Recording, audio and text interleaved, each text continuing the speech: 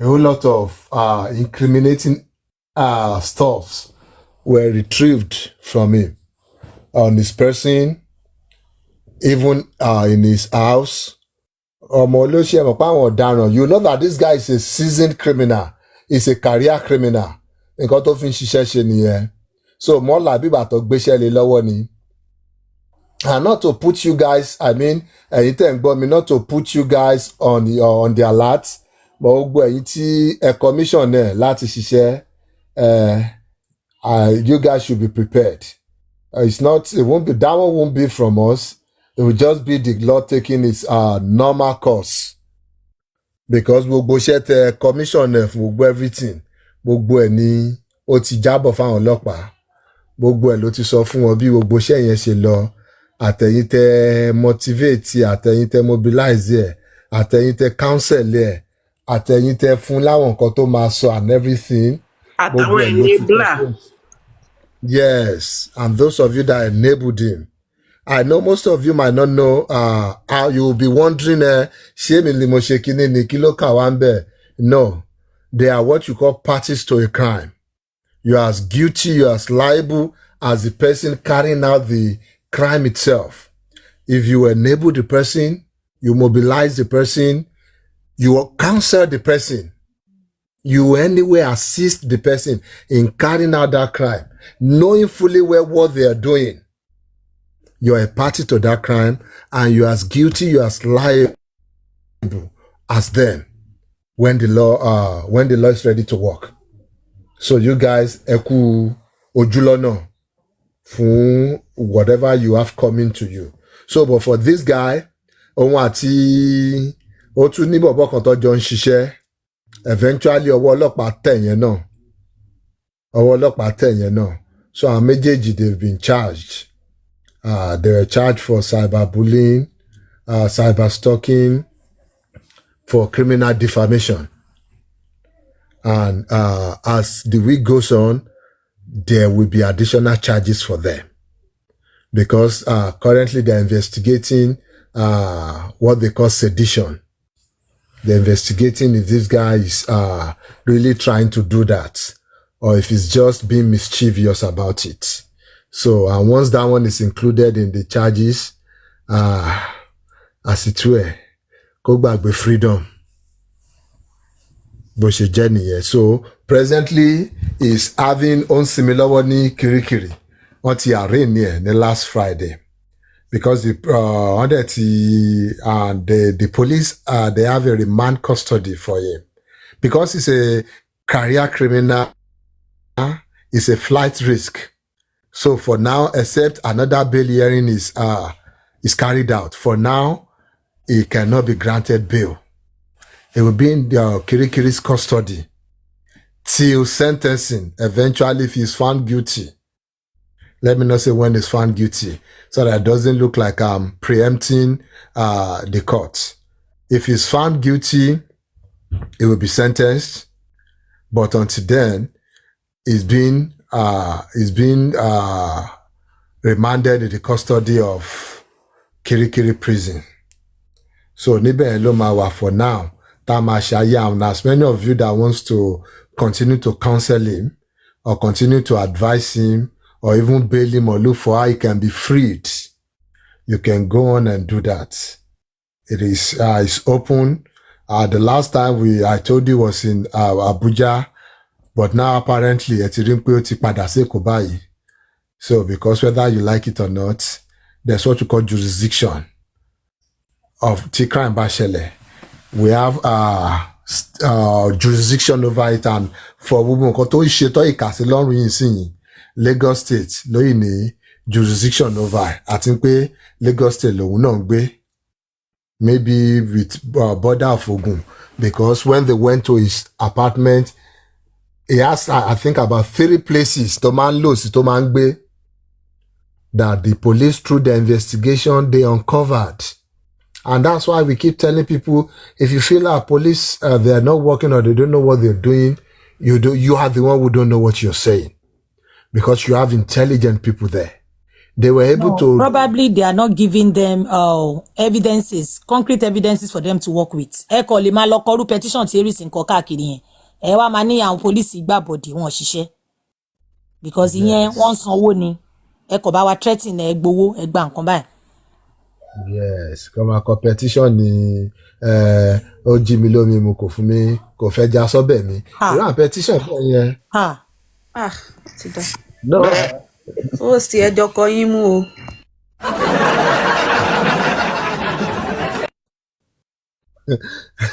No, that was just a coincidence. Ẹ má jẹ́ kó mọ̀ mí ní ẹ̀sìn bẹ́ẹ̀ ní ìyẹn. Ọlọ́mọ. Mo yá mọ́tò, èmi tí mọ́tò tẹ̀. Ẹbí ọmọ ìta tó gbàjà sí mi. Ìmọ̀ràn kó bá mi.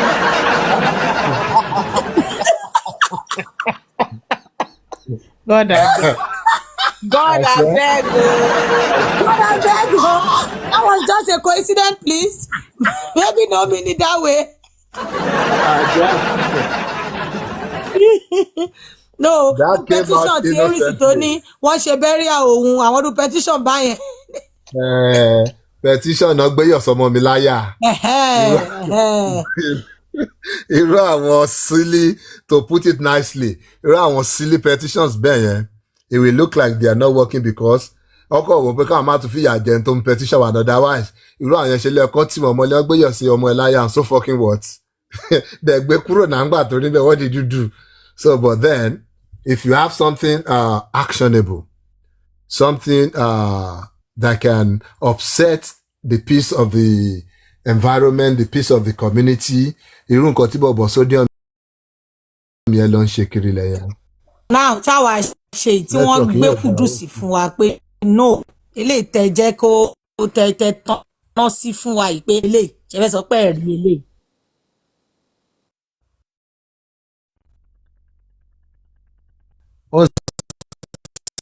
Ta ni ò fẹ́ kó sì sọ̀rọ̀ báyìí? Ta ló ń di àgbọ̀ yìí o. Ní owó network ẹ̀yin là gbọ́ ẹ̀yin tó ń bá. Ẹ̀yin là gbọ́ ó sì. Èkó yọ network. Iná ti fẹ́ get ẹ̀rù pàṣẹ. Ó sì yọ no network. Àgbo tẹ bá ń gbọ́ wa o gbọ́ ní o. Ẹ jẹ́ kò mọ̀nà tata. Àwọn lọ. Ẹni ẹ̀dá pé.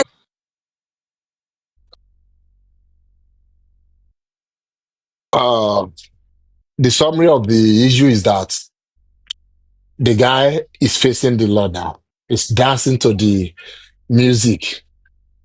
The music he played or his supporters played for him. Now he's facing it and dancing to it. I think the next court hearing will be sometime in September. What they did last Friday was just to arraign him, meaning to charge him, tell him what he's charged of. Maybe even see how he will plead, have somebody to represent him. And for those saying, the lawyer kò ṣe kíní kan, lawyer will only afford.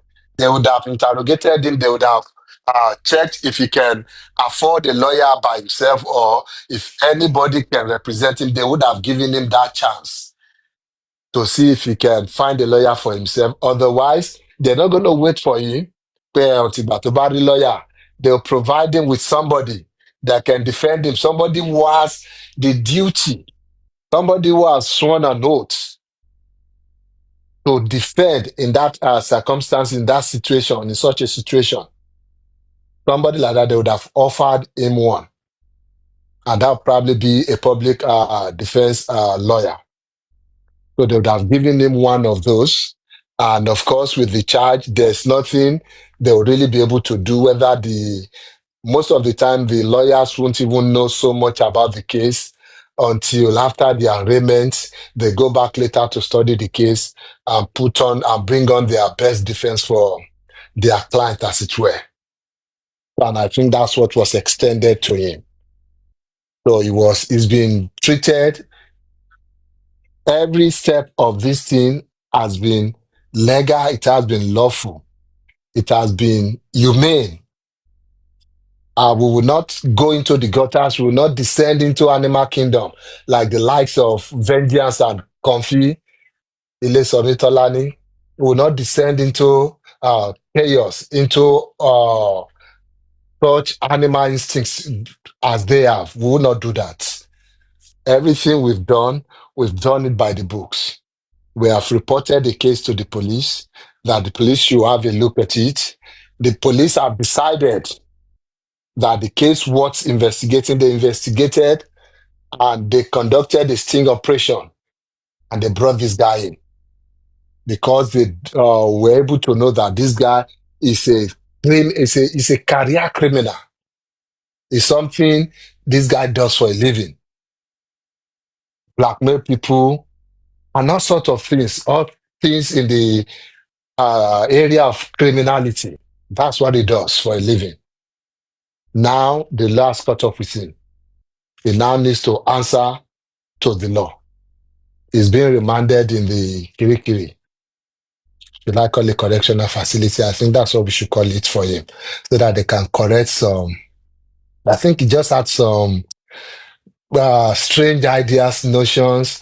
I think the correctional facilities and our law system, legal system, will be able to fix that for him. And when he's back eventually into the society, he would have been fully corrected and he'll be ready to align with the values of our society.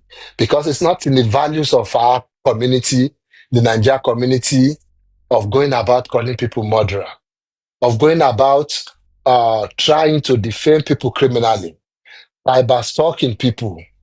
It is not in our nature.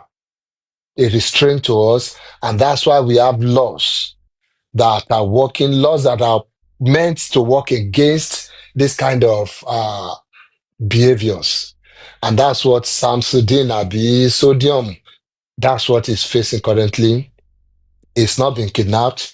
He has been picked up by the police. He has been charged to court. He has been given defense by the state. And his case has been adjourned to September.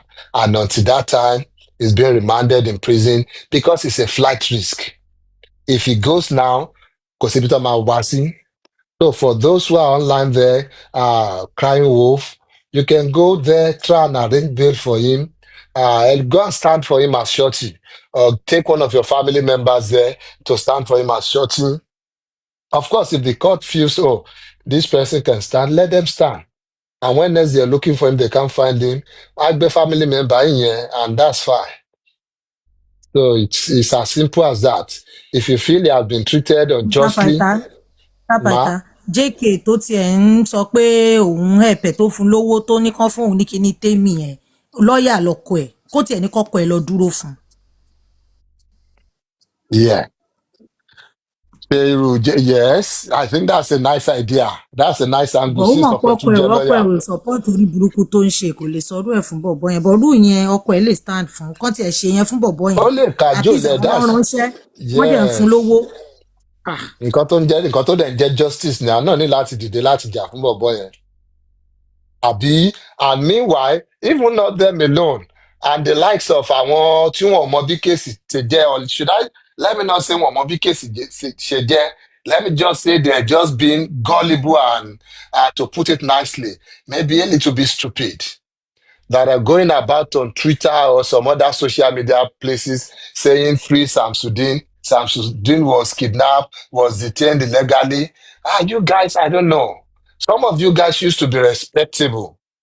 Somebody like Showore, I believe you don't know the facts of this case. You just want to jump on any trend. Election is coming. You want to be visible. You want people to see you fighting for somebody. Because one would have thought, oh, you have a closer look to see if you're jumping on the right trend. If somebody has done something that has criminal element in it, and the police has gone through by the books to investigate, to apprehend such a person, why would you jump on Twitter space or social media space to start saying the police has done something unlawful, or that the guy was kidnapped or was detained because of his criticism of who? Of the government? No. It's because the guy has conducted some, he has involved himself. He's engaged in some criminal enterprise. That's why he's been picked up. So people like you need to take a minute When anything like that is brought to you, you need to take a minute to have a look at it before jumping onto it. Wọ́n ti kidnap ẹ ní ọlọ́pàá ti ṣe kíní kan ní. I hope you can see now. I hope you can see how stupid you've been. Yeah, mo fẹ́ sọ̀rọ̀ sí yín, but then it's just what it is. Because it's something you could have avoided. But then you want to be visible. That's one thing with most of the people online, even offline. Most of the things people do, I tell you, most of them want to be visible for one purpose or the other, or they have their own agenda. Even the people saying some people have agendas, they have their own agendas too. Yes, I have my own agenda too. And my agenda is to see that Omomi is free from bullying, both online and offline, and the child also, and to see that people who have bullied their husband, they are brought to book in line with the laws of the land. That is my agenda. And if anything, if I see anything working against that agenda, I will speak up. Yes, I might be slow to speak up, but eventually I will study the situation and I will speak up. So Samsudeen is currently in the custody of the state. For those of you wanting to go to the newspaper to go and print different stuff, you can go there foolishly and drop your money with them. Let's see if they are bold enough or if they are stupid enough to publish such for you. I know newspapers or even regular news outlet or reputable news outlets, none of them will do that for you. But then you can't really, so in the online business, a whole lot could happen. Maybe you can find one or two media houses that can do that for you, but go ahead and do it. And let's see if the law will not catch up with you guys too. And that's that for that one. I also like to address this guy. Ṣẹ́gun àbí kí ni orúkọ ẹ̀, this objectivity àbí objective TV guy. Pẹ̀lú interviews here, I don't think I've had time to maybe give any submission on Adura's interviews with him, the backlash, how you try to run away from it, and suddenly found his way back into the whole system, into the whole issue too. It's fine. Initially, we thought, not like we thought, some of us knew where this was coming from. Because if you will not forget, you know, Adura as a manager, I mean, online manager. I don't know if he's managing his music business or just his personal life. And your guess is as good as mine. You know who that is. But then, before then, overall, I think the Adura's interview is a good one. I think Adura has been able to open up on a whole lot of things and has been able to shed light on a whole lot of things that people think, oh, he's been quiet because of this or because of that. No. Maybe he's just been quiet because that is his nature. Maybe it's not just confrontational. Maybe he just prefers peace over any other thing. Maybe that's why he's been quiet for a while now. But him speaking up now too, maybe he feels that's the right time to speak up. Yeah, or maybe his managers have been able to advise him that this is the right time to speak up in order to address some issues. It is fine. I don't have any problem with whatever Adura said in the interview. He has told us the ones he witnessed, and he has told us the one he wasn't there but has some ideas about or has some comments on. And he is entitled to such comments based on what he has had, maybe some first-hand information with him. He is entitled to such opinion, and I have no issues with those opinion of his. But the guy, I feel somehow, somewhere, I might be wrong, but I feel this objectivity guy or objective guy, me, I think he should just do his interview and move on. And join the rest of us to do justice for Mohbad. Yes, he can analyze, he can do anything, but If we have been on this case for 2 years and somebody is coming and using the word intervention, I don't know how it sounds to every other person. It sounds to me like, oh, it's coming from, I don't know where's the English again? More like looking down on people, like saying, you know what, you guys have been doing it wrongly. Let me intervene right now and tell you how to do it. Number one, you don't know jack shit about this case, about this issue. You only know as much as whoever has been giving you information, whatever they've told you, whatever pool they told you we have in this situation. That's how far you know. I was hearing it this morning when you were talking about, condescending, thank you, baby soft life. That's what I was looking for. Saying you want to intervene. You brought in some intervention. More than bottom low, boy, continuously. And I was like, Tani boy in Barry, but it's fine. Yo, killer thing pe mo gbọ́ ní àárọ̀ yìí. He was talking about kọ́sọ family papọ̀, kí gbogbo family ṣe kinní kan, kó wà lọ́kan, kó lè stop out to exploit wọn. And your guess again is as good as mine. You know where that is coming from. Àmọ̀bìtà tí gbọ́ àwọn kinní yẹn nígbà yẹn from our own camp too. So you can now know clearly àwọn tó ń sọ story fún bọ̀bọ̀ yìí. Àwọn angle, àwọn pool tóun náà belong sí. Ibi tóun náà ti ń ṣiṣẹ́ bọ̀. You can see where that is also coming from. But where I'm now having issues with particularly is that, yes, you've been told these things. You should have taken a moment or some time to investigate these things too, to have a look at these things too. We're talking about families coming together. That was social media, like join family together. Let's even forget that Joseph Aloba has been wicked all his life. He's been an evil man. He has brought out the old family members. Apart from himself, he has brought them to the market and dressed them down in the marketplace. Let's see somehow we can forget about all those things. Or somehow the family members can forget all those things and say, you know what, bygone is bygone. Did you know that there was an issue of DNA that was taken to the court? And the court recognizing that, oh, the family is not together. That is why we have this kind of issues. The court told them, go and do ADR, alternative dispute resolution. Do you know what that is? What else can you call that? Trying to settle the family, trying to bring the family together. Did you know that this happened? Or you didn't have time to study this case up to that extent? Don't mọ̀ pé there was a time tí ìyá Mohbad àti Ọmọ́wùnmí tó wà ní court lọ sọ fún magistrate pé ẹ jẹ́ káwọn lọ sí Mohbad. Tí magistrate sọ pé kí gbogbo family come together, àti bàbá àti ìyá àti Ọmọ́wùnmí, pé kó come together, kó fẹnu kò sọ́nà kan, kó lè wá lọ sí ọmọ yìí.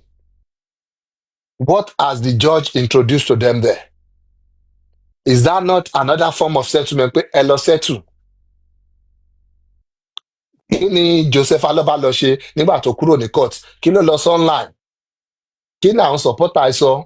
Kí ló fi fún online? Did you ṣé o mọ̀ ń pa kí sí yàtọ̀? Personally, I don't have an issue with you. I just have an issue with you not knowing about this case and think we're not like Ganusi and now thinking you are in a position to scold anybody online here and tell them they've been doing rubbish for the past 2 years. Doing this more like holier than thou attitude. Ìyẹn lèmi ní issue pẹ̀lú. Tó mọ̀ pé gbogbo kìíní ìṣẹ̀lẹ̀ at every of this instance. Go and study what Joseph Aloba did. The first meeting, when the judge of the DNA court told them go and sit down amongst yourself and come to an agreement. They sat down. Immediately that afternoon, to the daily meeting, Joseph Aloba came online. That's when Joseph Aloba came online. Pé kò sọmọ tó yẹ tán ni, kò sọmọ tó kẹtàn lé àwọn. Nípò òun rọ́mọ ẹ tó kẹtàn, òun ti mọ̀ pọ́ ọmọ yẹn kẹtàn lé. While they were still in the court, why the court sọ fún wọn pé kó lọ settle láàrin ara wọn nìyẹn. He came online to say kò sọmọ tó kẹtàn lé àwọn, to cast aspersion on Omomi, on the baby. So tell me, has that not been a form of settlement that Joseph Aloba, at all these instances, don't reject, don't turn it out to be something for him to attack with? He met with Iya Mohbad. Well, because Iya Mohbad thought, oh, maybe Kaka said to no, yes, because I'm out on drive Iya Mohbad, no. Well, bóyá kọ́ settle, bóyá kí gbogbo family wà lójú kan, bóyá that way, bóyá nǹkan á lè ṣẹlẹ̀, I don't know what will happen, maybe we'll get to that later.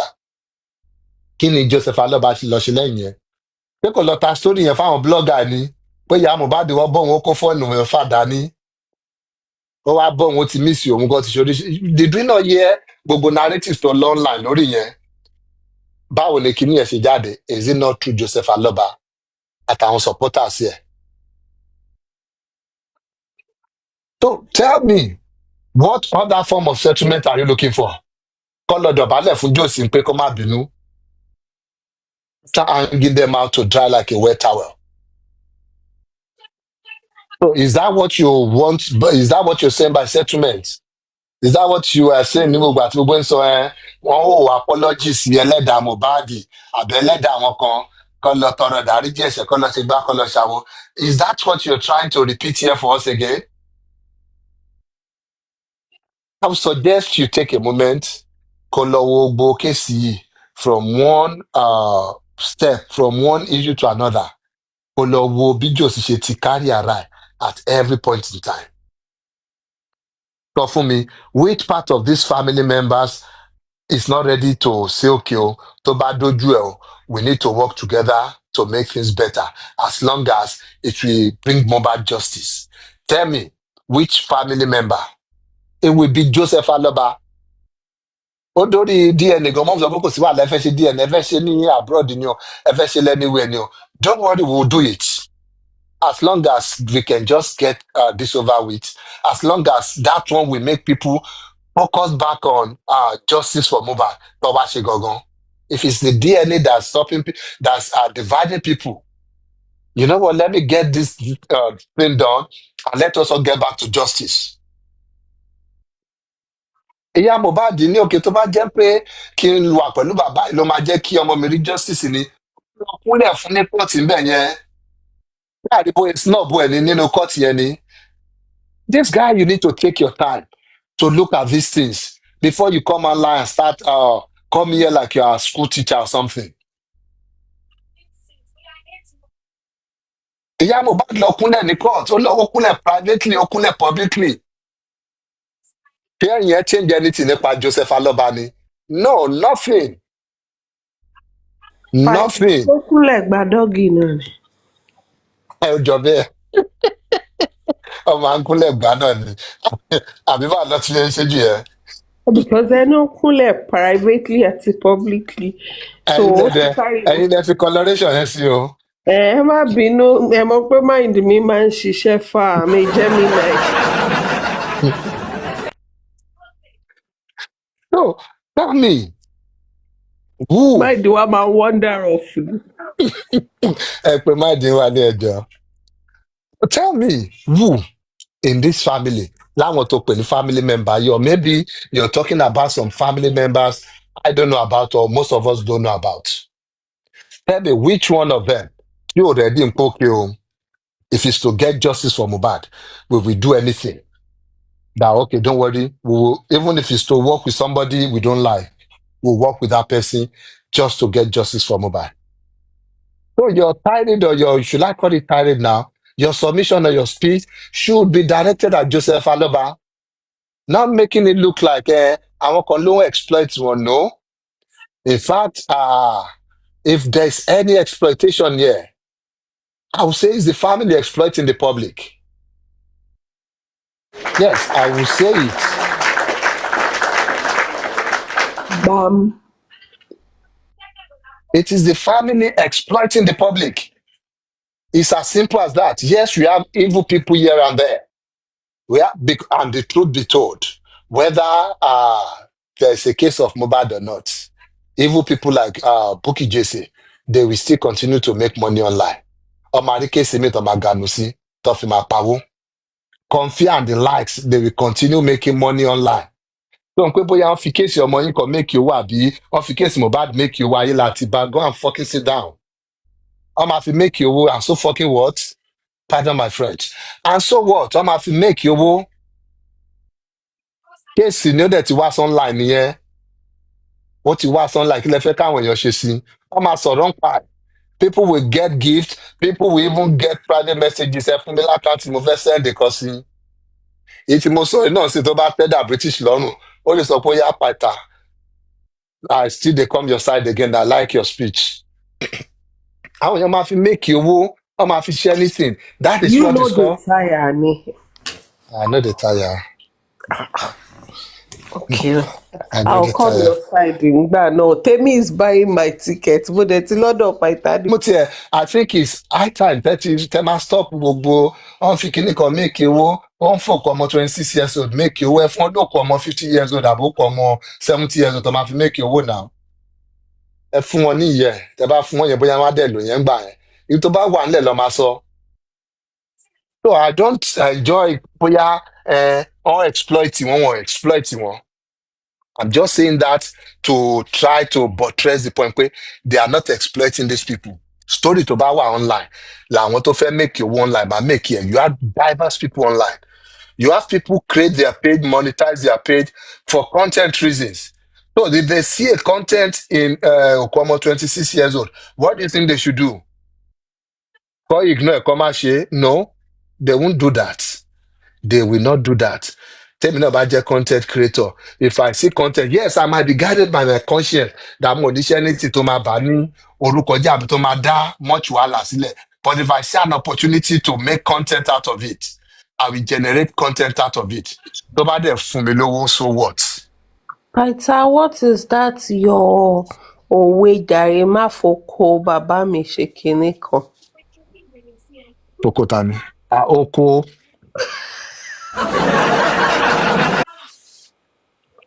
See, kọ́ sí Mohbad gan kọ́ má sí Mohbad kéèsì ò lè close.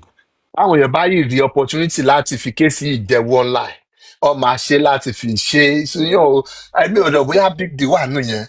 Instead of us to focus on justice for this boy, and justice for him means protecting his legacy, bringing to book àwọn tó bully ẹ̀. Because now àti mọ cause of death here èèyàn ṣe justice mọ́ sí àti mọ̀ pé ó kú out of negligence ni and whoever was responsible for that the person is about to face the music too, face the law. As pitiable as it might be, they are about to face the law. So the next phase of the justice for this boy is to make sure his legacy remain intact. Is to make sure he's remembered in good memory. Whenever we remember him, we say, oh, Mohbad, Odeshio. That is what we should be remembering about. That is what it should be about, is a remembrance. Not about, ṣé Mohbad mú kinní kan, ṣé kò mú kinní kan. No. So you know that clearly, whoever is peddling stories like that online, you know that those people are not interested in justice for this boy. You would know that. Justice for at this time, ni pé Naira Marley, Sam Larry, ẹ bully ọmọ yà bẹ́ẹ̀ bully ọmọ yìí. Ẹ wá ṣàlàyé nǹkan tẹ́ ẹ ṣe bully ẹ̀. Ẹ bully tẹ́ ṣe bully ẹ̀. Ẹ bully àbẹ̀ wá ṣàlàyé àwọn fídíò tàrí káàkiri àtàwọn àwọn witness testimonies tàgbọ́ yìí. Ẹ wá ṣàlàyé ẹ̀ fún wa. That should be the next phase of justice for Mohbad. And not complaining about people making content out of it. The content will continue even after this case. The content for Mohbad will continue. Akọ̀lọ́tì àforúkọ Mohbad ṣe music. A fi sínú music. Yeah, bí òṣì bó jẹ́ yàn kan náà, wọ́n á gbọ́ nítorí orúkọ Mohbad tó wà bẹ́ẹ̀. Wọ́n fi make owó náà ni. Yes, maybe in a good way. That is what we should. People can make money. Àwọn tó bá really make it in the bad way. Tó fẹ́ fi destroy legacy ẹ̀. Maybe yes, we can attack those people. We can call those ones to caution. Otherwise, if any other money is being made, láti ń pé Mohbad kúkú, it is normal. It is normal. Joseph Aloba, òun ni chief exploiter. There's any word like that. of the public lórí ọ̀rọ̀ yìí. He brought this case to the public for the sole purpose láti lè what's the word now, vilify widow Mohbad ni. That's why I brought it there, and to acquire some wealth for himself. Àwọn foundation tí ò léye wọ́n ti ṣí lórúkọ Mohbad yìí, foundation burúkú lóríṣiríṣi. Yeah. And my own is that, and I still maintain it, if it's to do something good, it is not about attacking Mohbad's legacy, which is the wife and the child, àtàwọn iṣẹ́ tó ti ṣe sílẹ̀. If it's not about trying to whitewash àwọn tó bully ẹ̀, or trying to clear them, or trying to give them a clean net of bill, it's fine for me. Even if the foundation are there to make money sí pocket ara wọn, it is fine. But yeah, as long as wọn bá ti tarnish image Mohbad, tí wọn ti tarnish image ìyàwó, tí wọn ti tarnish image ọmọ ẹ̀, tí wọn dẹ̀ ti sọ pé àwọn fẹ́ whitewash image Sam Larry àti Naira Marley, èmi wà okay pẹ̀lú ẹ̀. Kọ́ ṣe foundation wọn, kọ́ ṣe gbogbo football match tó fẹ́ gbá, kọ́ rán gbogbo àwọn tó fẹ́ rán ní tó fẹ́ lọ kọ́ tailor, àbáwọn tó fẹ́ mọ bọ́ ẹ̀ ń yà kan, kọ́ wọn kọ́ lọ fún ogbon ní bọ́ ẹ̀ ń yà kan, kọ́ lọ ṣe gbogbo ẹ̀. Èmi ò personally, I don't have issue with that. It is fine. Tèmi ní pé don't sit in a, má jókòó sórí throne bẹ́ẹ̀ ni pé ìwọ ló ti rí ibi tí justice máa end sí. Not even having an idea about what PKC ṣe lọ látilẹ̀. So ìpàdé wo ló fẹ́ pè sí yìí ó jàre o? Láàrin tani àti tani? Will it be between Baba Mohbad and Mama Mohbad? Ṣé àwọn ni family? Is that the Mohbad family? Because mo ò gbọ́ wo kíní ẹ̀ tán, but nínú gbogbo ẹ̀, mo ò gbọ́ tó sọ pé ìyàwó Mohbad o lóhun tó ń kí ẹ̀ tó ń kétà fún ọmọ Mohbad lọ́wọ́ o. Àwọn bí tó ń kọ ìyàwó Mohbad ti ń jáde, ẹ rí i pé bí kéèyàn kan fẹnu tẹ́ńbẹ́lú èèyàn, and the widow, ọkàn rán mi tẹ́lẹ̀bẹ́ báyìí. Imagine that. Gbogbo yẹn ò jáde nínú, kò sí nínú gbogbo family reconciliation ẹ̀. So who is the family? What family are you talking about? What family are you talking about? But then again, we know where all this is coming from. And because tí mo ṣe ń rún ẹ padà síbi tó ti ń come from there, maybe tó bá gbọ́ eléyìí Objective àbọ̀ Objectivity TV dẹ̀ ni ẹ́. Tó bá dẹ̀ kà sí bínú, tó bá dẹ̀ kà sí bínú náà ẹ fi ṣèbínú, it is fine. But mú lò padà lọ bá àwọn tó ń rán ẹṣẹ́, go and ask some details from them. Pé àmọ́ gbọ́n pé lè ti ṣẹlẹ̀ ńgbà báyìí, báwo lọ ṣe, mo gbọ́n pé lè ṣẹlẹ̀ ńgbà báyìí. So maybe you should now go to Joseph Aloba, bóyá ìdẹ̀ ti lọ bá Joseph Aloba tó dẹ̀ ti wá sọ fún ẹ pé ó ti sú òun ṣetán àti the family mú padà, but then they accept to that. So are you saying we just forget that Joseph Aloba came online and insinuated that Omowunmi in cohort with her exes, or she exes ló pè wọ́n, àlè, ẹ rán mi létí English àlè yẹn again náà. Concubine. Concubine làwọn English yìí sá lọ lálẹ́ yìí. Iṣẹ́ tá a ṣe ká tó bẹ̀rẹ̀ yẹn náà pọ̀ díẹ̀. In court with wọn ní ọjọ́ pa Mohbad. Joseph Aloba insinuated that online. And he said it in clear terms ní pé Leah ọmọ àlè ni. So ṣá má gbàgbé gbogbo àwọn yẹn. Àbí ṣé ká sọ pé mò ń gbàgbé gbogbo àwọn yẹn torí whatever she wants to forget or what she wants to remember is none of my business anyway. So tọ́mọ̀ ń bá gbàgbé gbogbo àwọn yẹn, if I am now a Mohbad supporter, somebody who tó fẹ́re fún Mohbad, tell me, èmi náà wá forget gbogbo yẹn, bàbá tó ti wá sunline sọ pé Mohbad yóò àrìndì ni o. Joseph Aloba tó ti wá sunline sọ pé Mohbad yóò yahoo ni o. Tó ti wá sunline wá paint Mohbad bẹ́ẹ̀ ni pé Mohbad ni aggressor. Tó ti wá sunline tó ti lọ sí interview tó ti lọ fẹ́ tó ti sọ pé ṣe lọ́kọ́ ọmọ òun lẹ́kọ̀ọ́ aláìlẹ́kọ̀ọ́ lọmọ òun ọkọ̀ lọ́gbọ́n ni. So tell me, the public is just supposed to forget that too. I say, you know what, let the family come together to look for justice for Mohbad. No. The public are not the one stopping the justice for Mohbad. Yeah, maybe some section of the public because they are not focusing on the right things. Maybe because they are being distracted. Maybe because they are paying attention to things they should not be paying attention to. ọgbọ́n nǹkan tán ti ní gan ló sọ pé kán adopt Liam wọ́n ní kí bọ̀bọ́ yẹn tún sọ pé mi ò tiẹ̀ gbọ́rọ̀ ẹ̀ tán wọ́n ló sọ pé kán adopt Liam mo wo comment Èmi section. náà gbọ́ nǹkan ni wọ́n bá nǹkan tí mo gbọ́ láàárọ̀ kan tó stop ẹ̀ náà ni. ó ní wẹ́dà Liam jẹ́ ọmọ wọn àbí kò ń ṣọmọ pé kọ́ adopt ẹ̀ kọ́ accept ẹ̀. Nǹkan tí mo sọ pé ignorance ló ń pa nìyẹn kò study anything case yìí ọkọ̀ sáré fún ní 15 minutes debriefing ni ọkọ̀ sáré brief ẹ̀ 15 minutes ló ń bẹ́ bọ̀ lọ láti wá ṣe show yẹn. sorry jàre Pythagoras bọ̀bọ̀ náà ń bẹ lóòótọ́ ó ti ẹ̀dá tán play ẹ̀tàn lẹ́ẹ̀kan yẹn because ó béèrè ó interview àdúrà ó béèrè nípa ọmọ àdúrà dẹ̀ sọ fún ẹ pé ẹ̀gbọ́n ó bí categorically ni was there a time tẹ́gbọ́n ẹ sọ fún ẹ pé bóyá ọmọ ò kì í ṣe tiẹ̀ àbí nǹkankan ọmọ yẹn ní kò sí nǹkan tó jọ ó lóun dẹ̀ mọ̀ pé 100 ọmọ yẹn ọmọ ẹ̀gbọ́n òun ni so ìwọ wá tún ni ìwọ náà insinuate pé tí ò bá ń ṣe tiẹ̀ kàn adopt ẹ̀ ṣètò ẹ̀rí gbogbo àwọn tó fẹ́ máa ṣe gúdígúdí yìí tú gúdí tú ṣù. ọ̀ràn níṣẹ́ ni àìmọṣẹ́ ń kọ́ ọmọ orogun ẹ̀ ló dẹ̀ jẹ́ kó torí bomi gbóná báyìí. British kò ń ṣòun ló sọ bẹ́ẹ̀ o ó ní màmá sọ pé nǹkan tó sọ nìyẹn. Yeah. Ó ní ó jẹ́ ọmọ àwọn bí kò ń ṣọmọ àwọn máa káwọn kí family gbà kí family accept ẹ̀ whether na Mohbad son or not. Even my own concern is that it doesn't know.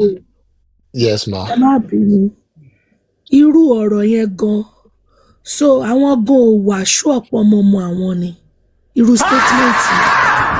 Yes No. ma. President bóyá kẹ mú tu o ti ṣú ẹ lọ sùn. ẹ lọ sùn o president. àwọn kan tí president fẹ́ gbọ́ sẹ́nu rẹ̀ ẹgbẹ́ mẹ́nu bà yẹn ẹ sùn. àmọ́ ó dà ẹ̀yin pé lẹ máa sùn o. ẹ má tún fẹ́ pé máa bára yín lò lórí platform náà ẹ̀wọ̀n nípa àwọn lọ́ máa sùn. ẹ má gbà mí ẹ gbẹ́jà ìyàwó yìí kọ́ ni ẹ̀rọ iṣẹ́ fẹ́ lè pé dá bára mi yín mú lò ní lórí méjèèjì. platform.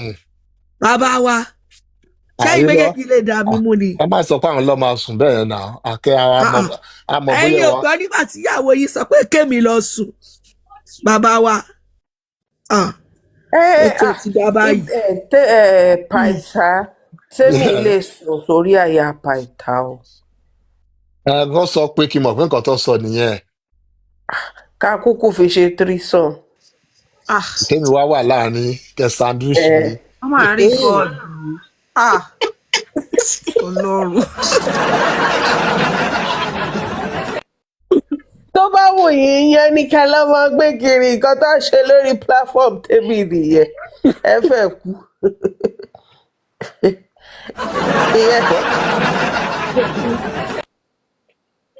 ìyẹn là ń ṣe láti Canada wá sí UK owó ti fẹ́ tán sórí owó flight máa lọ máa bẹ́ẹ̀ ni bọ̀ 2.5 ló kù báyìí. ọlọ́ọ̀. Underage, this platform is not for underage. Oh, Grace found me. Àwọn tó ti bàlágà, àwọn náà wà bíbẹ̀. I think my own is that the guy should have taken proper briefing. Àmọ̀pọ̀ brief ẹ̀ ni. Èmi mọ̀ pé most of us mọ ibi tí gbogbo story tó ń sọ ti wá torí kò follow kéèsì yìí. Àwọn nǹkan tó dẹ̀ sọ fún Ọwọ́ yẹn jọ̀wọ́ ìsọ̀, bẹ́ẹ̀ ara ni. jọ ara. ó sọ fún ni ó categorically sọ pé wọ́n sọ fóun òun béèrè lọ́wọ́ lágbájá àti lágbájá. Ó dárúkọ. Ṣé o fi lágbájá tá à ń sọ sáàárín ẹ̀? Àbí dáwà ló pè lágbájá. no ó dárúkọ àwọn tóun bá sọ̀rọ̀ tóun interact pẹ̀lú tóun béèrè ọ̀rọ̀ lọ́wọ́ wọn ó dẹ̀ sọ nǹkan tó sọ ó dárúkọ àdúrà ó dárúkọ màmá ó dẹ̀ pé ó dẹ̀ nóun bá jòsí náà sọ̀rọ̀ ó tán. Ok, kò tí ì dárúkọ ẹni tó wà behind the scene gangan. Kò tí ì àwa dárúkọ kó gbogbo yẹn jẹ náà. But my own is that. tó bá bá family sọ̀rọ̀ the thing is I mean I'm not gbogbo ọ̀rọ̀ family yẹn just as Mr. Pythagoras said too kan lọ try láti yanjú ẹ̀ but I am been putting the blame n pé àwọn public náà gbà tí nǹkan ṣẹlẹ̀ ìyẹn ló wà annoying. They've tried all this within themselves tó bá lọ ṣe ń kọ̀rọ̀ ọ̀tọ̀ là ń gbọ́ níta kò sí tàbí public wo ló ń tẹ̀lé wọn lọ gbogbo behind. àbí báwo la ṣe mọ̀ pé Bọ́sẹ̀dé test microphone.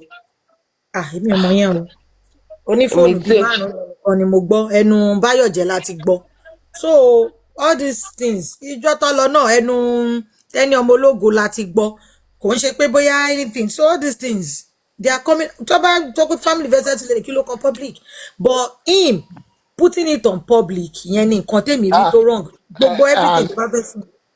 And sorry, mommy. Not that I'm even against family settling. Mine is that settle to what purpose? To what end, really? Because we keep saying it like, oh, the family bá settle. Tell them I justice wa ni. What to? Wọ́n ní yẹn ló máa gbé wá tó bá unite wọ́n á lè mọ nǹkan tó fẹ́. Irọ́ delusion ni gbogbo yẹn. Ìyẹn ò lè gbé any justice. Mr. Pythagoras ká fílẹ̀ bẹ́ẹ̀. Irọ́ mami mo di fi sílẹ̀. Please, no, I get here. No, okay. I'm against the family settlement. Don't get me wrong. I'm just addressing the fact that what will that achieve at the end of the day? We know where we are going.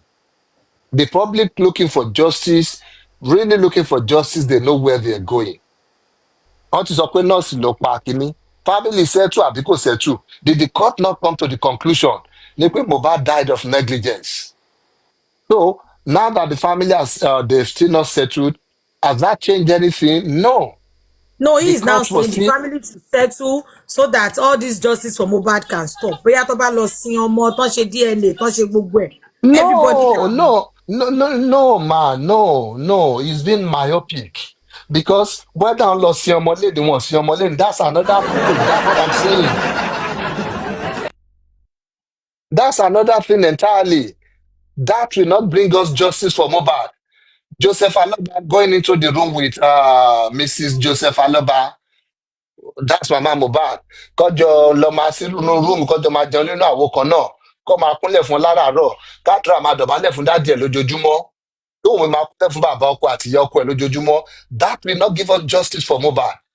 Until we call out Naira Marley and Sam Larry. Until they are brought to book. Tell me, how will their family coming together? How will it make that happen? So Tobati come together and then suddenly what will happen? Tell me. They will now come out, everybody together and say, bully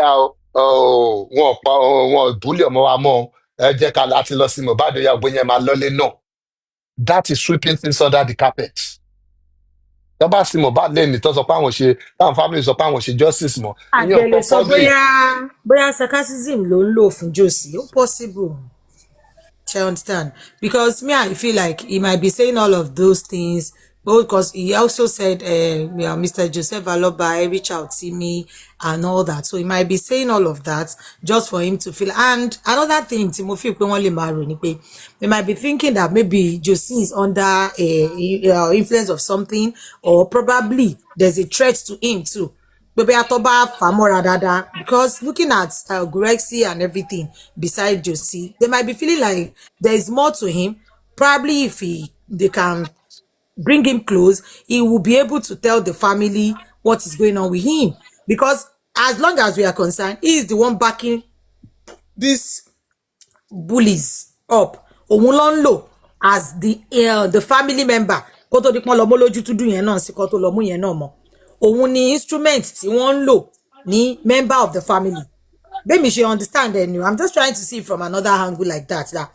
How come we okay, maybe when Joseph Aloba come close, he will be able to say some things to them. Probably. But unknowingly to that guy, gbogbo nǹkan báyìí wọ́n ti ṣe mọ́mì mo tó lọ recently it might be from that angle pé maybe tí n bá lọ rọ́kọ mi o ó máa láwọn nǹkan kan tó ní tó fẹ́ share pẹ̀lú mi tẹ́ pé tá bá jọ ríra ó máa share it's not about sleeping together wọ́n bára no it might just be like ẹsẹ̀ lọ rí wọn ká tiẹ̀ gbọ́ but instead kí jòsí jẹ́ tù ú ṣe yẹn ó tún bọ́ síta ló tún ní wọ́n kó fóònù 5 wá o wọ́n tún ṣe kinní kan o wọ́n tún ṣe gbá wọ́n tún ṣàwò ṣá understand so nǹkan tèmi rò sí àwọn nǹkan tí mò ń rò nìyẹn ṣó yé yín so I'm just trying to see from another angle although he is not putting it very well probably because of the message he got he been saying àwọn public kan fi kinní kan ṣe kinní kan yẹn no if you talk about extorting the family are even extorting the public so okay mami oni angle first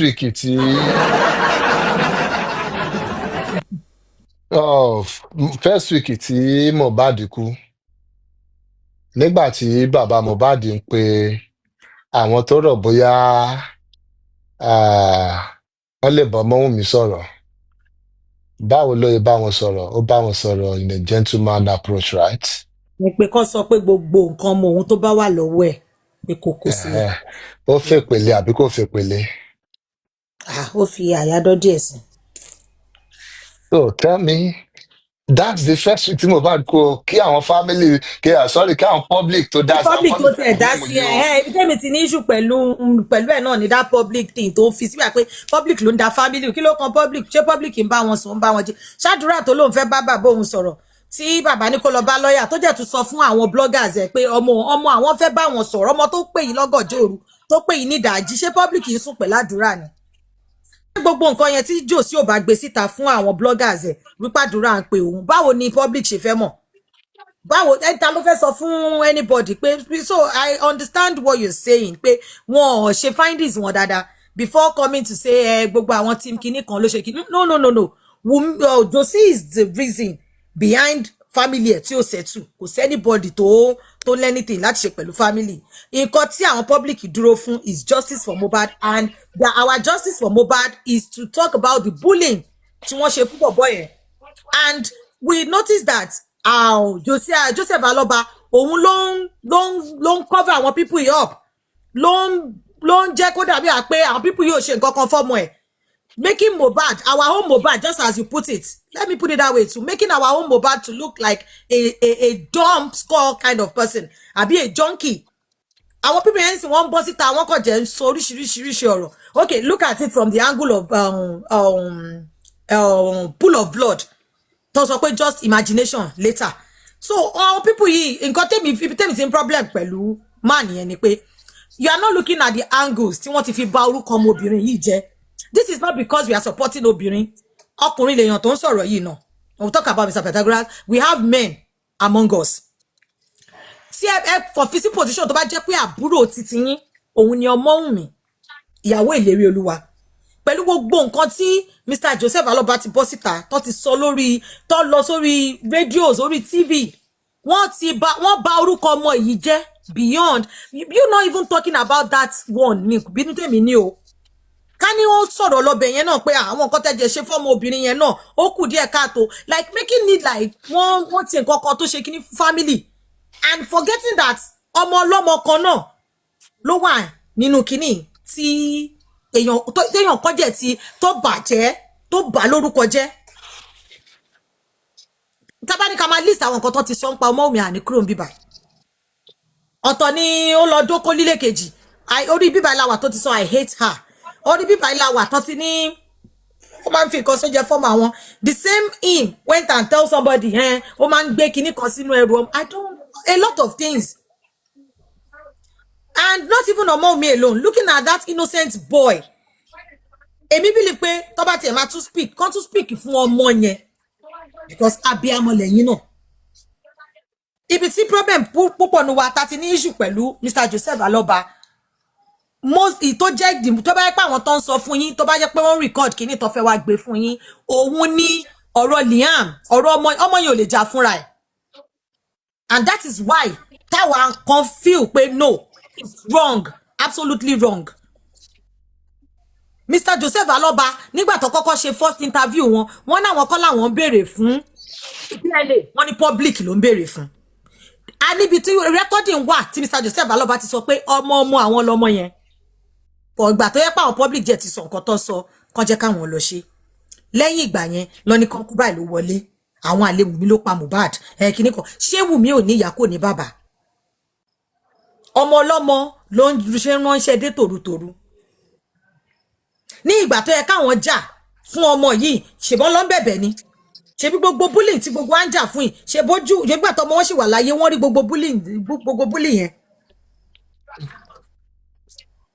bóyá ti tèkì nǹkan tó yẹ kán ṣe ń gbà yẹn o bóyá wọn ò ṣe o kò séyàn tó mọ̀ public ò wà involved nígbà yẹn so you writing people off like because of selfish no alẹ́ àwọn just as Mr. Pythagoras have said you have people that might say oh I'm doing this thing because of what I want to gain mo máa ń sọ mo jẹ̀ tún máa sọ iṣẹ́ tí mo ṣe lórí justice for Mohbad máa gbèrè ẹ̀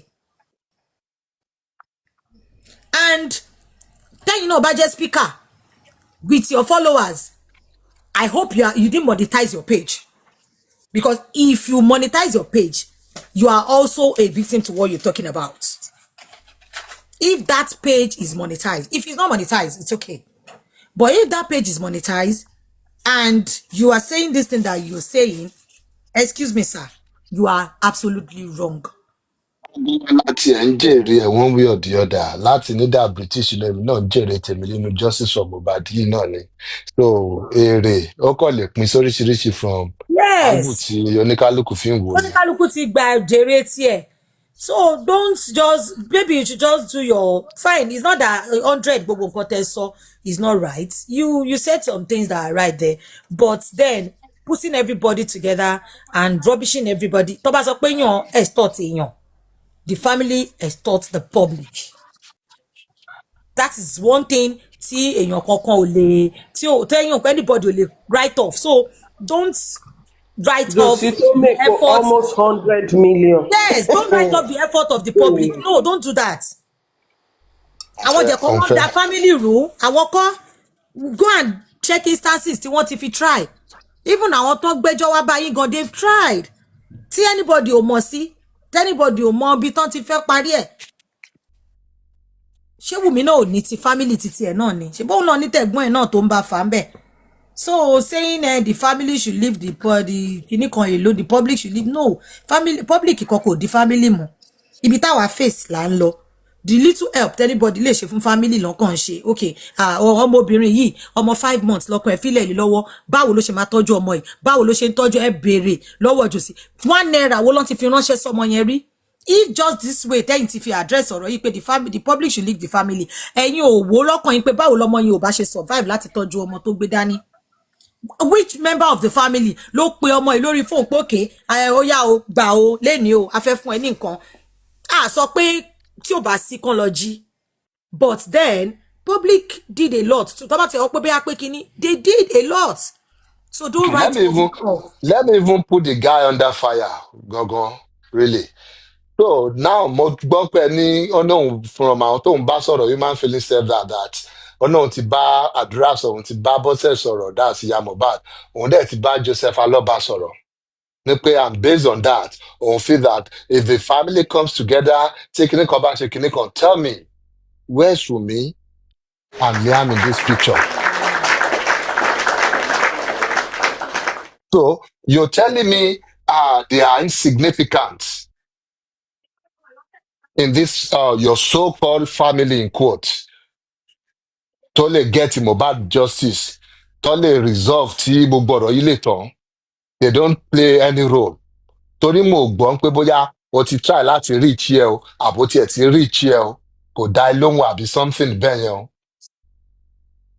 So in this your own sense of family our people yẹn they are not included àwọn ò ní wọn ò ní string kankan tó fi attach mọ́ Mohbad àwọn family tó matter nìyẹn láti yanjú ọ̀rọ̀ yìí láti yanjú nǹkan tó wà nílẹ̀ yìí àlọ́ mọ̀ nǹkan tó ń sọ.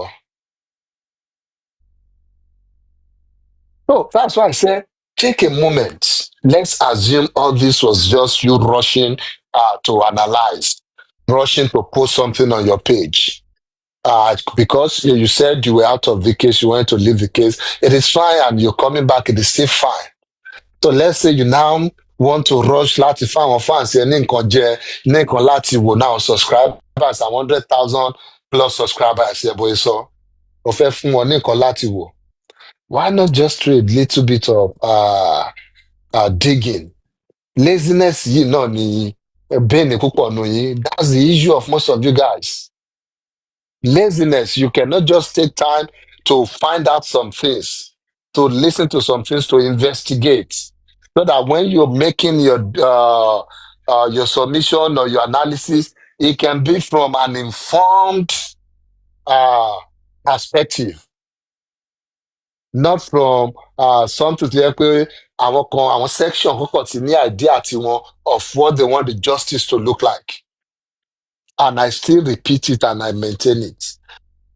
All these people coming together, if we don't focus on where we need to focus on, which is the bullying of Mohbad now, and maintaining the the legacy of Mohbad, if we're not focusing on that, then bringing the family together will be in vain. Bringing the family together is another issue separate from justice for Mohbad. It's a totally separate issue. If you want to undo that, good luck with it. It's a worthy project. Go ahead and do it. Don't just tell us you're doing justice for Mohbad. That is not justice for Mohbad. That is family dispute resolution. You can do that. But don't confuse that with doing justice for Mohbad. Pé o parí ìjà màmá àti bàbá, o parí ìjà bàbá àtọmọ, o ti ṣe justice for Mohbad, irọ́ o ṣe justice for Mohbad, oh sorry. O settle family ni. That's what you did. Naira Marley, Sam Larry. They are the people to bully Mohbad. This is what brought the public out. Yes, eventually some fools came around in the midway. Láti wá dojú gbogbo ẹ̀rú through the help of Joseph Aloba. But what brought most people out from the inception was the videos they saw online. The post someone made posted that Omo you were when he was alive. That was it. Not because of support anybody, because of anybody. She never said anything like that. The import, the center, the nucleus of that message to post in Ibeyen was that the husband was constantly bullied while he was alive. Ibiti center, ibiti nǹkan tí message post yẹn center on nìyẹn. Àfi tẹ àwọn tó rí wọn bá dọ́ta tọpọlọ wọn kú ni wọn lè rí pé that is what the message was talking about. That you make life uncomfortable and unbearable for him. And he repeated that in inquest. Wípé ó ti kú kó tó padà wá kú gangan. Pé nǹkan tóun try láti sọ fáwọn èèyàn nìyẹn. He live in fear. Ó ti wà hypertensive and everything. So it's not nǹkan tó hide. Ó ń sọ, ó jẹ́ continue láti máa sọ, ó jẹ́ mọ nǹkan tó ń sọ. Òun náà jẹ́ ní the same thing tádùrà náà ń sọ ń sìn yẹn. Ẹ̀yin náà wo fídíò tó bọ́ síta yẹn bí tán ti fọ́ ìgò lọ́nà. Mo wo fídíò yẹn mo jíjú báyìí mọ́rí ni. As in, ó dà pé ẹ̀ṣẹ̀ ń ṣẹlẹ̀ lójú mi. Ẹ̀jọ̀ fọ́gò mọ̀ta ni lórí.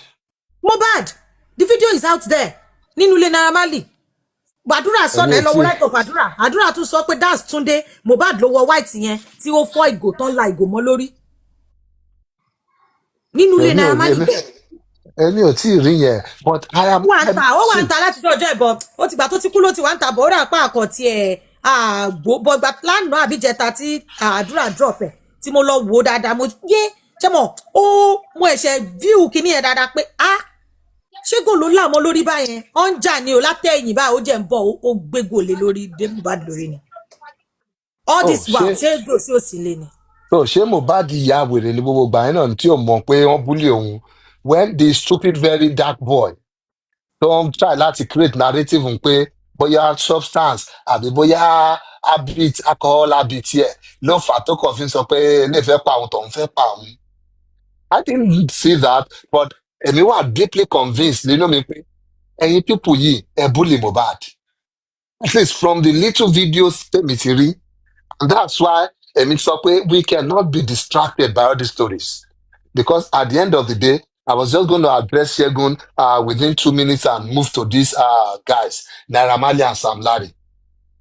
Because gbogbo kini is just to create distraction. Distraction. Yeah, we can do that. Move.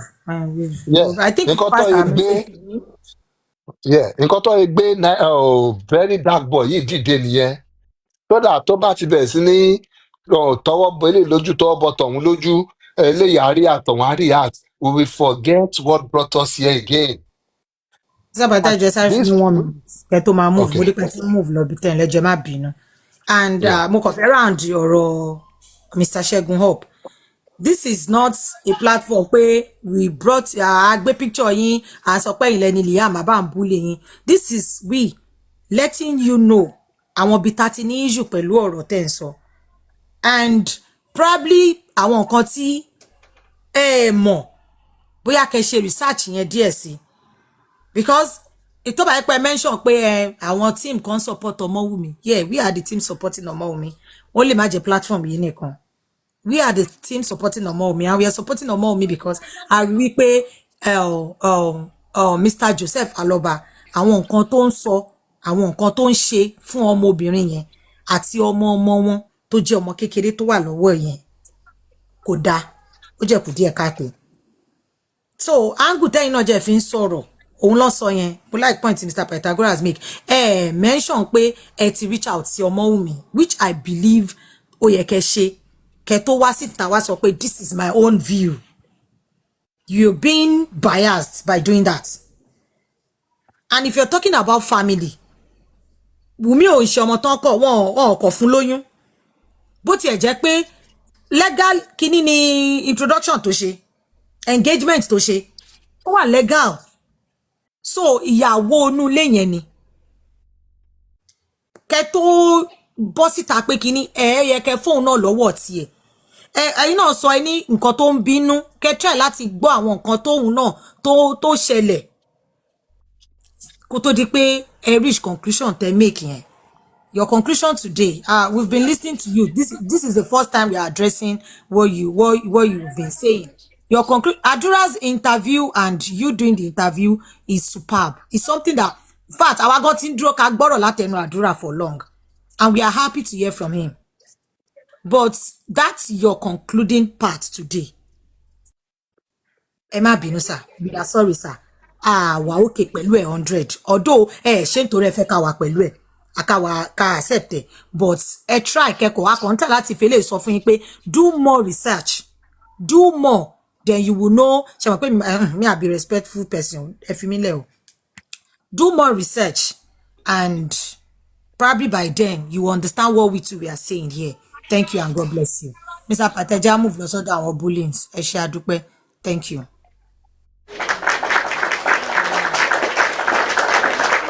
Ṣe ọmọ lọ́lé lọ Messi wà níbí báyìí tá bá gbọ́ tó bá ta bá wa a máa address ẹ̀ bọ̀ kò ń ṣe tìjà.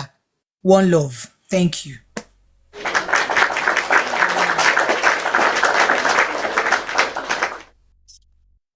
Yes, ẹ ṣeun ìyá wa. Yes, to the bullies, the bullies in the room. Ta ló tiẹ̀ máa ń sọ ọ́ náà pé ọmọ àlè Bukky Jesse yẹn kọ́ ni Naira Marley and Sam Larry get in here. So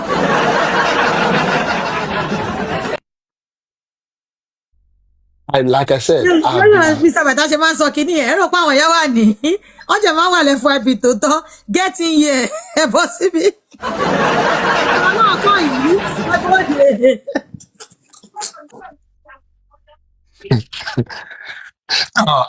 I've said it before. I am deeply convinced ní pé àwọn people yìí wọ́n bully Mo. They bullied Mohbad. I have never at any point wọ́n pé àbí ṣé wọ́n ṣe àbí wọ́n ṣe ni, because I have seen the videos online, maybe some privately. I have seen these things and I have heard the police preliminary reports stating clearly that On killing Mohbad o, these people were not around o. Dà pé mo tún gbọ́ rúmọ̀ kan tó ń sọ lọ́sàn-án pé èèyàn kan wà around, but that's another story for another day. But the police said, oh, these people were not around, they were not in the country, they've investigated it. At least from where they stand now, they have nothing to do with Mohbad's death. Èmi ò fìgbà kan rò bóyá ó ní nǹkan ṣe pẹ̀lú immediate cause of death Mohbad. Mo ò fìgbà kan rò bóyá ó ní nǹkan ṣe pẹ̀lú ẹ̀. But the Mr. police Peter, went a rí further. update kan lénìí o. A rí update kan lọ́dọ̀ QT lénìí o pé wọ́n wà ní Òun náà mo ń sọ. pọ́n wà nílé. Òun náà mo ń sọ pé it's a matter But for we can't really another day. another day, yeah. No, but then the police went further, just in the next paragraph or in the next statement, that, but on bullying, on cyber stalking, on assaults, they have enough evidence. They have enough. They use the word preponderance, meaning yapa, credible witness testimony to nail these guys for the bullying of Mohbad.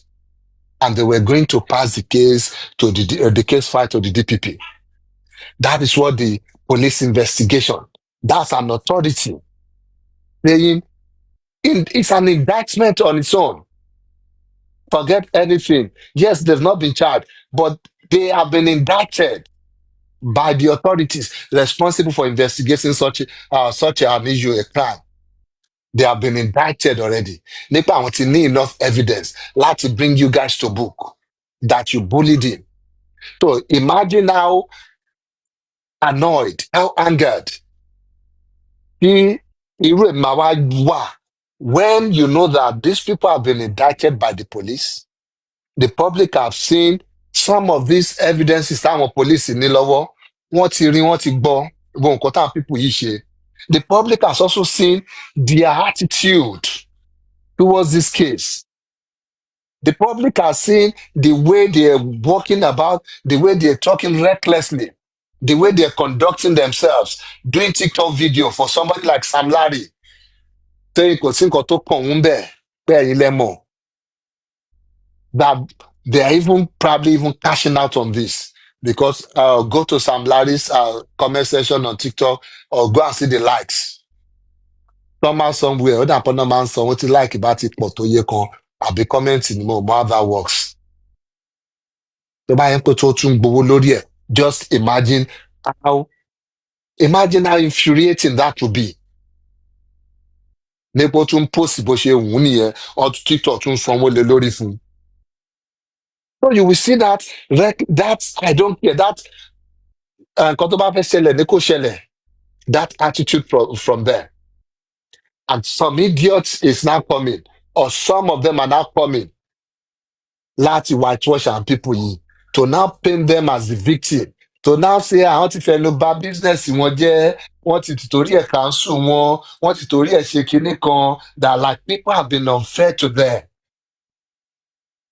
How stupid can somebody be láti kànjọ́ orúkọ bẹ́ẹ̀ yẹn, and how stupid can our people be láti lè digest, láti lè swallow irú concussion yẹn. Ní pé somehow, somewhere, Sam Larry and Naira Marley, they are the saints of this story. Even trying to even spoil Mohbad's clothes on this. What you call, we're still even trying to soil his image. Ní pé nínú gbogbo kéèsì yìí o, òun ló fa gbogbo nǹkan tóun kò ṣẹlẹ̀ sí, gbogbo bullying yẹn, bóyá òun ló kọ̀ sí ẹ̀ lórí ara ẹ̀, òun ló fọwọ́ fà á. Without any accountability from these people. And that is where my own anger is. Apart from my conviction pé ẹ ṣe kínní lóòótọ́, I'm still now feeling like, okay, tẹ́ bá dé ọ̀pọ̀ ẹ̀ ṣe, go and explain it to the courts. If you feel the public will deserve explanation here, that is where we need to call on the police authorities. That is when maybe somebody like Shegun, maybe it would have won my heart. Tó bá sọ pé nǹkan tó ṣe fi bring family together ni pé tó bá ti wá together, everybody wá together, so that kí gbogbo wa lè lọ fèsì àwọn tó bully Mohbad. Ká ní kò tí include the phrase yẹn sínú sentence yẹn, bóyá kò bá tiẹ̀ win ní heart mi. Because what's the point of anybody coming together if they are not going to battle together?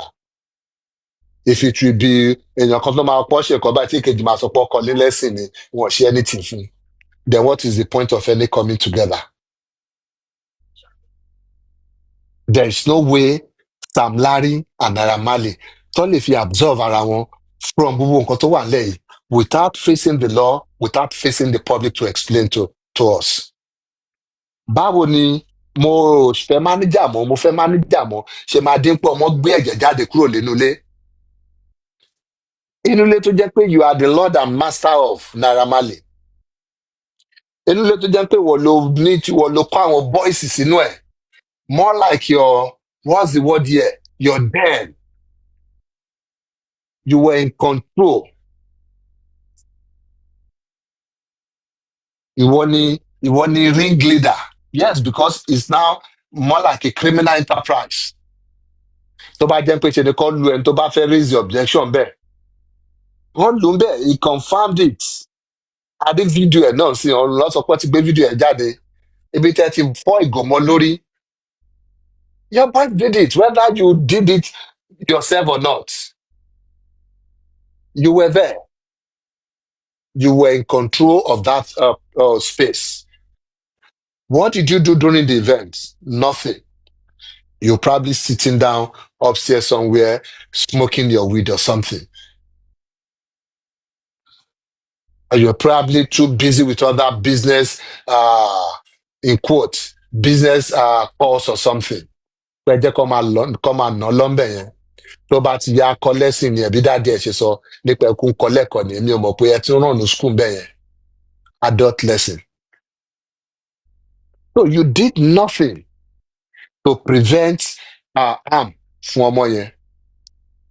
Somehow you provided the enabling environment. And that was what I was saying when I started my submission, maybe this time or the previous time, it was called Go Kitale Eleni. They are parties to crime. You might think, ẹni tó fọ́gùnmọ́ lórí nìkan ló jẹ̀bi ọ̀rọ̀. No. If the crime is investigated and it was discovered that ẹni tó fọ́gùnmọ́ lórí yẹn èèyàn kan ló mú gùn yẹn lọ pé yá gbà lọ fọmọ lórí òun nìyẹn. Àbí ṣe ló wá ń wá gòkè lẹ́nu kí ni màá fi ṣe ọ̀bọ ìléṣe gbàgbàgbà. You have enabled him. You have aided him. That is where the word aiding and abetting came from. Oh, hey, dear. Oh, abet yẹn pé yá máa wọ ni mo gbọ́ ẹ lọ́wọ́ oṣù onígbọ̀wọ́ ẹ̀. If you have provided them an enabling environment, provided them a den where somebody can be suppressed against their will, where somebody can be assaulted because they were asking for something that was within their right to ask for. If you have created this space for these people to carry out this assault on Mohbad, you are a party to that crime, Naira Marley. And kò sẹ́ni tó máa jalè pa tó bá sọ pé o bully Mohbad, wọn ò jalè pa. They did not speak out of turn. You bullied Mohbad, whether directly or indirectly, you did bully him. O bully ọmọ yẹn. So stop that rubbish. Nípa fẹ́ bà business ẹ jẹ́, wọ́n fẹ́ bà orúkọ ẹ jẹ́, wọ́n fẹ́ ṣe kinní kan ni. And now you are now going about trying to paint different narratives. You were going after Ìyábọ̀ Òjó torí sọ pé bóyá o sọ nǹkan kan ẹ lè pa wá lọ́mọ àbẹ́ ẹ lè ṣe kinní kan so that Ìyábọ̀ Òjó can now come out maybe to apologize to you or to do something that we now negate nǹkan tó ti sọ ń gbà yẹn tẹ́lẹ̀ pé o bully ọmọ yìí. Pé serial bully àní yes.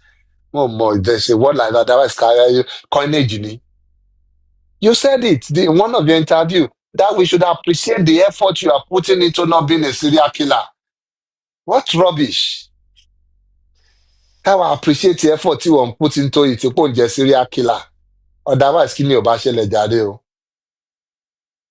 So, o bully ọmọ yìí. Tó bá dẹ̀ no bully ẹ̀, come out and explain these videos to us.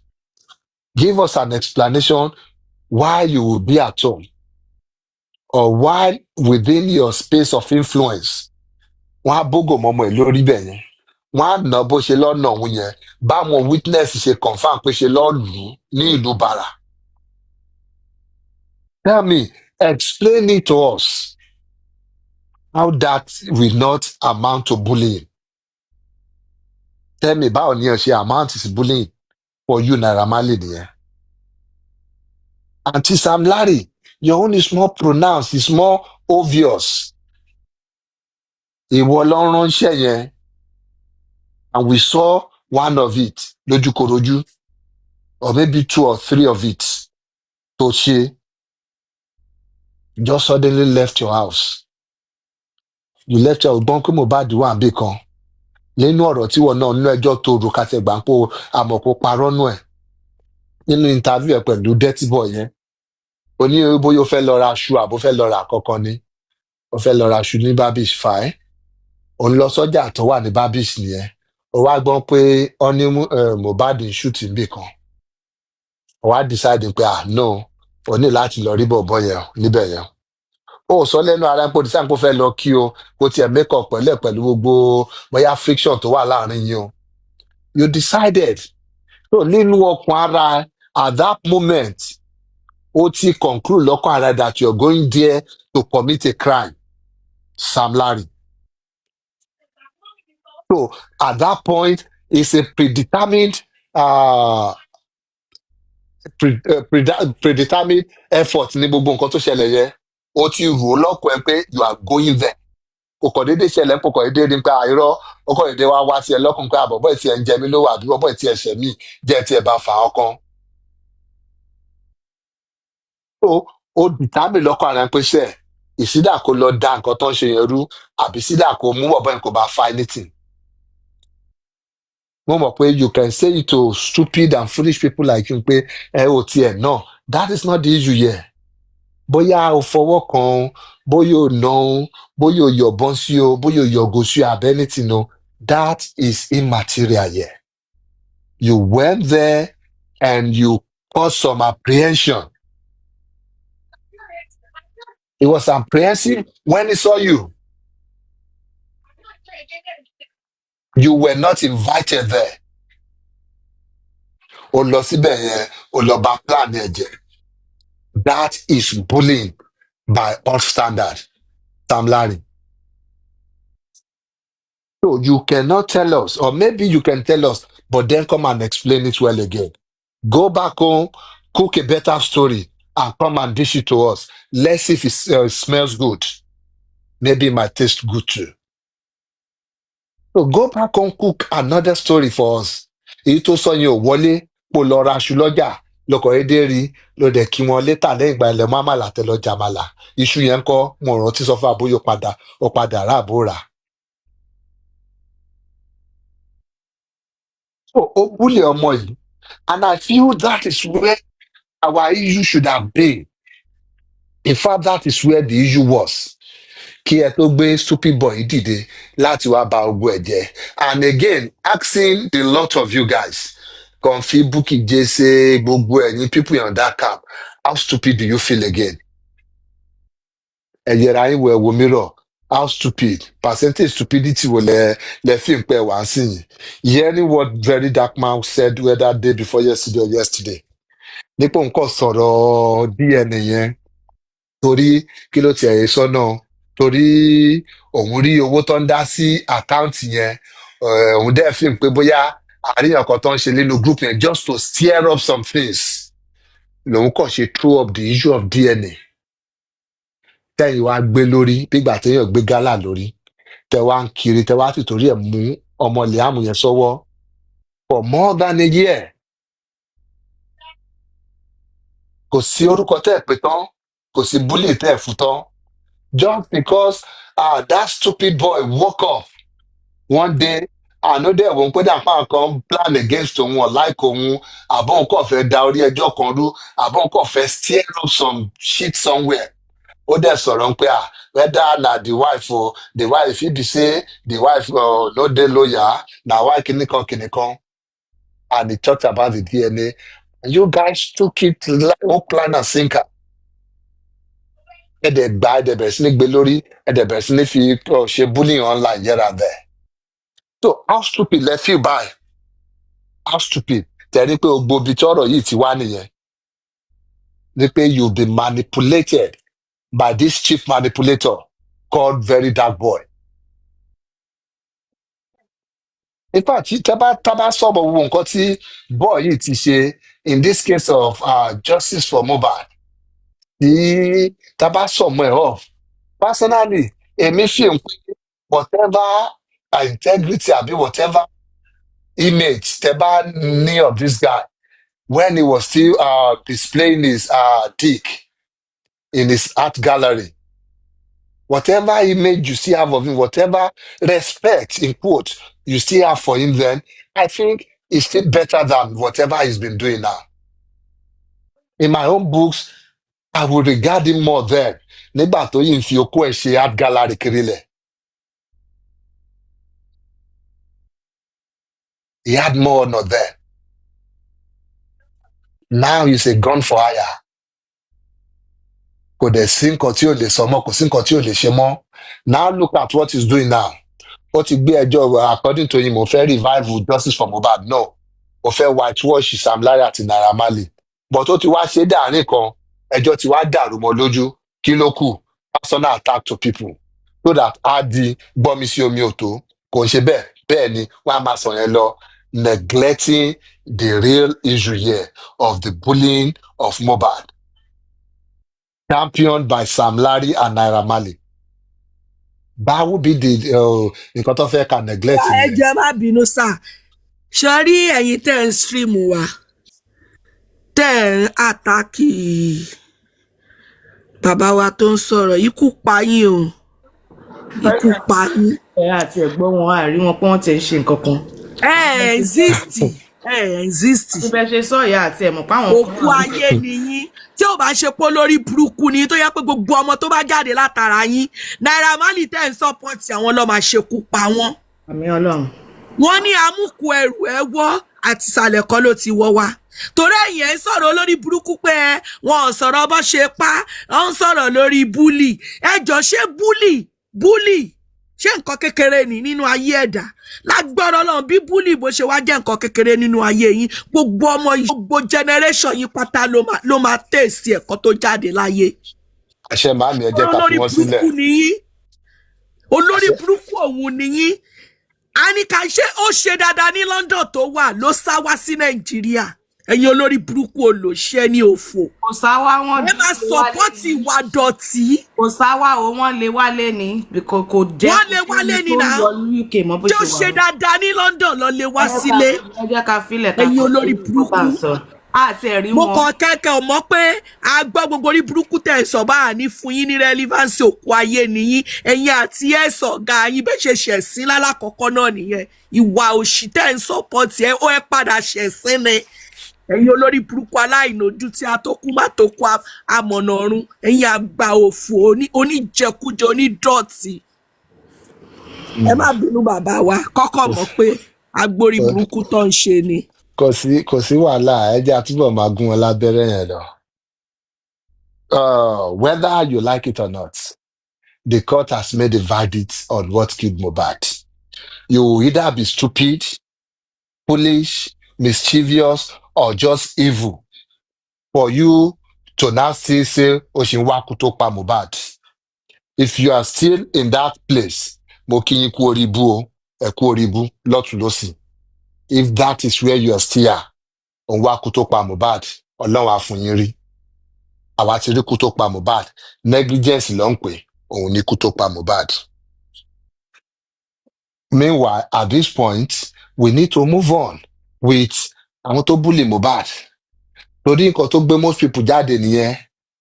Púpọ̀ nú ẹ̀yin tẹ́ ń sọ pé ẹ̀yin wá kúkọ tó pa Mohbad kiri lẹ́ ń sìn yín. Ọ̀sọ́kan òru kan náà lẹ join movement yìí, which is fine, kò sígbà tí yóò lè join. It is fine. But then if you go back to the reason why people actually thought troop jáde lórí issue yìí, it was the videos they saw there. It was the post that was centered around him pé ọmọ yóò sí mi. Ní some period of time ẹ̀ tó kó tó kú yẹn jẹ́ àwọn kan ò jẹ́ kọ́mọ yìí sinmi, wọn jẹ́ kó gbádùn láìfù ẹ̀. Ogun lè ní ogun lọ́la lọ́ fi láìfù ẹ̀ ṣe fún un. Bullying yìí náà ni ìyẹn ló trigger a whole lot of people tó fi mọ̀ pé no, we cannot allow this fester in our community. Nǹkan ló tó trigger gbogbo àwọn protest yẹn tó trigger ó yá ẹ tiẹ̀ lọ wú jáde ẹ jẹ́ àti ẹ̀ mọ̀. Yes, the aim was to know pé sáwọn tó bully ẹ̀ yìí náà ló tún ṣọ́ọ̀tún lọ́wọ́ nínú ikú ẹ̀ náà ni. Yeah, but eventually the law, the courts, the investigation, the steps, the processes made it clear, at least as of today, ni pé yes, wọn lọ́wọ́ nínú ikú ẹ̀ directly, àbí wọn lọ́wọ́ nínú immediate cause of death here. But then, the investigation also showed us that these people bullied him. Now that it has been concluded in Koto Mohbad, why is it too difficult for you to move on and move on to why was he bullied? The same energy. Why can we not use it on these people? Naira Marley and Sam Larry, the investigation to show wọ́n bully people with Nigerian police too. Why can we not use that energy altogether? Let's call on the Nigerian police to continue or to show us the result of their further investigation. If they've not submitted the file to DPP, tó bá dẹ̀ láti submit the file yẹn fún DPP, why can we not call on DPP? Why can we not call on Lagos State government and ask them why these people have not been made to face the law? Why they still have not had their own day in court? Why are they still there working as if they own the country? Is it that they are bigger than the law? Is it that they are bigger than every other person in this country? Or is it that we have some people behind them saying that these guys, we cannot allow you guys to have them, or we cannot allow them to answer to you guys for what they did? Those are the questions we should be asking, and not wasting your life, wasting your years, wasting your time on ikú tó pa Mohbad tí wọ́n ti sọ fún wa tí gbogbo wa ti rí. And distraction here, that is what they're still creating. This set of people, whether you like it or not, you can link them to gbogbo distraction tá a ní láti bẹ̀rẹ̀ kéṣì yìí. Dórí DNA tó fi kọ́ gbé distraction wá. Dórí àbí Mohbad mu gbọ́ àbò mutí àbò ṣe kinní kan. Àbí ṣẹ̀bá ṣàgbọ́ngbà náà tí stupid father yìí náà tó jáde wá sọ gbogbo ẹni tó bá bímọ fọ́mọ òun bóyá ó lóyún fún àbó bímọ fún ni kọ́kàn tààtàn kọ́ máa gbé bọ̀ wá bá òun. Gbogbo yẹn náà la rí gbà yẹn. All these things tá a bá bẹ̀rẹ̀ sí ní weave gbogbo kìíní together, a ní pé ó ń jọra wọn. Òwú kan náà ni wọ́n. And we know where we can guess rightly ibi tí gbogbo àwọn manipulation yẹn ti ń jáde wá. It is clear, it is evident now that this Vincent of a guy is working for Naira Marley. His own job is to get these people off the hook in the court of public opinion. Because as it stands in the court of public opinion, tell me, báwo la bí we ṣe fẹ́ absorb ara wọn of bullying this boy, of bullying Mohbad while he was alive? Gbogbo ẹ̀ la rí, gbogbo ẹ̀ la gbọ́. Let them come and explain their parts. Up to now, Naira ti explain anything. Bàbá oníṣu tó explain. Issue story ẹ̀ kò gel, kò connect mọ́ra wọn, kò connect mọ́ story ta ní àárí. Báwo lè o fẹ́ lọ raṣu ṣe dín pé o mú pankẹ́rẹ́ dání? Báwo ló dín pé o lọ raṣu òun nínú beach? Issue ọ̀hún gbà tó dẹ̀ ń lọ́lé, ó tún dọ̀rọ̀ àmàlà. Ó kú gbé sórí àkódé kó lọ jàbàlá nù beach o, pé side ibẹ̀ nínú beach yẹn o. Àwọn máa fún wa tó máa ń ta àmàlà tó make sense o. Bóyá gbogbo story yẹn ò bá lọ mọ́ra pé ńgbà tá a dẹ̀ ṣe tán, mo dẹ̀ lọ jàmàlà mi o, mo dẹ̀ padà sílé. àṣà lè ní kó má kúrò ní lọ jàmàlà lórí yóò bá tiẹ̀ kò bá lọ smoothly. But then now saying we should lose focus on this, that somehow we should let bygones be bygone, and let all this be forgotten. No, not in my own book at least. Àwọn tó bá fẹ́ gbàgbé ẹ̀ lè gbàgbé ẹ̀. I believe so much in accountability. If you have done something, own up to it. If you need to apologize for it, apologize for it.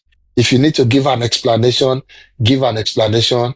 If you need to give justification, give justification. If you need to atone for it, and let everybody move on from it.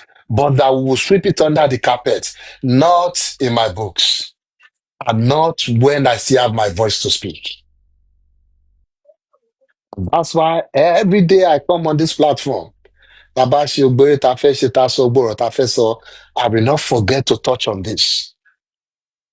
I not forget to remind our people how Sam Larry and Naira Marley bullied Mohbad, how they suppressed his voice, how they defamed him, how they wanted to blacklist him in the industry. Ọmọ ò rí iṣẹ́ ṣe nígbà tó wá tiẹ̀ bẹ̀rẹ̀ sí ní ríṣẹ́ díẹ̀díẹ̀ ṣe tó fẹ́ ṣe fídíò nígbà ni wọ́n fẹ́ lọ da sẹ́ẹ̀tì ẹ̀rú tó lọ lù ú bólẹ̀ mọ́bi tó ti ń produce nípò lè jẹ́ kó rí production yẹn ṣe lẹ́yìn long absent from the industry yóò rí show tí yóò rẹ̀ anything. No, tell me how these things are not connected. Of course, kò sí bẹ́ẹ̀ lè parọ́ mọ́ náà pé Sam Larry and Naira Marley they are associates. Àwọn náà tí one way or the other ti confirm ẹ̀ fúnra wọn. They were all together in Abuja with Naira Marley, with Sam Larry, with VDM. When they tried to lure Iyabo Ojo to Abuja and try to see if they have some influence there, maybe to detain her, maybe to get her to recount some of the things she said, or maybe to get her to do some postings for them that will help their cause, that will help to whitewash them. And this is what they tried with K-Solo. Yeah, they tried it with him. Ó sọ nǹkan báyìí báyìí, ó ṣe nǹkan báyìí báyìí, ó defame ẹ̀. Kí ni nǹkan tí K-Solo ṣe tell me tó fi di ọ̀rọ̀ ọlọ́pàá afẹ́tìmọ́lé àtìmọ́lé? Kí ni K-Solo ṣe gangan? Ló sọ pé àwọn rí wọn bí tó ti ń pa Mohbad ni. Anyway, I don't know the specifics of that of their issue.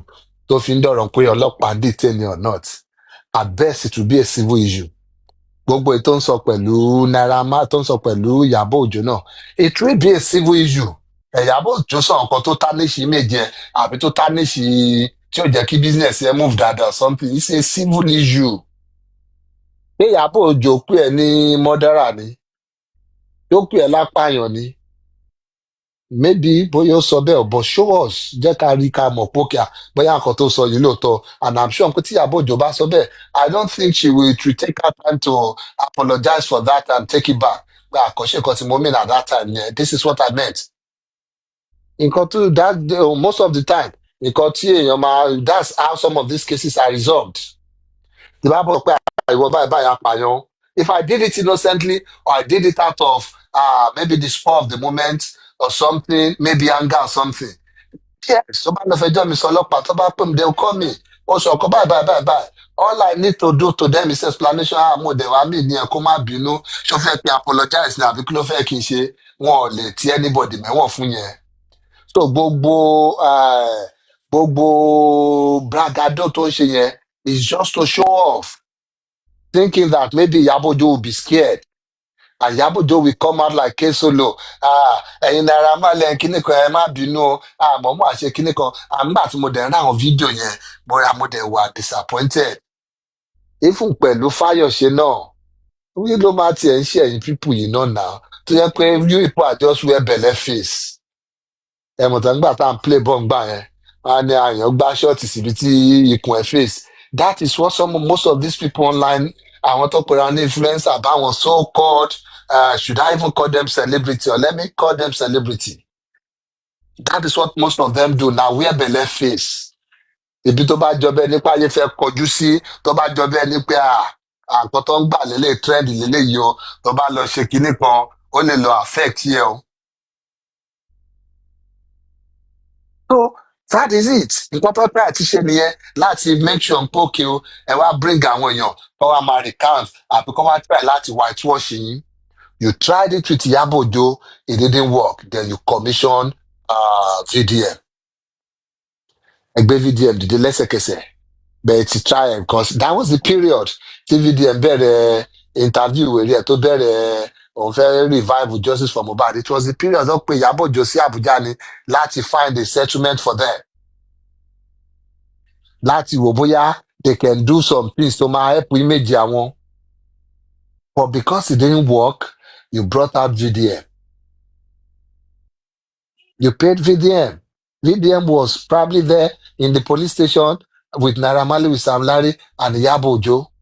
Yes, I think VDM confirmed it somehow. So, gbogbo yẹn, how are you now able to, how will you now tell me pé gbogbo iṣẹ́ tí VDM ṣe is not to clear these people? Ìbílẹ̀ ìgbà náà lọ́jọ́ lọ sí party. So how will you now tell me pé iṣẹ́ ẹ̀kọ́ ni láti whitewash our people yìí? Láti try láti bring our people back to limelight. Láti try to bring them back to the grace of the public. Okay, bóyá people will now see them as good people, as people who were victimized. They wanted to play the victim card. And that card, the card belonged to Mohbad. And it's just not a card, it's the reality. That was the reality of that boy. You victimized him while he was alive. And so you preyed on him. Make sure pé ẹ bà lórúkọ jẹ́. Gbogbo influence yín lẹ lò láti ní pé boy yẹn ò gbérí. But Ọlọ́run dùn yín lọ somewhere. So this guy was bullied. Why are we not going to focus on that? When the issue of how he was, how he died, when that issue has been settled by the courts. So why can we not make it our next point? Because after all, àwọn àtọ́pẹ́ DNA kìnnìkan àti ní pé Joseph Alobo ti ready. Àdẹ̀tí fún yín update nǹkan tí ó wà lẹ̀ lórí yẹn. So why should the next call, or the next shout not be about àwọn tó bully Mohbad, them being brought to book? Why should it not be about that? Why should it be about anything else? Why should it be about group kan tó create láti bring justice for Mohbad? Why should it be about ẹni tó sọ pé òun like a very dark man? Why? How come very dark idiot, very dark boy, very daft boy? How come he made this whole issue about him? About how he was sent to prison for 1 month or 2 months? How did he twist? How did he spin this story to this point? So if you think justice for Mohbad is about how very dirty boy was sent to prison. What's our business with that? You had an issue with somebody. Very dumb boy. Àbí kí ni da British sọ́dọ̀ yẹn ni kò ṣe dirty Mohbad. Àti lo dumb boy. Yeah, over dumb. Very daft, yeah, daft and dumb. So how did everything? How did it come? So I didn't pay. It was all about VDM. This one is very evil. Tó bá fẹ́ wá fún Davido, they wá fún Davido directly. Kí ló mú Dre sọ̀wọ́ fún? We know where you're going eventually. So go for Davido if you want to go for Davido. Táwọn tiẹ̀ náà dẹ̀ come back for ọkọ dẹ̀ wá fún ẹ padà. So tẹ́ bá ní issue pẹ̀lú ra yín, tẹ́ ní something to grind, go for him by all means. Go for him kẹjọ yanjú ẹ̀. Just stay out of the circle of justice for Mohbad. It has nothing to do with justice for Mohbad. Gbogbo wọn send kan nínú gúrùpù, wọn post new díẹ̀, wọn ṣe kinní kan kìnìún mọ́ tí wọn bí gbogbo new díẹ̀ gan ṣe rìn wọ́n láyà nínú gúrùpù yẹn. So wọn post ẹ̀, that's not about.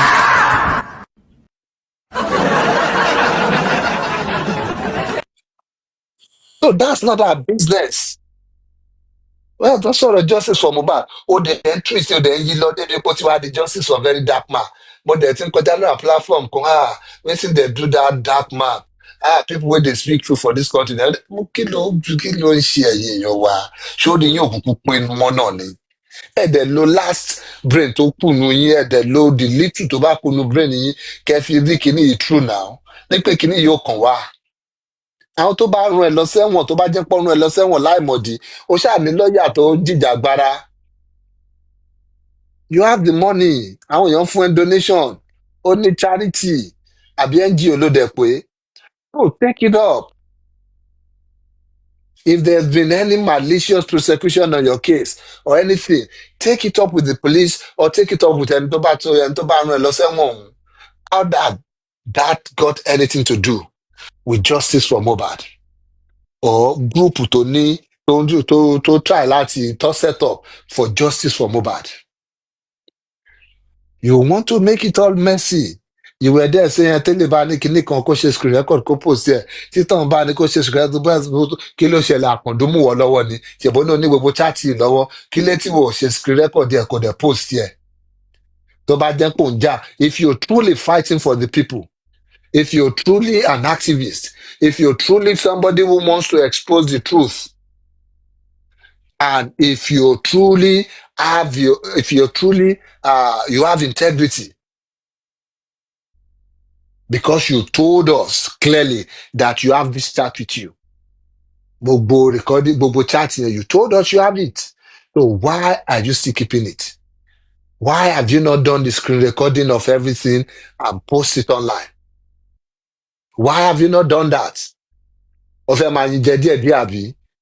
Kò ṣe fídíò tẹ̀lé lẹ́ni lórí YouTube àbí lórí kíní, kò gba view yẹ báyìí, kò gba view tọ̀hún, kò káàṣì yẹn in. Tó bá tún dọ̀la, kò tún wá di salt and pepper sí.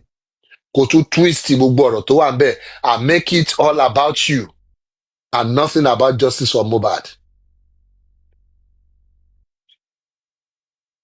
So why have you not released it? You're doing all these things on purpose just because you don't want people to remember the case of bullying against Naira Marley and Sam Larry, which we should be talking about every day. In fact, we should start sounding like broken record. Eléyìí tó bá ti gòkè síbi kò dẹ̀ nìkan tó ń sọ mọ́ Naira Marley and Sam Larry bullying ló dẹ̀ ń sọ. That is what you should start sounding like now. Tó bá jẹ́ nǹkan tá a fẹ́ máa repeat ní anytime tá a bá ń sọ̀rọ̀, that is what people should focus on. That is what those idiots tó sọ pé ń stream wá yẹn, that is what they should be talking about. But báwo ló fẹ́ talk about irú nǹkan bẹ́ẹ̀ yẹn? And you will hear some idiots going about saying wọn ò sùn, wọn ò ṣe kinní kan, 2 years wọn ò pa platform, 10 years wọn ò pa platform, orí yín dọ́ta ni. Torí yín ò bá kú really, torí yín ò bá kú, you will know that if they're looking for justice, it is none of your business. Even if they are not looking for justice, pay your share platform with 24 hours. Àbó ṣe platform with 2 hours. Àbó ṣe 1 hour àbí 1 minute. Kò kàn yín. Tẹ́ bá fi nǹkan gba business lọ́wọ́ yín, ọgbọ̀jà lọ́wọ́ yín, wọn ò jẹ́ kẹ́ rí ọjà tà. Ẹ approach wọn. Bóyá kẹ́ suggest some collaboration. Ẹjọ́ ṣe lè máa fi hours báyìí fún wa sílẹ̀ in the day. Sorry pé mo tún sáré divert lọ síbòmíì. Ẹ bá wọn sọ̀rọ̀.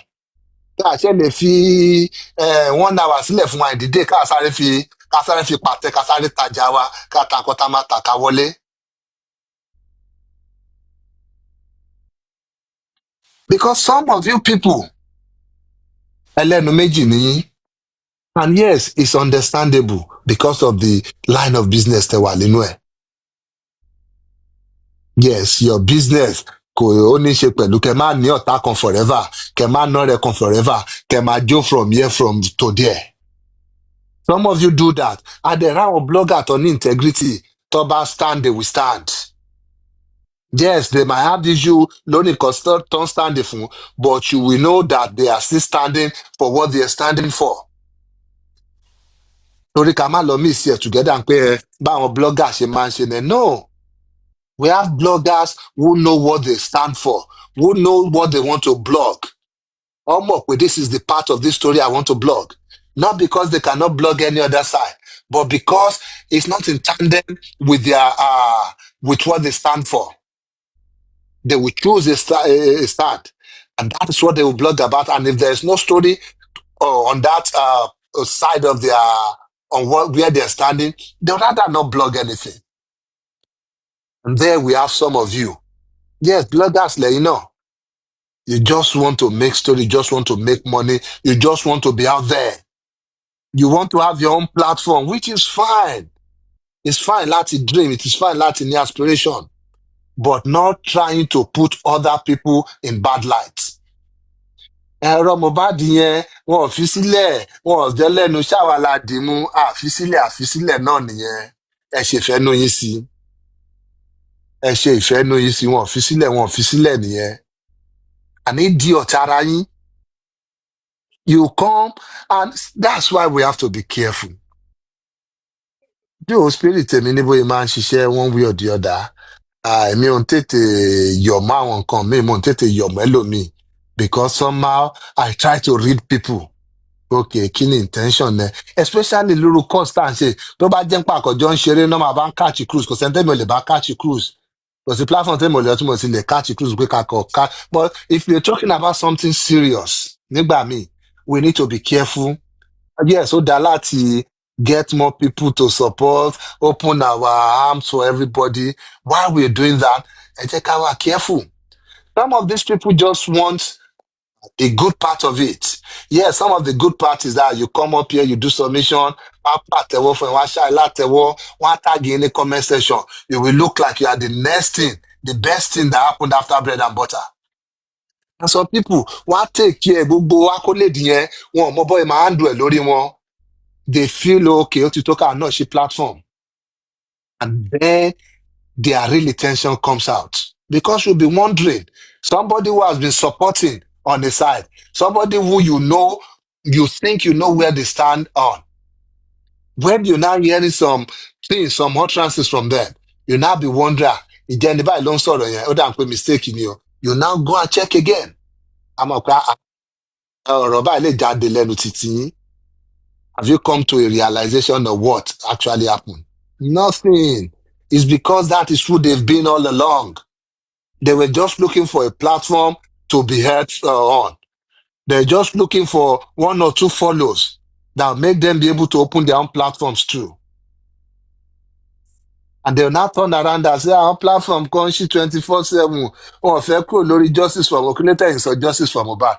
Later you saw relationship títí ṣe topic lórí relationship. Àbí kẹ́ ṣe topic lórí accident tó ṣẹlẹ̀ Nigeria. Why do you have to put the word justice for Mohbad into your program? Tí o bá ń pẹ́ iná fẹ́ jókòó lé lórí. Ẹ̀yin hypocrite òṣì yìí. Anyway, back to the issue of bullying of Mohbad.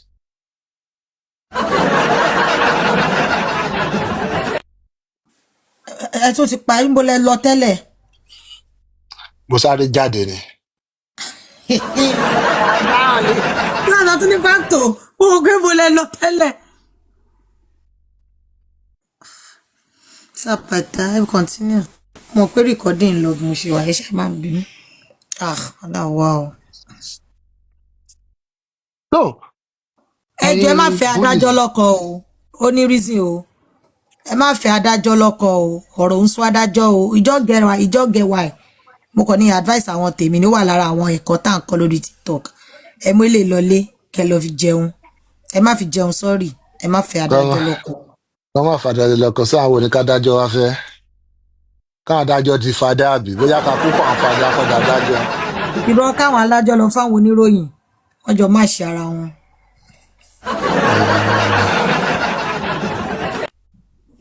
Àbí kádájọ́ fádájọ́, wọ́n jọ máa wo bí àwọn àgbà bàbá wa Fálànà sọ pé àwọn àti màmá wọ́n má ṣe ara wọn.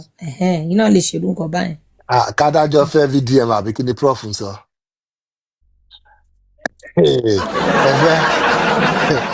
Ẹ fẹ́ tánìṣe adájọ́ ni àbí prof mo lẹ̀ ń tún gbọ́dọ̀ lọ yìí. So No, it's just crazy. Taba ni pé people are not, they are not seeing the handwriting. Wọn ò rí gbogbo scheme gbogbo àwọn people yìí pé wọ́n kàn fẹ́ find a way láti divert attention wa kúrò ní kinní ni.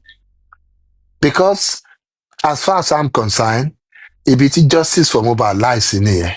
Even from the beginning, from the onset. Tó bá yẹ lẹ́yìn pé ká ní pé wọ́n gbé Wùnmí sọ́wọ́ àtọmọ ẹ̀ wọ́n gbé sẹ́nu ní gbogbo ìgbà ẹni. What I would have been fighting for, what I would have been fighting for would be àwọn tó bully Mohbad. Èmi ò bá fi ìgbà kan bá wọn wá ikú tó pa Mohbad. Yes, we'll do analysis on it. We'll do analysis on how Josie has been wicked.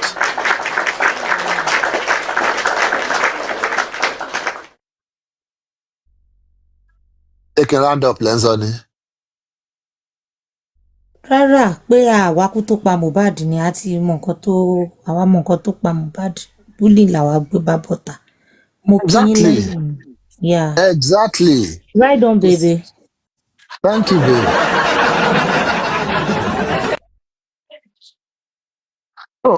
Kò sẹ́ni tó ń wá ikú tó pa Mohbad. Ikú tó fẹ́ pààyàn gan lè fara hàn yàn náà nà ikú wèrè wo lẹ̀ ń wá kiri lẹ̀. Ikú tó pa Mohbad lẹ̀ ẹ̀ ń wá kó lè pa yín ni àbí nítorí kí ni. So what we were looking for, or the question tá à ń béèrè ni pé kí lọ́mọ àwọn ọmọ yìí kí lọ́mọ yìí ṣe tẹ búlì ẹ̀ tó tó yìí tẹ yọlé ayé lẹ́nu ẹ̀ ìyẹn là ń sọ lọ́wọ́ là ń lórí burúkú ìgbọ́rọ̀ DNA dé lọ́gbọ́rọ̀ ń ṣe ń dómì fún lọ́gbọ́rọ̀ ń gbalẹ̀ lọ́gbọ́rọ̀ ń radé lọ́gbọ́rọ̀ ń fẹ́ lọ sí Canada wọ́n ṣe visa Canada kò mà sọ̀rọ̀ tí wọ́n gbé wá kò mà sí story tí wọ́n true àtọ́sọ. Just to set off from our bearing. Just to make us look at all angles and forget about these people. Allah ni because yes, truly, we forgot about them. Bóyá ọjọ́ tá a bá fẹ́ mú kéèsì mọ́, wọ́n á tún gbé another line of story dé. Ìgbà yẹn la máa gbọ́n pé ọ̀rọ̀ Canada travel yẹn ni ó fa wàhálà.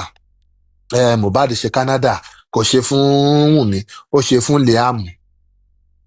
Fẹ́ gbé Liam travel lẹ́yìn Wùnmí ni àbí báwo. So a whole lot of things lọ́jọ́ jáde ńgbà yẹn tó yẹ pé a máa wò ó pé kí ló ń ṣẹlẹ̀ ń bí kẹ́ ẹ̀.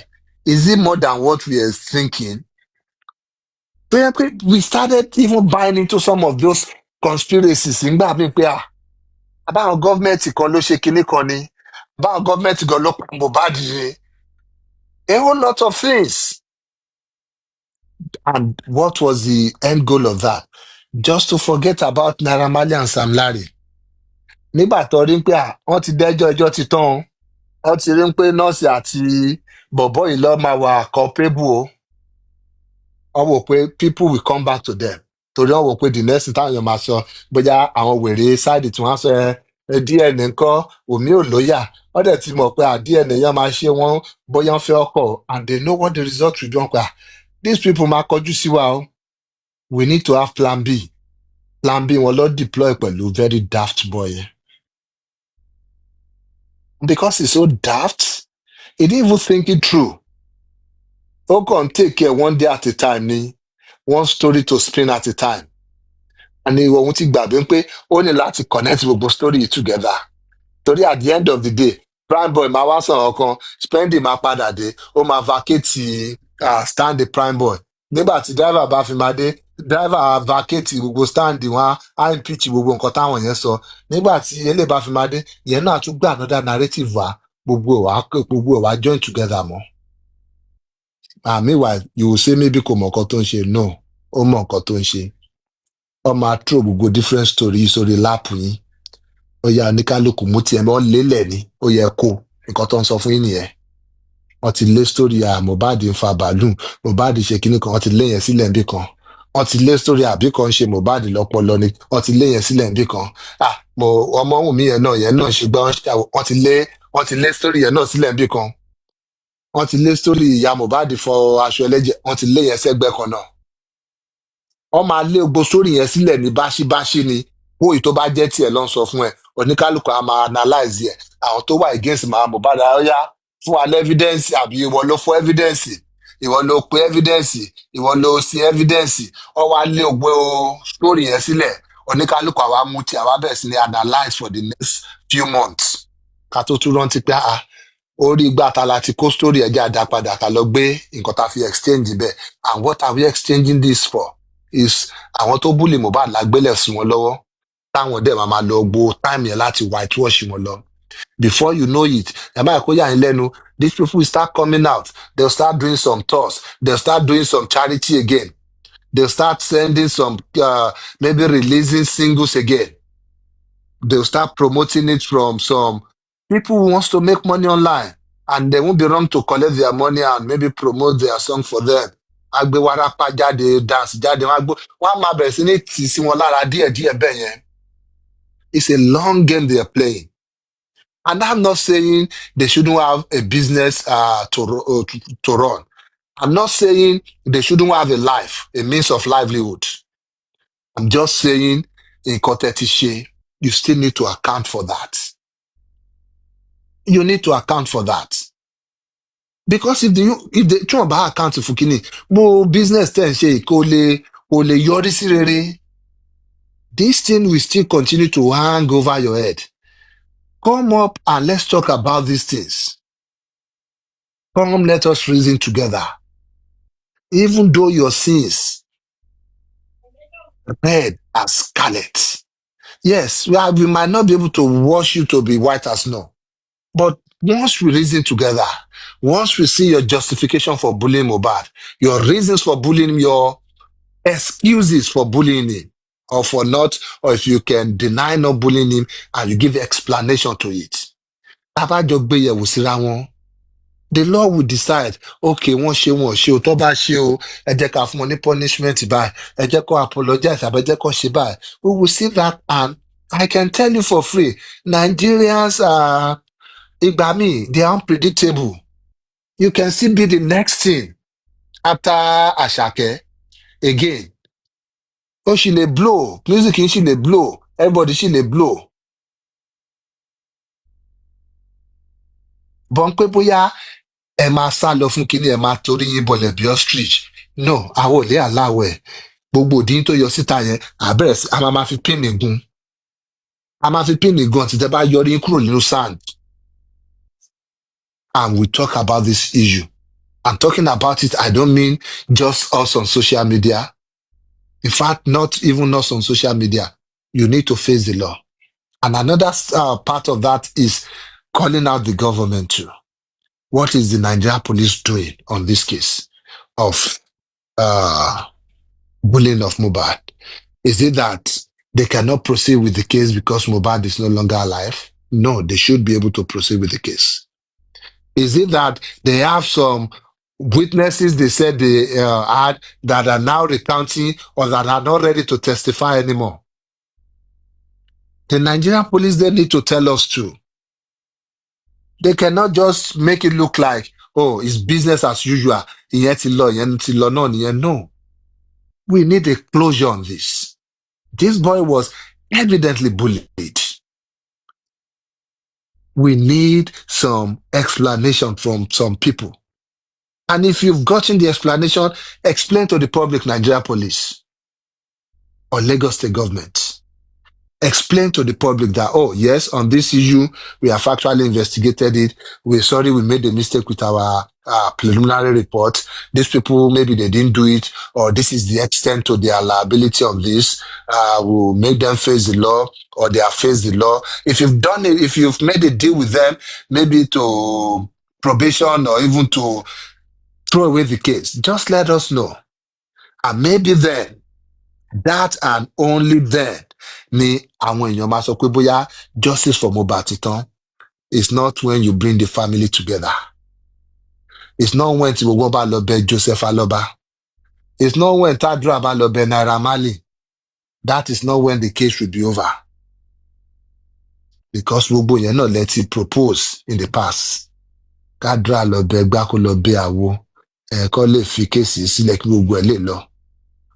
So you will see that, and people, that's why maybe until about more some inner workings, they might not understand that these people are working day and night.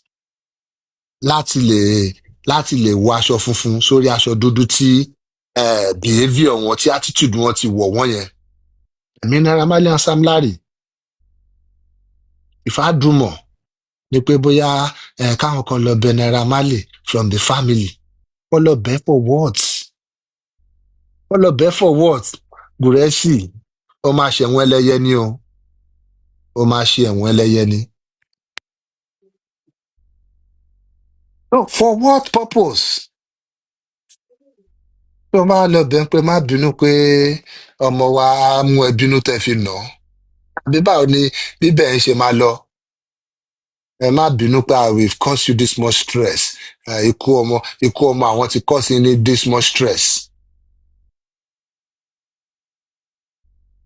Anyway, these people bullied Mohbad, and we should continue anytime tá bá ní any moment tá bá spare tá bá rántí again.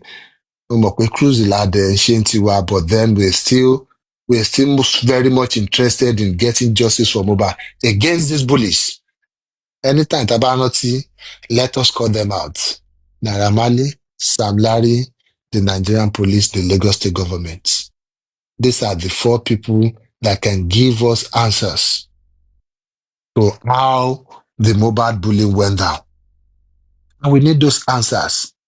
That time, la máa lè kúrò lórí kínní, láwọn wèrè kan ò lè sọ pé wọ́n ṣí platform 24/7. Even tí yẹn náà bá tọ́nà tá bá ṣí platform 24/7, àṣì náà nìyẹn. Ṣèbẹ́yìn náà try yẹ kò work ni. Ẹ try yẹ kò work ni. Ẹ má bínú orí ẹ má fi fìlà dédi.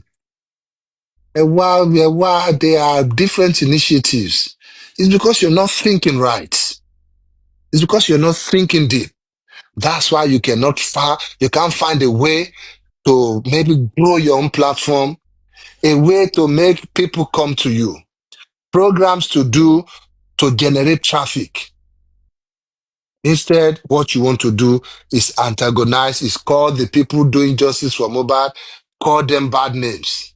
Just so maybe people will hear you and they will be waiting for those people's response. Our the gas grows. When you're now my platform, it will only be temporary. Because èmi ò mọ̀ ń pa tẹ́mi bá gbọ́ èmi máa sọ̀rọ̀. Mo máa sọ̀rọ̀. Tí bá gbọ́, tí bá rí evidence, mo máa sọ̀rọ̀. Yes, but you are waiting for that time. Just know it will be temporary. Gbogbo gbàgbọ́sì yẹn náà máa tán. And the people will go back to where they came from. And kí ló máa tún wá ṣe ń gbà ẹ́? Yóò wá tún bẹ̀rẹ̀ gbàgbọ́sì mi ni. You become a nuisance eventually. Anyway, wọ́n ṣe bí gbogbo á ní nice Sunday. Submission ti tán lẹ́bẹ̀ yẹn o. Cruise ló kù báyọ̀.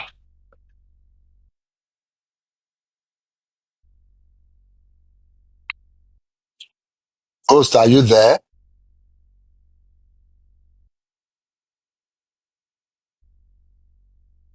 Ta ló wà nínú ilé ẹ̀rọ ti sùn àbí? Bí àṣọ. Certainly host ti sùn lọ́ntì ẹ̀. Dupsy Federal nìkan ní ẹ̀sùn. Dúkìá Olúwa ti sùn. Diabetes ti sùn. Human feeling ti sùn. Mo mọ̀ pé èèyàn burú ò tí lè sùn. Abistosh àwọn àti ẹ̀ ti sùn lọ́ntì. Èèyàn burú ti sùn, èèyàn burú ti máa sùn. Wọ́n ti sùn. Anyway, àṣẹrí ní Sunday yìí nìyẹn o. Ta ló ń gbé Gẹ̀ẹ́sì ní weekend yìí? Gbogbo wọn sá wọlé o. Àárín wọn. Fearless ní sẹ́ẹ̀. Fearless ṣubí mi. Fearless ẹ máa bọ̀ lókè. Àkáǹtì ọ̀gbẹ́ wọlé ìyọ́dà pósìtì nìkan ló máa lè gbé wọn sókè. Ó ṣe òun dẹ̀ ti sùn lọ́ba. Nísinsìnyí ó sì àsopọ̀ tí ẹ ń pẹ́ wọ́n ti wọn. Ẹ jẹ́ ń pè wọ́n bí president ṣe máa ń pè wọ́n. Ó sì.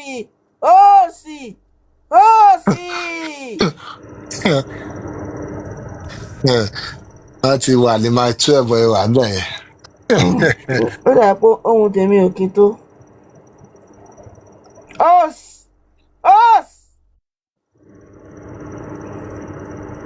Wọ́n ti wà my 12 wọn lè gbọ́ yín.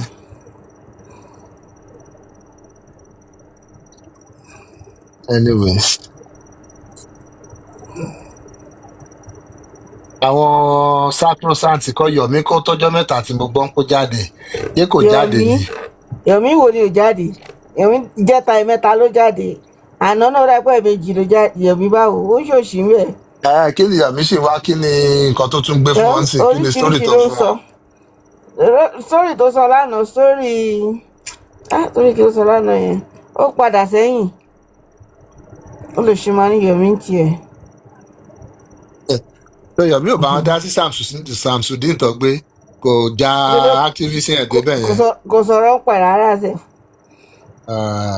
Yomi kò dá o, that's your brother in arms. Irú àwọn tó yẹ kí Yomi rí lọ́nà kan máa ṣe esprit de corps fún wọn nìyẹn. Ẹjọ́ belong sí kámpù wèrè ni. Yomi ò tiẹ̀ rí tìyẹn, kò tiẹ̀ sọ̀rọ̀ ń pa ẹ̀. Fugitive ni wọ́n. Yomi Fabuyi, you are a fugitive. Why are you not in Nigeria? Baby mi ti ṣe tán ni. Where have you been? Àlè mi kan ló ń pè mí. That's I don't know. I don't know how you want me to take that. Ọ̀gá mi ọjọ́ kọ́rọ̀ ẹ̀dùn yín ni ẹ má dáhùn. I don't know. She just want to see your reaction. Just go back to the alley and just leave us alone here. Let's be doing our cruise here. Thanks for your submission. Ẹ ṣàjẹ́ ń pàtẹ́wọ́ ní. Ẹ jẹ́ fún babe ní wow. Which your babe? I'm not your babe. Ó kọ̀ ẹ́ pé pa. Ó kọ̀ ẹ́ pé àwọn pankẹ́rẹ́ tẹ máa ń nà yẹn. Màá tún máa try láti sọ fún yín pé ẹ drop ẹ tún máa sọ pé irọ́ o. Eléyìí tẹ́tí nà. Wà á rẹ̀ drop ẹjọ́ náà dáadáa. Mo ṣe ń kó sí wọn lẹ́nu pé kọ́ tún wálé kọ́ máa ń gẹ̀ wọ́n á ti mọ̀ nǹkan tí mo fẹ́ sọ. Wọ́n á ti lókè back to kíní. Lóbò! Ẹ má fẹ́ lọ́ọ̀yà o, ìgẹ́ reason o. Wọ́n máa lọ́ọ̀yà mi yín ni o. Mr. Pythagoras, thank you so much. Ẹ ṣe gan submission yín everything bó ti rẹ̀ pé wọn kò bẹ́ mi lára mú bí àdàbí wà pẹ́ ná pàṣẹ ọ̀rọ̀ sí mi sán. But then, thank you. Èmi ò máa tà káwọn tí wọ́n bá ti láìpẹ́ tó bá ti ní kẹ́ máa ga aṣọ lọ, èyí náà máa ga aṣọ. No, at the end of the day, anybody about like it now, it's still my own opinion, it's still how I feel. And I say it with no apology, with no fear of retaliation. Ayamigbe láti gbà. Anybody tí. Ẹ gbé fearless wọlé. Ẹ ṣe bá ń gbé wọn. Ẹ má bínú. Lọ kétoró ojú ń dùn mí. Mi ò mọ. Ayamigbe láti gbà ní retaliation anything. They see my name, let them mention my name. Let them come for me. You come to collect in your game. So that I can come for them officially. They cannot do anything for you. I'm just saying that as of Pella but then no, somebody bá ṣomi burúkú, èèyàn gbọ́dọ̀ fèsì burúkú gbòǹdì ni. Bẹ́ẹ̀ni. Hey, Aniki, baby. Ẹ káàárọ̀ gbogbo ibi tó bá wà o. Dúpsì ẹ ṣé o, ọmọlá ẹ ṣé o, Mr. Pytha. Ẹ ṣé gan ni o, mo dúpẹ́ lọ́wọ́ yín, Ọlọ́run á nífẹ̀ẹ́ yín náà o. Ọlọ́run ní ṣe yín lẹ́yìn nìkan o. Àmín o, Jésù. Àmín o. Ẹ káàbọ̀. Àdúrà yín lákọ̀ọ́nù. Kí lẹ ló. Àdúrà akọlẹgbà yìí kí ló tiẹ̀lẹ̀ tẹsẹ̀ lẹ́tà akọ̀tẹ̀sọ pa ṣe. Ṣebí ọmọ láti stadofin wọ́n ní kó gbé mi sókè. Àwọn ọlọ́sùnbà mi sọ pé kó gbé mi sókè. Mo dẹ̀ ń kí i pé gbà tí mo wọlé lẹ́ẹ̀kan ẹ̀ ń kí mi. Ok. Àwọn tó bá gbé yín sókè ọ̀gánkọ ẹ̀ lè dúpẹ́ lọ́wọ́ wọn. Ìbọn ó lé sì tán fún wọn gbà tán ní kó gbé mi. Ṣé wọn rí mi pé mo request tẹ́lẹ̀ kó tó ṣe máa ṣàlàyé fún wọn pé kó gbé mi? Wà á lè torí ẹ̀ dúpẹ́ lọ́wọ́ wọn. Pé kí ni pé wọ́n gbé mi. Ní pọ́dẹ̀ padà gbé yẹn bẹ́ẹ̀ tí wọ́n bá má gbé mi. So babe, as we are saying, you know. Èmi ò gbọ́ submission tẹ ṣe àná yóò fún pé wọ́n rìkọ́ọ̀dù ẹ̀ o. Because bó ṣe wọlé mo mi tí ẹ̀ mọ́ pẹ́ ti dé ti pẹ́ ṣá. Ó ti wà ń bèèrè pé mo ní wá fara mọ́ babe mi ni. Kí ni mo sọ bọ́ bá dùn mọ́ nínú máa. It is well. Lóòtù tí n bá jù yín, Ọlọ́run ibi tí mo máa gbà sọ yín nù, ẹ jẹ́ wọ́n pé kanra ni màá fi jù yín lọ́wọ́ yìí. mi ní rọra jù yín sí ìsàlẹ̀ máa jù yín lókò gidi. Ṣé má má jẹ́ kọ́kọ́ ra mọ́ yín sókè? Ẹ máa maintain championship yín. Ọmọlá ẹ̀yin tí yín ẹ jẹ́ kó máa lò yín tí bá mú yín sọ́wọ́ ok mo ti gbọ́. Ẹ jẹ́ kí ọ lè rí àkàmàkù. Mr. Paitani sẹ́ ṣe wà ẹ́ kà sí. Ẹ jẹ́ tù wá mi. Ọbẹ̀ akúrọ̀lẹ̀. A kú sí ni. Sunday olóyin mọ́mọ́. Adẹ̀kú gbogbo bó ṣe ń lọ. Àwa nìyẹn o. Àfikọ́ lọ ń ṣàánú wa. Àmì ẹ̀ pọ̀. Àmì ẹ̀ pọ̀. Kọ́lọ̀ ń gbà wá lọ́wọ́ àwọn abógò mọ́mọ́ lórí látẹ̀yìn. Ó lágbára wọn ò rí yẹn o. Ìyẹn ò ṣẹlẹ̀ AI ni o. AI òun ni gbogbo Stadukia ka nǹkan kan mi mọ̀ bóyá ẹ ti rí right of yẹn ní ìdámọ̀ tí Stadukia ti rí somebody ẹnìkan kọ like point out like details in short of everything tó ti ṣẹlẹ̀ nígbà tí Mohbad ti kú Stadukia ka my baby ó dà pa àwọn Sarah náà ló dà pa náà kọ so baby you are still on how we talking about it. Orí Sarah reporter ló ti kà á. ẹ ṣe dùn sí fẹ́ dà ẹ ṣe orí Sarah reporter ló ti kà.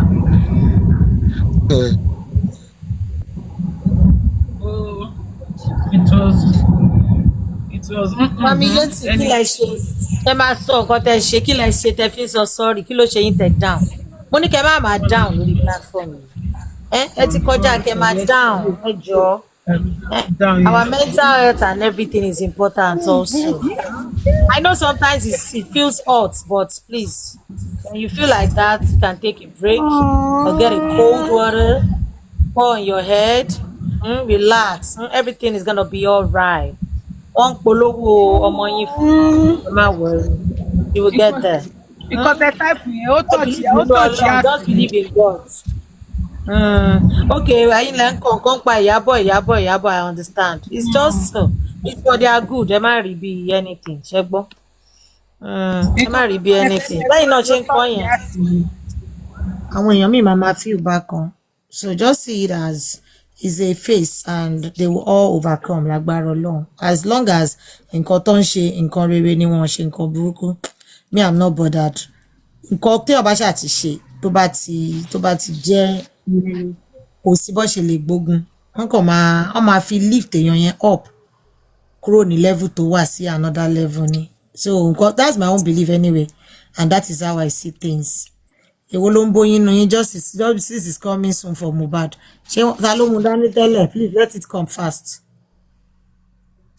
Justice is coming soon for Mohbad let it come on time please we can't wait. No, justice is coming soon for Mohbad. Ó wá lo tẹ bá click lórí ẹ máa rí èmi ní ọbẹ̀ Elégùṣì kan tó fi ṣe second. English bó dẹ̀ lè jẹ́yàn wá náà kéèyàn máa bù wọ́n jù.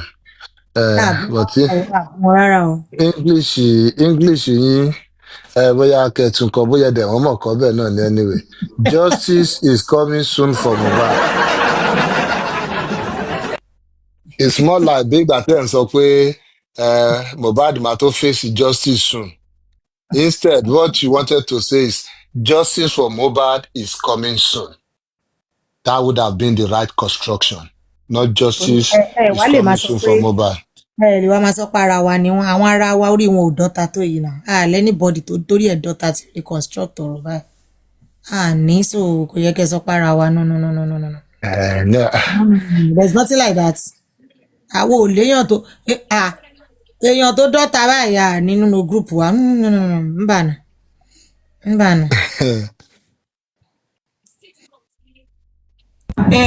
DDM ló ṣẹ̀ṣẹ̀ fẹ́ sọ fún wa pé blue ni colour of the sky òun ló yẹ fẹ́ máa ṣàlàyé gbogbo yẹn fún wa òun ló yẹ fẹ́ máa ṣàlàyé fún wa pé pẹja mẹ́ta ló wà nínú sandin. Pẹja mẹ́ta ló wà nínú sandin ṣé olórí kíkù wo ni ò mọ̀ pé nọ́ọ̀sì ni ó fa ikú àbí ló ṣe olùgbọ̀wọ́ kú àbáyọ lẹ́yìn fẹ́ sọ tó wá ní báwo ló ṣe ti mọ̀ láti 2023 ṣẹ́rí gbà tó ń bírígì gbogbo kínní Mr. Pythagoras this time ó ti late ṣẹ́rí gbà tó yìí ń gbóná yẹn ló yẹ kó gbé wá tó yẹ kó máa dùn ún gbà yẹn ṣùgbọ́n sì ó ti late, it's too late. Àwọn èèyàn bàbá gómìnà bóyá ń bá gbà á. Kò létí òun ti gbowó iṣẹ́. Somebody. Òun ti gbowó iṣẹ́. I was even discussing with somebody yesterday. Ṣé wà ní mọ́ṣáláṣí ni tọ́bí mi? Mi ì sí mọ́ṣáláṣí mo ń gbọ́ yẹ jẹ́ mi. Mo ń gbọ́ wíwà tí àwọn èèyàn ń kírun ni. Oh, I was discussing with somebody. Ní pé even this daft boy, ìsídà kò jẹ́ pé bóyá owó ló gbà àbí bóyá ṣé ká sọ pé intimidation èèyàn ń try láti fún ní soft landing pé mo ń bu lójú èèyàn ìfẹ́ kí bu dáadáa wá ní kó dẹ̀ lè jẹ́ pé intimidation ni o pé ṣe mo bọ́ intimidate K-Solo nítorí nǹkan tó bóyá àwọn nǹkan tó sọ àbí stand there tó fẹ́ intimidate Ìyábọ̀ Òjó náà tí K-Solo fi lọ ń ṣe apology tó fi lọ ń ṣe anything pé bóyá nítorí nǹkan tí very dark man náà sọ bóyá láwọn time gbà kan pé bóyá àwọn Naira àti Sam Larry ọmọ ń pa kìíní yàbí ọkàn bẹ́ẹ̀ yẹn náà bóyá intimidation tactics yẹn náà lọ lò fóun náà nípa okay what you now need to do ni pé o ní láti lọ máa lo platform ẹ láti whitewash wa láti clean méjì wa fún ọkàn tó ti ṣe already. Mo ní èmi gbogbo yẹn òkè mi bóyá nǹkan tó ṣe nìyẹn o àbówó lọ fún outrightly o kó ṣàmọ̀ pé òun ò jà fún justice òun whitewash àwọn people yìí òun dẹ̀ ń try láti make your situation yà about himself ni. Ẹ tún wò gbà tó tún sọ tó ní tó díke ó ní kí ló tiẹ̀ ní ẹ̀sùn náà tọ́bí mi ní ọ̀rọ̀ tó ti wá ń ta. bẹ́ẹ̀ mo máa ń ní issue kan mo ń bá babe mi sọ̀rọ̀ lọ́wọ́ pé tó wọlé ni ẹ̀ divert ẹ̀ sí nǹkan tẹ̀yìn sí.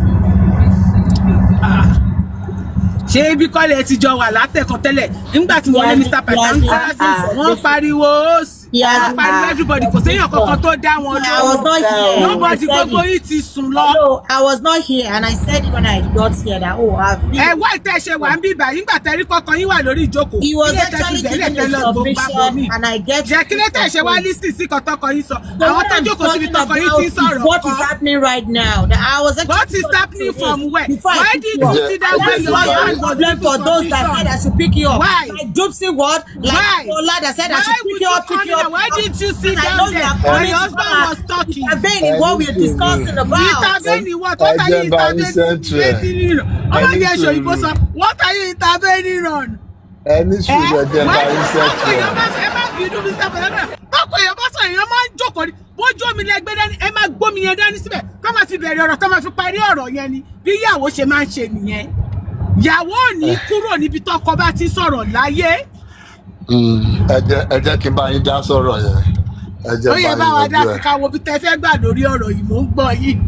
Yeah, the truth there is Chubby me make a valid point ní pé where were you níbo ìgbà tí mo fi ń pariwo everybody fi ń pariwo ní pé so you neglected me sort of and you actually came back and you said it to everybody's hearing that attend sáwọn àlè kan lọ́wọ́ ni which was not just disrespectful it was belittling. It was belittling, but then it is what it is. At least you were truthful about it.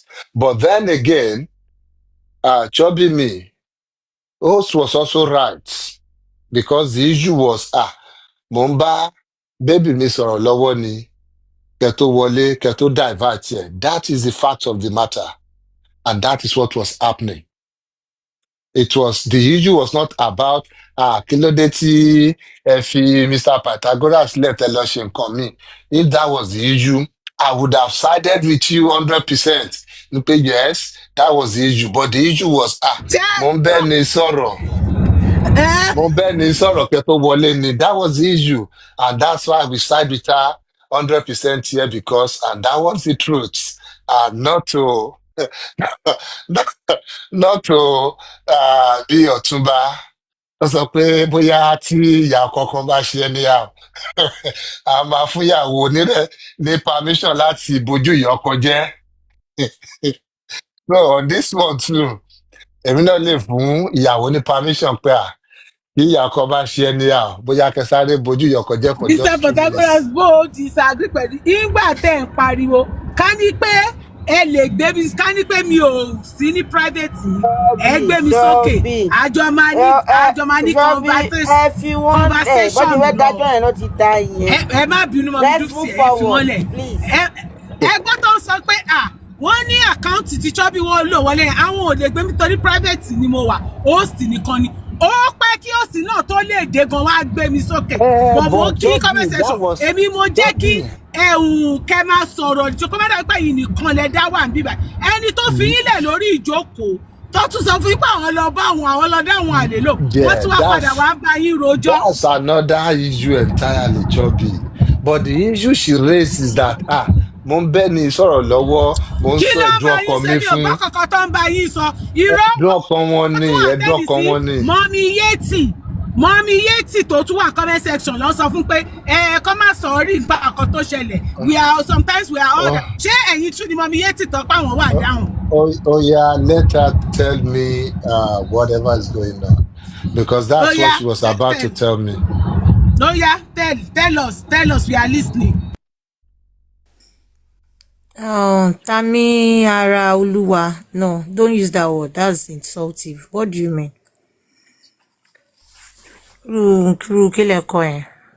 Are you one of us? You don't type that. You don't type that, please. You don't. Why? I'm sharing it now. Babe, what actually happened? For long. I reduced the volume of the phone because I was actually on a family call, and I said it here. But weekend is always like a family call, busy. Today is one of my cousin's birthday, and this is 6 something. So that's fine. You know I will not leave you here to talk to any Ali.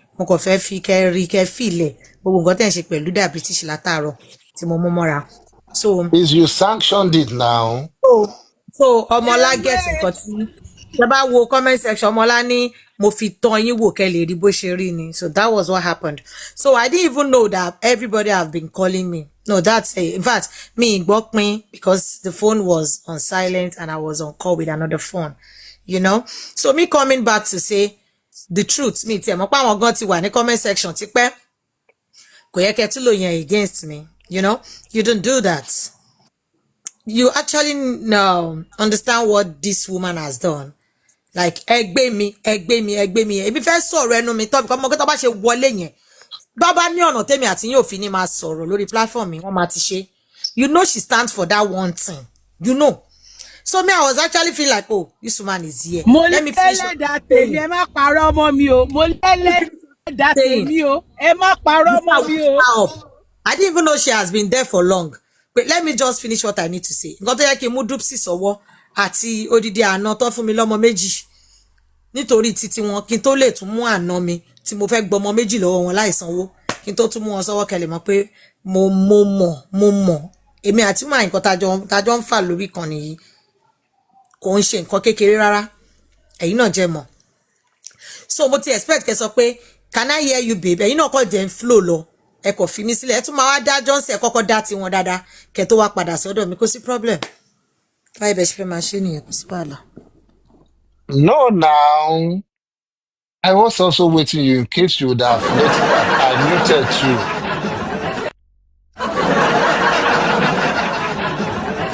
Nǹkan tó wá fọ́ ní sí mi. Lórí sábà ìjáde táìmù tó bá fẹ́. Ẹ lọ́dẹ̀ fún bàyẹ̀ rẹ̀. No, no. Ilé àdúrà ṣáyé òye ọ̀rọ̀ Mohbad nígbà tó wà ní wájú mi ti nà mí náà. Obìnrin.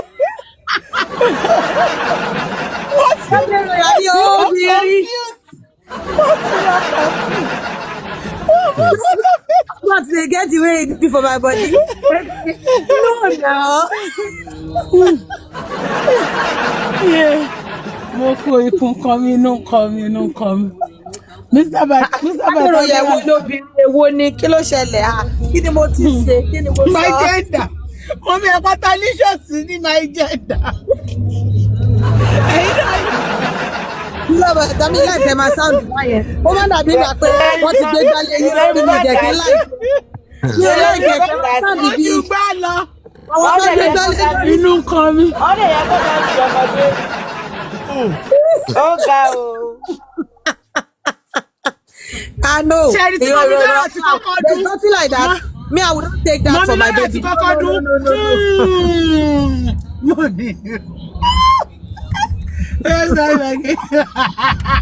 Kọ́sì ọlọ́run. Ajé. Ọmọ amúrú rẹ̀ lẹ́ni náà.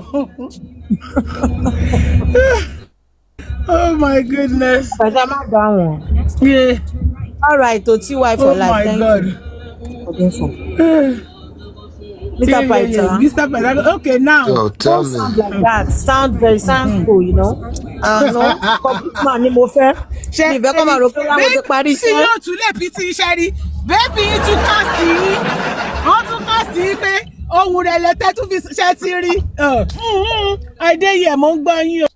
Babe, don't mind how you know now. I don't just want them to say wọ́n gbé gbá wọ́n parí iṣẹ́. No. Sound like the man you are. You're a very sound man, intelligent. No, Kandu ni. Tẹ́ bá gbégbá òun, why do we need to hide it? Pé bóyá gbégbá léèyàn lórí àbí.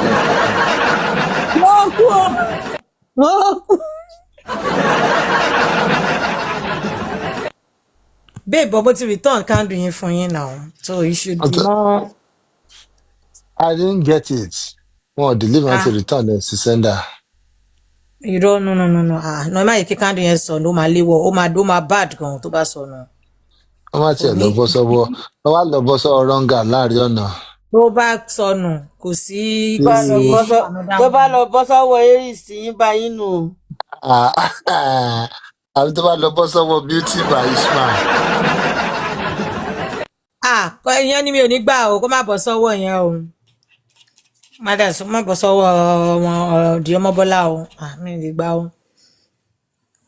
So nǹkan tá à ń sọ ni Mr. Pythagoras. So it's not that mo ń ṣeré ni.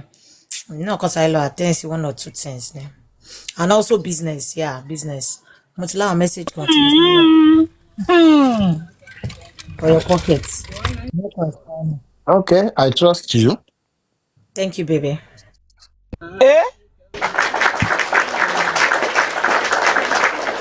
It is well.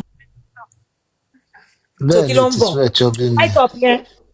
Right up here wà ní Sarah reporter.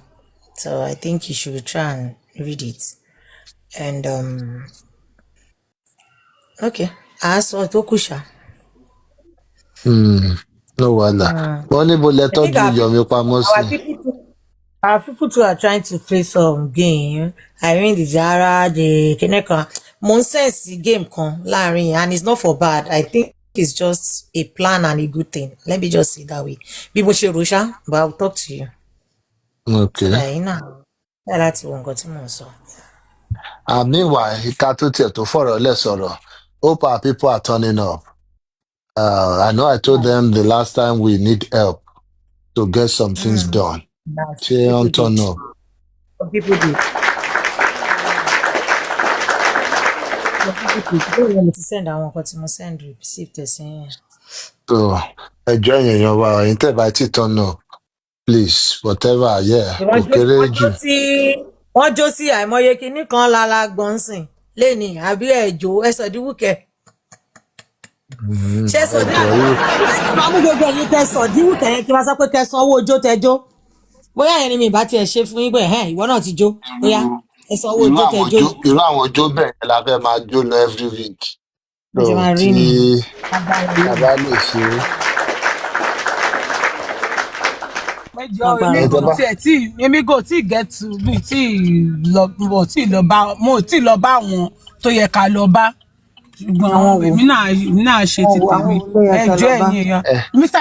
Pythagoras ẹjọ́ ṣé mo lè sọ̀rọ̀ in peace ṣá Àwọn wo ṣé ló mo yẹ lè kẹ́ lọ sọ̀rọ̀ bá? without interruption Àwọn wo ló yẹ kẹ́ lọ bá? ṣé mo lè sọ̀rọ̀ kéèyàn má interrupt ẹ̀ kó má interject mi torí Àdúrà látẹ̀kọ́ sí mo àwọn beauty sí ìbá mi ò àwọn wo sọ̀rọ̀ ló o yẹ kẹ́ lọ bá tán lọ ń bá? Àwọn wo ló ń bá tẹ lọ? ó ó dá yẹ mo ti ẹjẹ mí jẹ́ kí chọbí mi sọ̀rọ̀ ẹ jẹ́ kí chọbí mi sọ̀rọ̀. Láìpẹ́ káwọn náà mọ bó ṣe rí lára ṣe báwọn náà máa ń ṣe fún yàn ní àwọn wo ló yẹ kán lọ bá? Àwọn wo ló ń bá? Àwọn ló ń bá. Oh yeah, please let chọbí mi talk. Chọbí mi ó yá ẹ Now you mute. just use the voice I want ní to one hear. second. So Okay. you see now she's even in the market. Wọ́n wà lọ́jọ́ òyìnbó. Ẹ gbàdúrà ariwo tó ń jábọ́ ń bẹ̀ ni. Mo Chọbí gbọ́ mi ẹ ti rajà tójú ti lọ lálẹ́ yìí. Ìdúmọ̀tẹ̀ Èkó Ìdúmọ̀tẹ̀ Èkó ẹ̀yin ò máa gbọ́ látẹ̀kan lábẹ́lẹ̀. Ìrẹ ọkìnrin lèmi tiẹ̀ ń gbọ́ mọ́ṣáláṣí mo ń gbọ́ bígbà tó ń kírun. Ìyàwó sísúnmí láì mi náà ṣe tán ní ìròjẹ́ ìmìíràn ọ̀rọ̀ mọ́tò òkè ó pọ̀ sí wọn. Nǹkan tí mo ń gbọ́ ni ẹ̀. Ẹ̀hẹ́n. mi ń gbọ́ yín o ẹ̀hẹ́n. Ẹ mọ̀ pé wọ́n ti pọ̀rọ̀ mọ́ mi inú wọn tí jọ jẹ́ ń sọ̀rọ̀ mi so èmi sì gbàgbé nǹkan tó máa sọ kọ́ ní kálukú ṣáà máa ṣe tiẹ̀ nígbà tẹ́ ń bá máa interject tàbí tí máa ìgbà tó bá ń ká wọn lára ni ó dẹ̀ máa ká wọn lára ó máa dùn ẹ̀yin náà mọ̀ pé mo mọ̀ ọ́ ṣe. Chọbí mi ẹ jẹ́ ẹran ilé tí nǹkan tẹ fẹ́ sọ. Ẹ sọ fáwọn èèyàn wa pé kọ́ jọ. Ẹ ṣe sà àwọn èèyàn èmi gan náà mi tí ì ṣe ti tèmi bọ̀ lágbára Ọlọ́run màá get sí wọn àwọn tó ní pé ká lọ bá èmi náà lọ bá wọn èmi náà lọ ṣe tèmi ẹjọ́. Ẹ lájẹ́ Ọlọ́run ẹ lájẹ́. Wàhálà ti wà. Ẹ lájẹ́. Ṣé mo lè continue? Host mo máa mute yín o.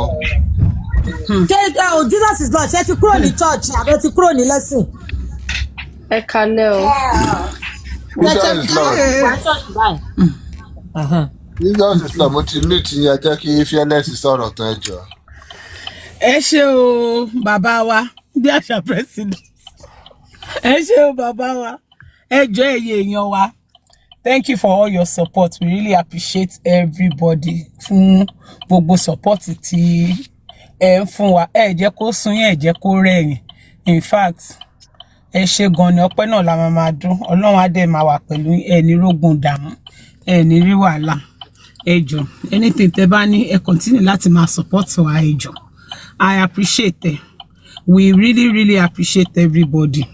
Èmi náà máa rántí máa rántí tí máa ti wá sórí platform láti máa rán àwọn èèyàn wa létí in case àwọn tán bá sí bí ńgbà tá a sọ àbáwọn tó yẹ pé ṣẹmọ wọ́n ti lọ káàkiri tó bá darí wálé wá sí family house a tún máa rán wọn ara wa létí pé we still need the support, all the support we can get láti fi rí wọn mọ̀ pé nǹkan táwa ń jà fún ní ìsinmi Ọmọ́wùnmí ní kọ́lọ́n bá fi lọ́kàn balẹ̀ tọ́lọ́run tí Ọlọ́run dẹ̀ ti ń gbàkóso tí Ọlọ́run ṣe fún wa ní ọlá àwọn bàbá wa tọ́lá àwọn ìyá wa lọ́lọ́run tí ń gbàkóso lọ́lọ́run tí ń ràn wá lọ́wọ́ Ọlọ́run á dẹ̀ máa gbára wọn náà á máa gbára wọn ṣiṣẹ́ ńlá tó oore ńlá tọ́lọ́run ṣe fọ́mọ́wùnmí á máa gbára wọn ṣe Ọlọ́run ní fi gbogbo wa sílẹ̀ kò ní fẹ̀yìn náà sílẹ̀ lágbára Ọlọ́run àwọn ọmọ yín náà wọ́n á pàdé aláàánú wọn ní rógun alágbèdá o lágbára Ọlọ́run ẹ ṣé gan ni.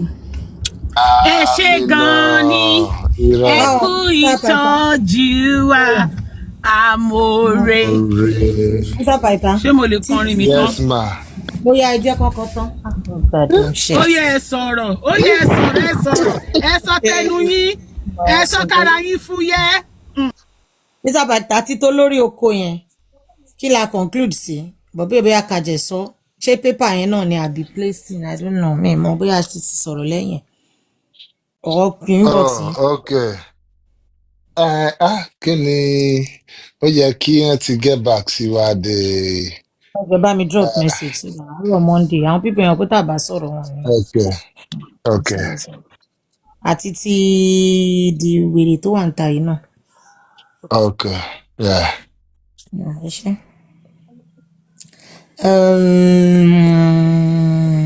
I think that's all.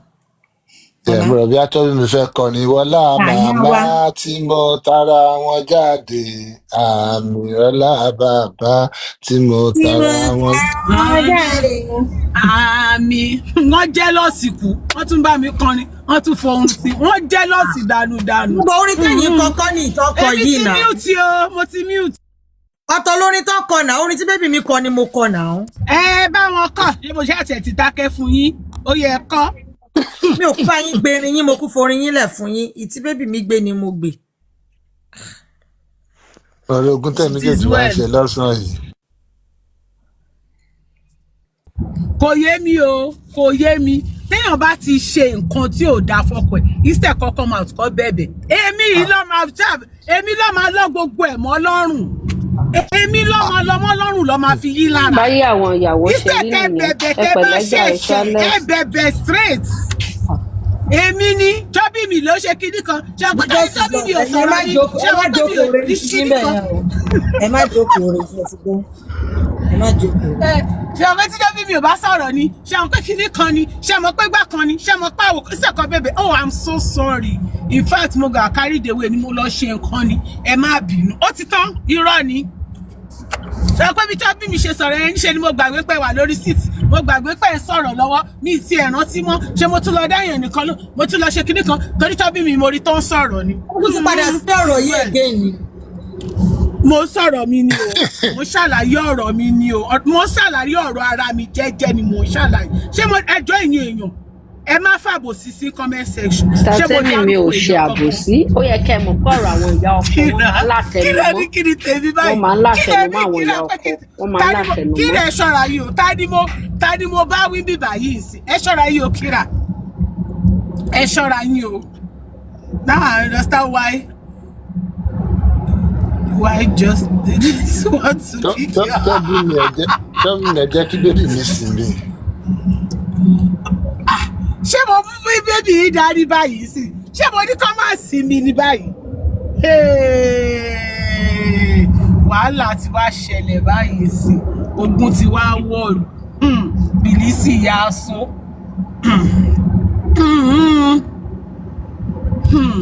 mo ti dákẹ́ o ó yẹ sọ̀rọ̀ o torí nígbà tí má ti fẹ́ sọ̀rọ̀ sílẹ̀ wa tún rántí pé fẹ́ béèrè nǹkan o ẹ sọ̀rọ̀ o.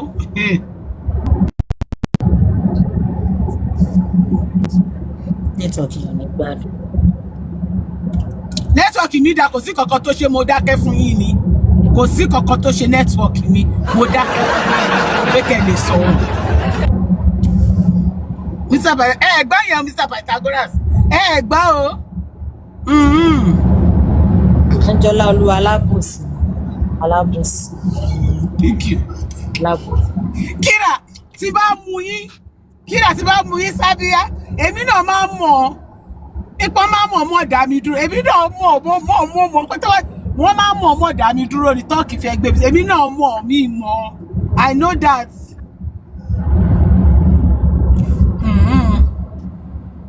It is well. Customer mi máa tó dé láti vacation sí ti máa lọ jókòó sọ́dọ̀ ẹ̀. Ta ni customer tó lọ vacation?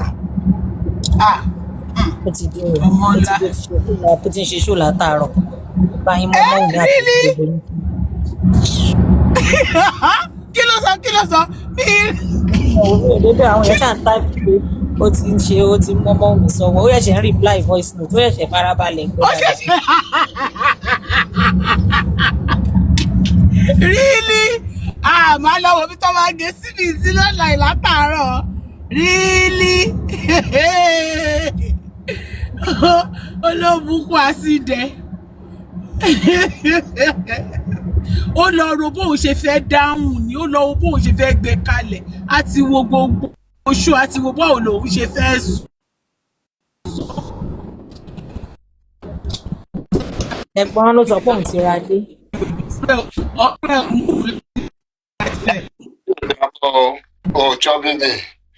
Network yín ti ń break. Network wọn nìkan kan mo fẹ́ kọ́ tiẹ̀ mute látẹ̀kan ẹ máa rí bí gbogbo ẹ̀ ṣe máa dákẹ́ ṣe ni ṣe platform ṣe dákẹ́ wọ̀. Kí ló ṣẹlẹ̀? Bàbá wà láàrin ìdàgá. Kí ló ṣẹlẹ̀? Kí ló dé? On drive ni. ṣé ògbọ́n ọlọ́dẹ̀ ń ra lẹ́sìn ni olórí búkú ẹ́rìsì náà mo gbọ́ pé náà ti ra lé òun ti ra lé méjì òun tí mo tiẹ̀ ṣe ra lé bó tiẹ̀ ṣe ra lé méjì nísìnyí ẹni àwẹ̀ wọn ní kò ní ká wèrè fún wọn ra Aries lé ẹyẹ. olórí burúkú bóyá ní àwọn púsíkàtì tó tẹ̀fẹ́ lọ adopt ló rà. ilé ẹyẹ ilé ẹyẹ méjì ni wèrè rà. pálí ṣúgà ló rà tó pè ní dọmọpọ̀ mọ́ wọ́ọ̀dù o ní àbábúrò mi o ẹ má dọmọpọ̀ o àwọn méjì ló ń sọ̀rọ̀ lé o ṣé èrìsì lẹ́ sọ ní àbábúrò òun mi náà o. mo sọ tẹ́rìsì lèmi ti ọkọ sọ pé ṣé ògbó ọlọ́dẹ̀ ń ra lé lẹ́nu ọjọ́ mẹ́ta ẹ̀ ni tó mọ̀ pé wèrè ara ẹ̀ náà sọ pé òun ti ra lé méjì ó tiẹ̀ ṣe ra lé gbogbo wọn lọ ra lé o. tọ́sẹ̀ ni. ilé là ń jẹ lọ́wọ́ tá a wà yìí sí ilé rírà là ń jẹ lọ́wọ́ tá a wà yìí nìyẹn oyè ta ló tún kàn òun ara ilé méjì ó la ilé méjì papọ̀ ẹni tó òkú ayé olùṣàpámẹ́bí tó ń gbé olùlẹ́síọ́s fẹ́lò. àfi tó bá gba extra room sí mental facility tó wà tó tún gba extra room méjì wọn ò tí ẹ bóyá lè ilé fún méjì tó ń sọ Pythagoras nìyẹn. àní ibi tó ń gbé gan ní mental home sẹ àwọn yẹn gan wọn ti sọ fún ìjọba pé kọ́ bá wọn wá bòmí tọ̀ máa gbélé páwọn At olè. this point, do you know, Mr. Pythagoras, this thing, okay, ẹ má jẹ́ sọ̀rọ̀. Àárọ̀ Monday sì tẹ́ máa wà níbi iṣẹ́. Èmi máa dáhùn dragging ní online. Gbogbo nǹkan tí woman tó wà lórí yín yẹn ń sọ yẹn. Ṣé o pé àwọn nǹkan tó máa fa dragging lọ́la ní báyìí? Ẹ̀yin tẹ́ máa wà níbi iṣẹ́ lọ́la ẹ̀ ní gbọ́ pa. ẹ tí bá sọ̀rọ̀ ti ráyè máa mo máa wò. tí bá ti ráyè máa wá dá wọn lóhùn ṣe ẹ bẹ́ẹ̀ wá sí There is nothing like that. There is nothing like that. ẹjọ́ drag mi tèmi náà bá ti ráyè olóṣì ara mi lè pọ̀ lásán lórí burúkú ni. last time mo gbọ́ tó sọ ní ẹ ṣe mọ̀ pé òun ní wọ́n fake account kan òun tiẹ̀ ti gbàgbé òun tiẹ̀ wá ní kó òun change ẹ̀ lòun bá já sọ́dọ̀ àwọn tata fún lòun rí Pythagoras yẹn tó ń parọ́ pátápátá pa ó ń parọ́. Ariwo yẹn ń gbé lọ́dọ̀ yín. Ayé tó tọ́jú mute náà jọ. Okay, ó yá. náà mo ní mo tiẹ̀ gbọ́ nǹkan tí ìwèrè ara ẹ̀ sọ lọ́jọ́ ṣé last week ni ó ní ẹ fake tòun òun fi wọlé sọ́dọ̀ tatafó ní pé lòun bá gbọ́ pátápátá pupa tó ń parọ́ bàǹtàbàǹtà fún wọn pé pàtà ó lè parọ́ ṣá ó lò ti ya wèrè ìwọ tó gbéràn láfilẹ̀ èèyàn wá gbéràn tó ju tiẹ̀ lọ sílẹ̀ wá ń complain kò ń ṣe rọ́ la fi bára wa díò ni. Mr. Pata nice ọmọ ìpè àṣewèrè ni ẹ aṣojú ẹ olóṣì ó ka lára burúkú pé àṣeyàn kan tún lè parọ́ jù òun lọ.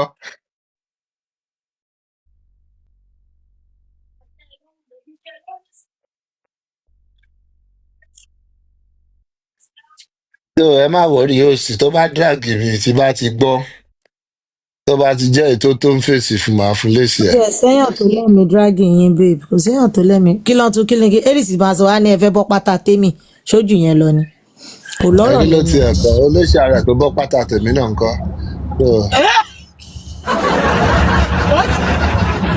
Ọlọ́run ló mọ boxers yìí tó wà lọ́wọ́ Aries báyìí. olóṣì ara Ọlọ́run ló mọ iye ẹ̀ ó lo. kó tiẹ̀ bá mi gbé padà kí tiẹ̀ lè fọ́ kí n dànù irọ́ ni. ẹ tún máa fọkẹ tó dànù. àwọn máa fọ́ kí tó dànù. ẹ bá fi tìyẹn kó bá tàwọn èèyàn mi àbí ẹ máa ṣàánú àwọn tó máa tún fẹ́ mu. ìlú lè kọ́ bá tiẹ̀ lọ fi nǹkan abẹ́yàn ṣe nǹkan Ọlọ́run ṣàánú mi.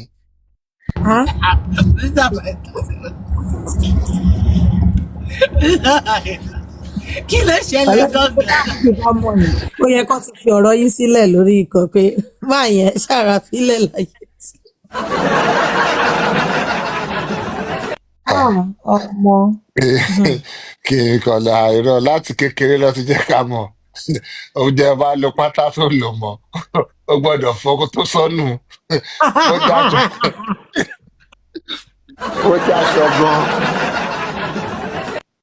aṣọ gan ló wọ̀ tó lò mọ́ tó fẹ́ jù nù gan àmà ní láti kọ́kọ́ fọ̀ ká tó dànù ni. o kàn lè dáṣẹ́ nu bẹ́ẹ̀ ìlú lè a lè sọ pé abroad la wà tó bá mu tó ń fi ránṣẹ́ sílé ńkọ́. ladies máa ti fi ránṣẹ́ sílé Mr. Paita ẹ̀ lè rí kankan gbà mọ́ lọ́wọ́ ẹ̀ gbogbo nǹkan tọkàn ṣe sí ni kò ràn yín ni erisi á ti fi ránṣẹ́ sílé olóòbùkù tí ò fún ìyá ẹ̀ kò fún lówó oúnjẹ láti jọ ọjọ́ ẹ̀ olóṣìwá lòun kì í fẹ́ bá òun kì í ní mail fún olóṣì ní erisi ó yẹ kí ẹ̀yin máa fèpè ránṣẹ́ sí ẹ ni. ẹ bóyá ẹ̀wọ̀n ìyá ẹ̀ ló tiẹ̀ wà torí erisi ṣe bẹ́ẹ̀ tó wà lẹ́wọ̀n àwọn ẹlẹ́yẹ ìyá yẹn ti tì mẹ́wọ̀n pé ìwọ fẹ́ tọ́jú mi àbí ó yá. bí ìyá yẹn mọ̀ pé bí ìyá erisi ṣe ṣorí burúkú tí yóò tọ́jú òun kó tó kú bẹ́ẹ̀ ni erisi náà ṣe bẹ̀rẹ̀ orí burúkú ni olóṣì olóhùn ralé méjì nílùú wo àwọn ará Nàìjíríà náà ló lè máa gbé kinní fún wàrà lé méjì lẹ́ẹ̀kan náà nílùú wo. runs in their family ni. olóòtú ti fóònù ọ̀dà tí jójó ní kó lọ ra fóònù tó sọ pé ẹ̀wọ̀n tí lówó ni wèrè tó ra lé méjì nìyẹn o. wèrè dẹ̀ ló ra lé méjì. èèyàn tí lè ra $100 dọ́là àní ṣe kọ́nà $70. onífàdéfọ̀n ìyẹn ní kó ra phone stand fóun ó ní mi kẹ́ I cannot buy you so she that bought house ṣé mi rówó ra lé ni ọ̀rọ̀ tó sọ ìjọ́ kẹta ẹ̀ ló tún bọ́ta tó lóun tó ra ní olóògùn èlò ló ń ta phone stand téèyàn tó wà Nàìjíríà ní kò ra fóun tó dogun 35 years in America. fẹsẹ̀ ṣọlẹ̀ kiri lẹ́yìn. ẹ má bínú Mr. Bada ẹ mọ̀ nǹkan tó máa fọ́ ní nínú ọ̀rọ̀ mi pẹ̀lú inú ọ̀rọ̀ àwọn people yes tó bá ra lé ní abroad yes it's a plus but it's not your house yet until you pay in full kó dẹ̀ tó pay in full bó bá jẹ́ 30 years ló san bóyá 20 years mortgage ló ṣe until tó bá san for that 20 years tó bá san tó pátápátá tó bá lose tó bá san owó oṣù kan àbóṣù méjì wọ́n á kick it out so what's the big deal about wọ́n ra awẹ́ wọ́n ṣe wọ́n ra awẹ́ ni àwọn àbúrò àwọn kan náà lóun lọ cash out òun lọ sí báńkì òun lọ cash out owó tóun fẹ́ fi lọ rà bóyá tọ́yà ọ̀sán àwọn ọmọdé ló fẹ́ lọ rà táwọn èèyàn gẹ́sì pé tọ́yà ọ̀sùn ló ń lọ rà fáwọn ọmọ lóun lọ. Àbílẹ̀ ajá ló lọ cash out láti rà fáwọn ọmọ tó ní òun lọ ra lé. It's not tó bá ra lé good luck to you but hey it's not yet your house it's not because ibo lè ti fẹ́ sọ cash down wọn ò bí ẹkú kò sọ cash down wọn ò bí ẹkú kò sọ cash down wàá jẹ́wọ́ orúṣẹ́ tó ń ṣe tó fi lè sọ cash down. wọ́n ní Walmart ní wèrè ti ra lé o. wọ́n bá tàbí Dollar Tree olóbùkún tó ní tó bá fẹ́ ra jewelry kọ́ máa lọ ra Walmart ẹni tí ò lè ra irun gidi ẹlẹ́dàá rẹ̀ kò lè ra sí òun ló fẹ́ ra lé bóyá ilé tó fẹ́ kọ́ àwọn àdùkẹ́ sí tó bá wá bóyá òun àtàdùkẹ́ ti parí ìjà lámbà wo ni Yomi ń lò fún wọn sí kí ló ń gbélé fún wọn sí àbí kò rówó mọ́ báyìí ni. ó ń gbìyànjú ajé mo ìmọ̀ bóyá ó ṣe ṣòjò because mi ẹ̀mọ̀ like I said mi tiẹ̀ really wà lórí kinní lọ títí bọ̀ tó dáa pé bóyá ló ṣe ṣòlé lánàá abẹ́rẹ́ mi kò rí lámbà kọ́kọ́ pé ló gbé voice note jáde voice note ò gbowó wá fún. voice note ò gbowó wá ó tún wá padà sẹ́yìn àti bẹ̀rẹ̀ ló tún lọ padà sí ló tún sọ tó lóun rí Mohbad lọ hospital páwọn jọ ya fọ́tò ibẹ̀ ló padà sí lánàá. olóṣì ni Yomi akúrí ni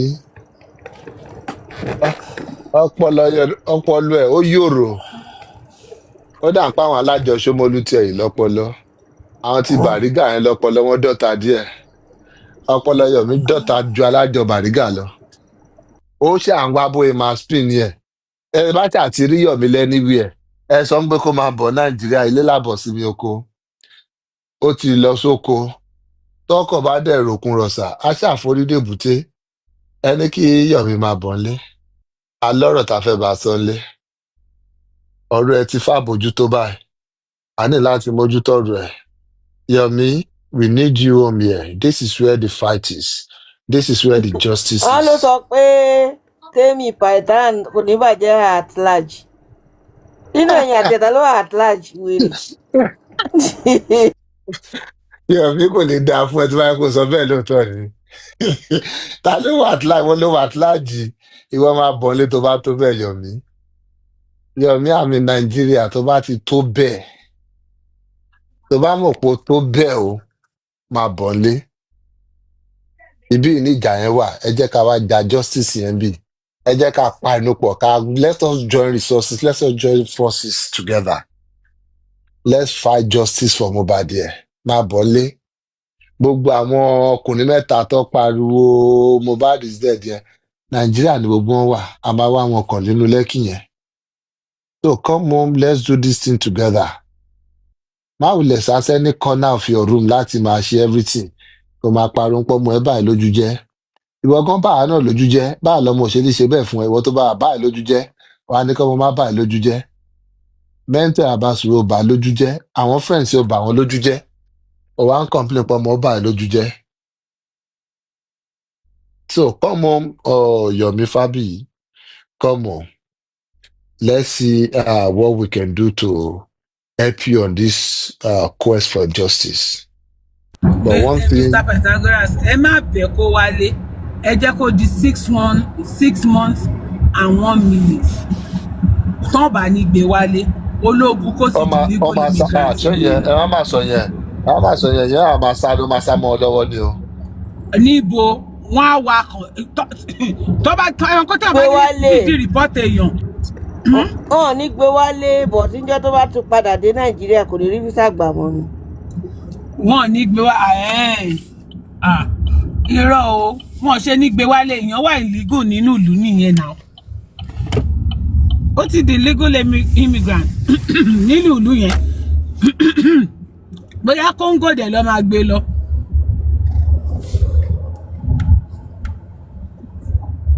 No, Mr. Pythagoras receive call. Bóyá Congo lọ máa gbé lọ. Olóbùkú.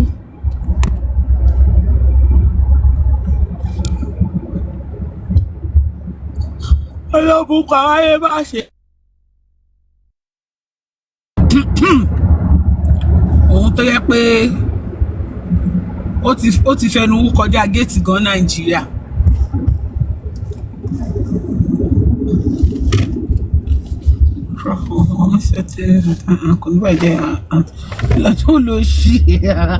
That English self or at large. They are at large. Olóbùkú. Òun kọ́ òun at small àbẹ́ at medium lòun wà. Àwọn pé ó máa ní nǹkan tó máa sọ fáwọn tiẹ̀ náà. He has to tell Ṣèbí wèrè ẹ láwọn wà láwọn òun wà ń kóòtù pẹ̀lú wọn báwo ló ṣe tó wà at large. Olùsí ni exactly.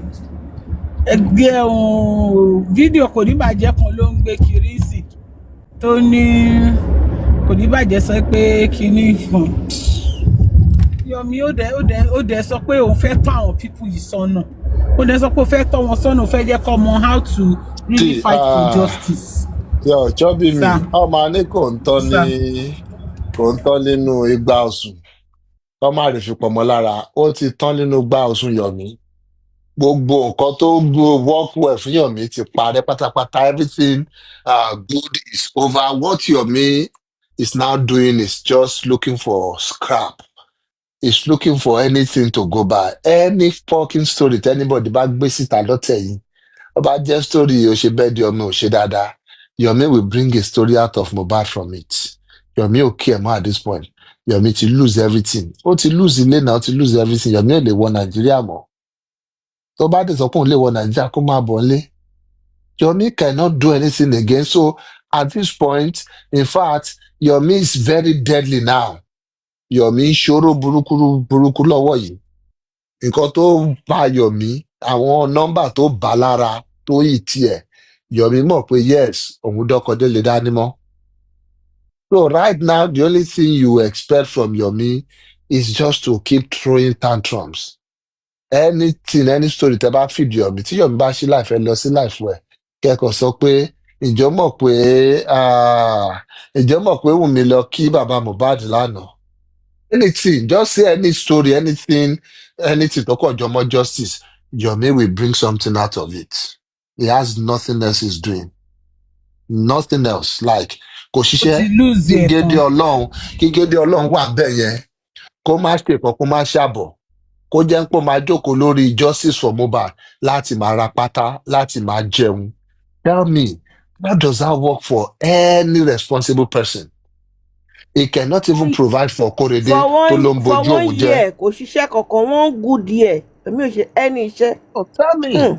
He cannot even provide for Korede. Ó ní láti fi Korede ti èèyàn ni pé bí ètí ẹ̀ dóúnjẹ ọ̀sán lọ, ẹ máa bá mi fún augment ẹ̀, a máa manage ẹ̀ bẹ́ẹ̀. Yóò bá jẹ tàárọ̀ ẹ̀ make sure pé tọ̀sán yẹn jẹ́ kó létí ẹ̀ fi sí bí ọwọ́ 1. Tó bá tó bá fi máa jẹ yẹn tó bá fi ń complain bóyá 7 o'clock ẹ̀sán ń pé better ni. That is what Yomi is doing for ọmọ ẹ̀.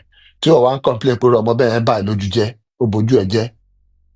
Ọmọ tó feed dáadáa, báyìí ni ò ṣe lè bojú ẹ̀ jẹ́. If you don't eat well, you can't learn anything. You can't think well. Ebi ò lè wọnú kí any sense wọ̀. Yomi himself náà, òun náà ń try ni. But then ẹmọ padot lòun, òun lè wọlé sí any of these things. Kó rà jẹkù bọ́gà lórí kíní kó sáré mu jẹ́ kí àwọn tó ń palẹ̀mọ́ tó wà palẹ̀mọ́. You know that Yomi ò kọ́ anything tiẹ̀. Yomi tó lè jẹ ráìsì jẹta tí ò wọ́n mu tí ò ṣe anything. So it's fine by him. Mr. Pythagoras, let's have it better. Mr. Pythagoras ti pa mí. Yomi ò kí ẹ̀ Yomi kò sí nǹkan tó korò lẹ́nu Yomi tiẹ̀ kò sí nǹkan tí ò lọ lẹ́nu ẹ̀. So you will see that for somebody like Yomi, because mo rí mo ti ń try láti wò pé bóyá fíìmù ẹ̀kan àti ẹ̀ drop, bóyá rí nǹkan tó ń ṣe aside hustle tó ń ṣe lẹ́gbẹ̀ẹ́ kan, mo ti wá rí tán sí pé nothing. Yomi ò ní any side business, kò ní anything tó ń ṣe. Justice for Mohbad is the business of Yomi. Tá bá ní kí Yomi draft CV ẹ̀ lénìí, Yomi máa fi síbẹ̀ ní 2024 to 2025 Justice for Mohbad. Nǹkan tó ń ṣe lọ́wọ́ nìyẹn. There is nothing else. Kò ní anything tó jọmọ́ project, kò ní anything tó jọmọ́ investment, kò ní anything tó jọmọ́ nǹkan tó ń mú owó wọlé fún. Justice for Mohbad nìkan ló mú owó wọlé fún. And don't be surprised. You might think he's not coming online to ask for money every day, or you are not seeing people donating to him every day. Ó ń sanwó sínú charity account àbí NGO tó lóun dálẹ̀. People are still paying into it. Àwọn kan wà tó ti buy wọn for life, wọ́n ti sign life contract pẹ̀lú ẹ̀. Báwọn fẹ́ gọ̀kù ni àwọn orí àwọn fẹ́ dọ́ta kú. Those ones will keep paying money to it. Mr. Yomi is working. Mr. Yomi is even working from abroad. That is why you see him come 2 times, 3 times in a day to give updates, to tell them the next line of lies. Because tó bá tún ti lọ wọnú NGO ẹ̀ tó tún ti rí change tó lè fi jẹun àárọ̀ ọ̀sán àtalẹ́ fọ́jọ́ kan àbọ̀jọ́ méjì, Yomi is fine. He's ready to take the hammer on again and go on. That is what Yomi is doing basically these days. Otherwise, by now, somebody who has reputation, somebody who has any integrity, somebody who has any clout whatsoever, or has anything good going for them, they would have answered this case. They would have said, oh, mo ti mess up o, ẹ ṣáà jẹ́ ọ̀rá fi kéèsì yín lẹ̀ fún yín, because ó ti mess up truly. Ẹni tó bá jẹ́ pé ó mọ̀ nǹkan tó ń ṣe, tó yìí ní any shame kankan, tó yìí ní some self-worth in them. Yomi lacks all these things. Kò ní any self-worth. Yomi mọ̀ pé òun ti wà nínú gutter. All Yomi is doing is that, let me get as many people down to this gutter as possible. That's why Yomi will come up day and night to open shows or to go on people's platform just to continue talking about justice for Mohbad. Where is the CCTV camera you promised the people? Nothing. Where is the arrest warrant of Omowumi? Nothing. Where is the law case tó náà bá Temi Paita àti Kòníbàjẹ́ ṣe? Nothing. Nothing. Ó ṣe títí, ó gbá Kudi. Yes, a gbà pé Kudi stupid. Ó gbá Kudi àtàwọn platform àtàwọn boss man. Ó gbá gbogbo wọn yẹn sójú kan náà. Ó swindle wọn. You went ahead, you tún lọ sáwọn platform míì. Ó dà pé ó gbá Bukky díẹ̀ náà, kí wà tí Bukky náà tó tún dàrú. ó tún gbá tìka bọ̀dí náà kí tìka bọ̀dí náà tó dàrú. Ó tún gbá tìka bọ̀dí náà kí tìka bọ̀dí náà tó tún ṣe kinní fún ẹ. Ó tún gbá dirun ọkọ ex host náà kí ẹ náà tó tún jára ẹ eventually. So you've been going from one platform to another, defrauding people. You've been going from one justice seeking platform, in quotes, from one to another, telling people lies just to get their coins. Olọ́sọ́dọ̀ J4M náà. Èmi tí ẹ̀rọ bí a ti ẹ̀ bá ń dàgbà máa ń ká ọgbọ́n mọ́yàn lọ́wọ́ ni. But àgbà ọ̀ka ọgbọ́n mọ́ J4M lọ́wọ́ ń tiẹ̀. Àwọn dàgbà, wọ́n dàgbà sínú òṣì, wọ́n dàgbà sínú ọ̀dẹ̀ ni. Orí àwọn yẹn gbá dáadáa. Kò mà sórúkọ tí J4M fún ẹ tán. Odogu of justice. Ó gba oríṣiríṣi title. Ó dẹ̀ gba oríṣiríṣi pátánì àwọn obìnrin náà. All because of justice for Mohbad. Yomi, tẹ́ni tí ò bá bí ẹ́,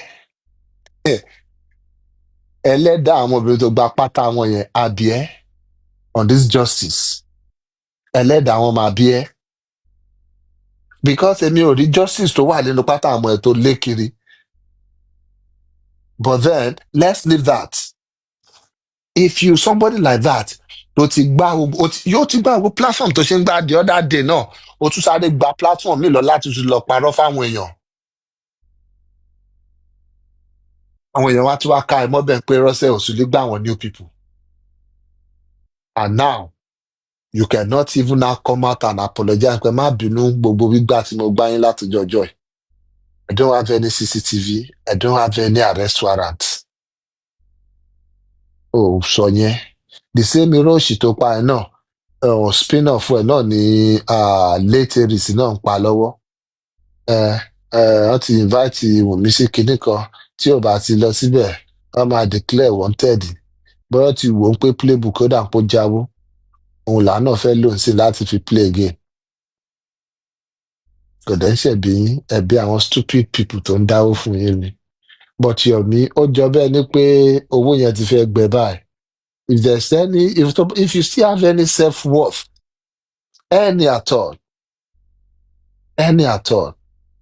you should be doing a public apology, be taking some time off to attend to your mental health, because I know your mental is probably fucked up right now. That's what you should be doing, Yomi Fabi. But what do I know? Oh, lè gbọ́ síbi lẹ́nu mo ti sọ tèmi.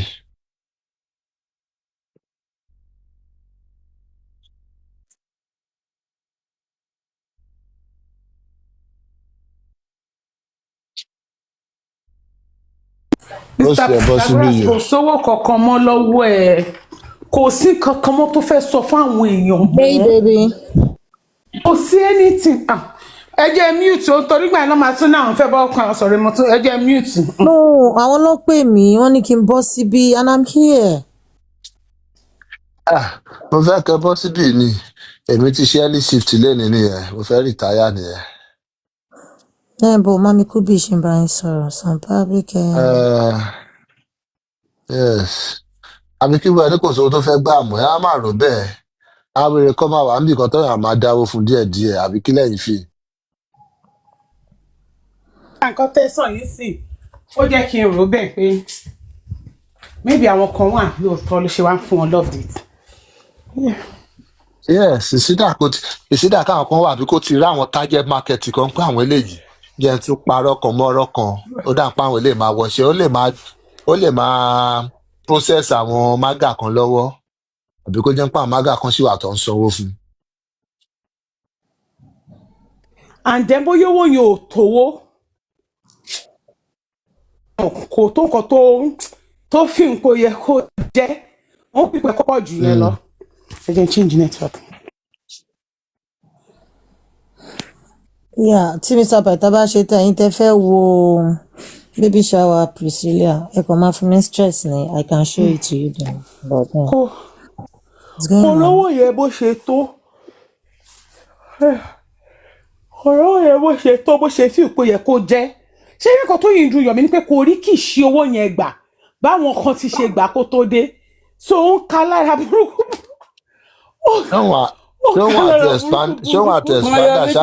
Yọ̀mí ti gba kì í ṣe owó tẹ́lẹ̀ náà ó ti gbowó náà. wọ́n ti parí ẹ̀. ó ti gbowó ó kàn yóò lórí. ní ìbò wọn kò rówó yẹn gbà bíi ti jòsí o àjòsí gba kì í ṣe owó náà kò rówó yẹn gbà bí nǹkan tó fíù nìyẹn ó wò pé tó bá lè dàdúró owó yẹn fún jòsí àti ìṣòro ṣe bí. ó sì máa ń ka lára pé gbogbo owó tó yẹ kó dá kó fi ṣe pro kinní kan wọn wá lọ kó fúnyàn kan kí ló ṣẹlẹ̀ tó tún wá ìyẹn ló wà fún àtọ̀ bínú tó yìí. so gbogbo nǹkan tó yìí máa ń dùn nìyẹn ó fi pé at least ó ti budget lórí ẹ̀ pé at least kóun rí 25 million lórí kínní kó kéré jù kò mọ̀ pé òun ò ní rí nǹkan tó tán ẹjọ́ sí ti páàkì ilẹ̀ kó tó dé ó ti páàkì everything kó tó dé.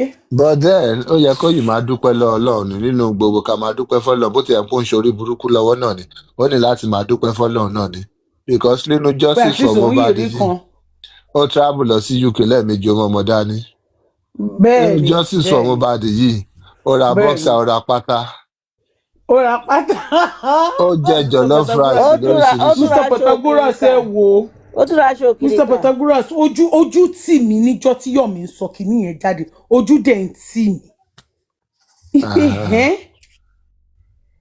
òun sọ pé kọ́ra boxers fún ẹ kọ́ra boxers fún òun rántí mú boxers kúrò nílé.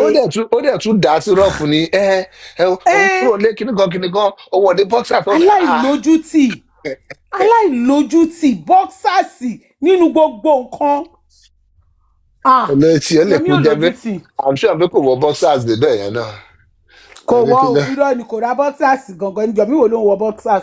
kí ló ń kó náà kí ló ń fi boxers kó náà kí ló wà lábẹ́ tó ń boxers. kò yé mi kò sí nǹkan kan bẹ́ẹ̀ gbogbo ọmọ ọdún ọmọ àkọ́kọ́ tó bí lè ní gan tí ẹ tóbi jù sí Yọ̀mí lọ. ìwọ̀nba tó tún wà bẹ́ẹ̀ yẹn gan tún ti rọ àbẹ́rẹ́ ayé ìyàbí ayé ẹ bá báyìí. olóko rírọ. kí ló wá fi boxers sí. pikin pennies.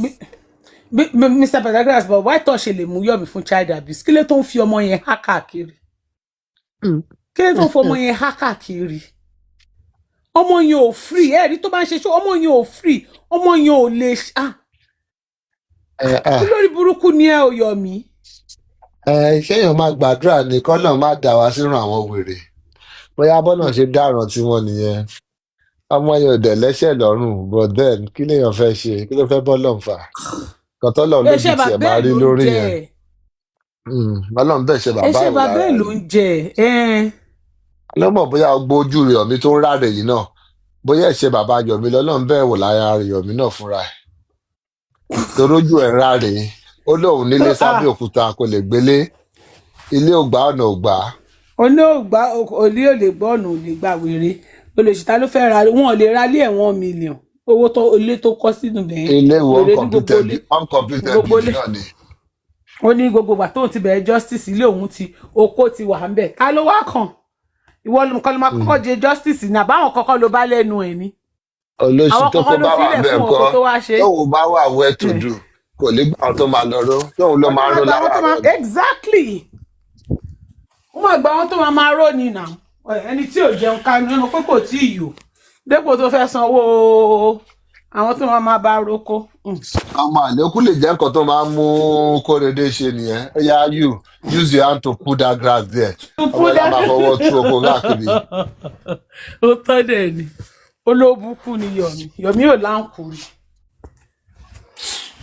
ó kọ̀ àánú wá ń sọ fọ́mọ yẹn well we got to do what we got to do òun náà fight fún justice ni òun náà máa ta ló rún ẹṣẹ wèrè ọmọ ètò lọ sí school òun mọ́mọ́ lọ sí school ò jẹ́ kọ́ mọ́ kàwé ó ló ń fight fún justice fún ta ni. all were in the struggle in the struggle together. tó bá wọ Ọlọ́run ṣe abóyá Ọlọ́run á ṣàánú ayé ẹ̀. ó sì ẹ wá stream kìíní fáwọn èèyàn yìí o. ṣé ẹni tó ń bá opó jà lọ́wọ́ máa lè tí mọ wọ́n ti fẹ́ pa láì. obìnrin ti fẹ́ wọn náà ti fẹ́ go off pé wọ́n ní láti attend. àwọn wọ́n rí nìkan náà nǹkan lọ míì sí gbọ́.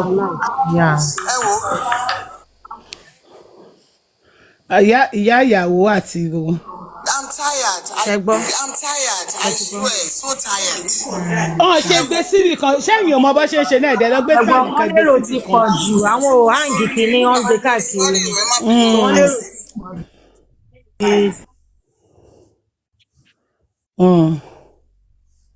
Èyí lọ́jọ́ kẹta tí inú mi dùn jù ní ká mo fọba tó bìrì fúnra. Ó darí ọkọ mi sí ìwọ ọmọ tí mo ti yàgò fún mi àti Ọlọ́run jọ jẹ́ kí Ìyábọ̀ ó ti ń bọ̀ Ìyábọ̀ ó ti ń bọ̀.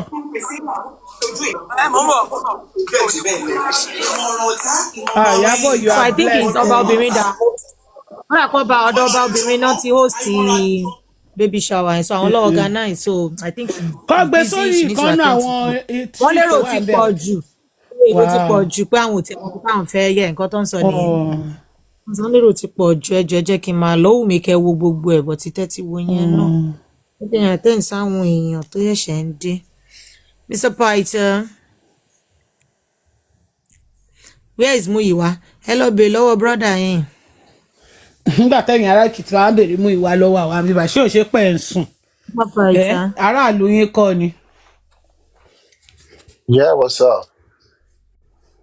Màmá ò tí ì pa sọ bóyá ká fi máa wò lọ àwọn èèyàn ti hangi màmá pé kọ́ máa ṣe bẹ́ẹ̀ fún wa I think bóyá wọ́n wáyàn tó máa mú fún.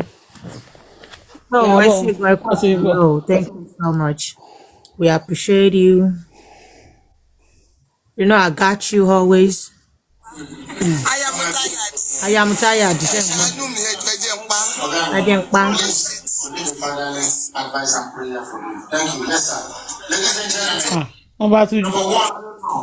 Mr. Pythagoras ó dàárọ̀ o Kenny nice night o thank you always we appreciate you sir. Amarin bá o. Màmá ní ẹ̀ fún mi gift ẹni kí n máa stream fún yín fún mi gift. Ara àwọn àlejò ni o. Àlejò ni màmá ń kíkè. Very outfit màmá. The very outfit wọn mò ń bọ̀. The very combination tí màmá fún wọn. Ó nẹ́nẹ́. Bọ́ ìjọ ṣe tattoo ní kíní lips màmá ìyá àbí. Ṣẹ̀rí ló ti pọ̀ màmá ìyá ìjọ orí ẹsẹ̀ èèyàn lọ́jọ́ òkè sí. Ṣọ́dọ̀ ọmọbìnrin burúkú tó jókòó sẹ́gbẹ̀ẹ́ mi. Bá ń léwèrè sí wèrè. Ṣẹ́gbọ́ ara àwọn àlejò nìyẹn bá ń léwèrè dànù. Òbíbejì rí ìyá nìyẹn. Òbíbejì rí wèrè yí òbíbejì rí. Wèrè òbíbejì rí ìran ẹ̀gbọ́n òbíbejì. Màmá ti ya tara wọn náà. Oh really princess a máa rí àwọn tó máa gé. Àwọn èèyàn gé àwọn èèyàn ọba gist mímọ wà ń bẹ̀ ó ti ẹ̀ sọ pé àmọ́ mi ẹ má lọ àwọn ń record àbí nǹkan sí i. Wọ́n ní Dior Emperor ní ìdí àwọn ní pé yẹn náà ṣe. Má wọlé ẹjọ́ ká wo ìta bá sì lè rí bíbá iná mo ti sáwá yàrá àwọn ti tèmi náà lórí àwọn èèyàn ní bẹ́ẹ̀ ṣe. Àwọn oúnjẹ ẹ̀dá ṣọ́ ti sẹ́ẹ̀ a fẹ́ máa sáàbù. Màá mi ẹ máa sáàbù ti Ṣọ́ máa wá ni. Ṣọ́wọ́n ẹ̀rọ máa gbóúnjẹ.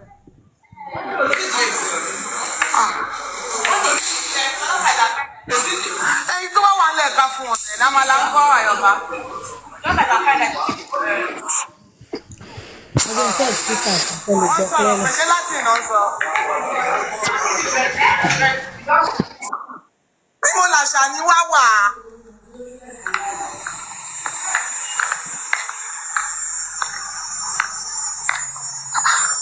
Ẹgbọ́n bo ni ráìsì wà. Power on. Bluetooth mode. Waiting for connection. Connected.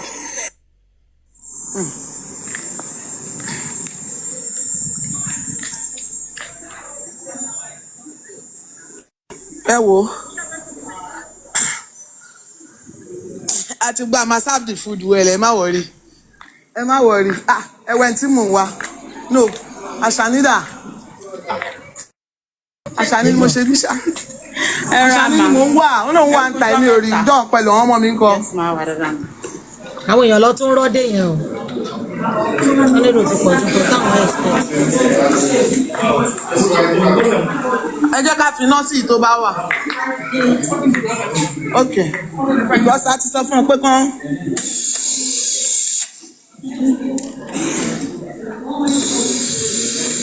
Màmá ọba ti wáyàn kan permanently tó máa bá wọn ṣe gbogbo ẹ̀ lẹ́nu àbí máa bá wọn stream sísọ ti wò fáwọn fẹ́ stream live. Ẹ má bínú o èyí wà lórí òsì nǹkan mo ṣe lórí Instagram ní ẹjẹ́ stream tán látà wàhálà. Láti látàárọ̀ ìpínlẹ̀ sí lórí ní ìhà. Màmá ṣàfẹ́ fi wálẹ̀ lọ ṣáá. Mi ì fi yín lẹ̀ o. Ẹ ṣé o. Ó dàbọ̀ o. Ó ti rẹ̀ mí. Ẹ má bínú.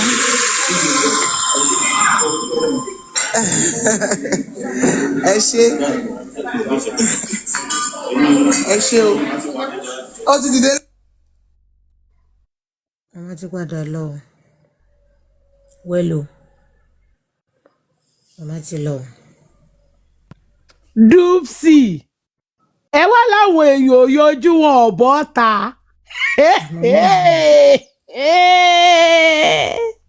She's only showing her face. Ṣé ń gbọ́ Ọ̀túnba? She's only showing her face. Ọ̀túnba Ọlọ́run ló máa dárí jì. Ikú ọmọ lọ́ọ̀bá lọ́ máa fi hàn. She's only showing. Canada kọ́ lẹ́yìn náà wọ ẹ gbọ́dọ̀ bèrè àdírẹ́sì tẹ lọ́bẹ̀. Ẹ gbọ́dọ̀ bèrè àdírẹ́sì tẹ lọ́bẹ̀. Kò fún mi rárá àwọn ó fún mi kò tó lè. Ó lè. Canada kọ́ lẹ́yìn wà bí ìlú tẹ wà kọ́ lọ́wà. Oúnjẹ ẹni tó lòun wà ń tàdà. Ọ̀hún tí ì lọ o. Orí aláràkà. Ayílukọ. Yé. But kò sí much. Kò sí much. Màmá kọ̀ màmá. Káná gbé sí patí gangan nísìnyẹn. Àwọn gbé sí patí tẹ́lẹ̀ ibẹ̀ láti bọ̀. Ìmọ̀ pa lọ. Ibẹ̀ láti bọ̀ wọ́n gbé sí patí gangan. Àwa ń sọ̀rọ̀ mí lọ́wọ́ ń gbà wọ́n. Mo ti gbà ẹ má Bẹ́ẹ̀ lọ. A ti sọ̀dí wùkẹ̀wùkẹ̀ á ti jó. Ẹ wọ́n bínú tó wá bí màá máa pè yín. Tàdí ẹ̀ náà ló kú. Mọ́ mi kú bí ẹkújọ́ mẹ́ta. Ẹkú àìrí ni àìbéèrè ẹni. Ìyá mi ẹ má bínú. Mo ń ka nǹkan bí ni. Ẹ má bínú ṣe wà. Ṣé tún fẹ́ bẹ̀rẹ̀? Ṣé mi ò rí bí jọ̀wọ́? Mi ìṣọ́ nǹkan kan kí mo ṣọ́ọ̀ṣì. Bẹ̀bẹ̀ yìí náà fẹ́ jọ àwọn ará ilé ọ̀hún ni tí wọ́n máa lọ lórí social media káàkiri wọ́n máa sọ pé ẹ rí mi ẹ béèrè mi nígbà tí mò ń rí yín káàkiri. Yéè akúlù akú àtàrọ̀. Ẹ wo ó lágbára tèmi tí ẹ̀ṣẹ̀ kà tán ìbátá wàhálà mọ́mí Dupsy ẹ wá láwọn èèyàn dákẹ́ wọ́n kórí wọlé wọn ò sọ̀rọ̀ àbẹ́yìí ò ká nǹkan tó ń lọ ni. Ilé ọlọ́mọ la wà ọ̀dọ̀ Anita náà ti wá sọ wá kí àwọn máa ti bẹ̀rẹ̀ kínní àdá pílátífọ̀mù nù ni o. Ìjẹ̀bọ̀ bóyá Anita gbẹ́ nípa pílátífọ̀mù bí ó ti pa. Kí ló mú ìtẹ̀dá pílátífọ̀mù nù? Asálọ ni gbogbo asálọ ni. Kí ló yẹ tẹ̀ sálọ kí ló ṣe ìta ló ń lé yín? Ẹnì kò pẹ́ nìkan pé ó yá o asálọ ilé ọlọ́mọ ni. Mọ́mí Kúbì kí lẹ sọ pé ó ṣẹlẹ̀? Ilé tó kó ṣẹlẹ̀. Mo ṣe lọ sórí Instagram sí ni mo wá rí bàtà wàhálà mo lẹ wá láwọn ará bíbá wọn kórí wọlé àríyàn kankan sọ̀rọ̀ kí ló fẹ́ sọ abẹ́ rí bàtà wàhálà tó wà lẹ́ni ẹ wá ní kọ́ sọ̀rọ̀. Mi mọ kọ́ tẹ rí o. Wọ́n ló di September fàájì ló wà kó máa jẹ kó máa mu síjọba lọ́rùn kó sì máa yìnbọn ọ̀dí. Bẹ́ẹ̀ ni o. Ó máa yìnbọn ọ̀dí. Ẹ̀sẹ̀gbọ́n ẹ̀ ta ti jó ta ti celebrate.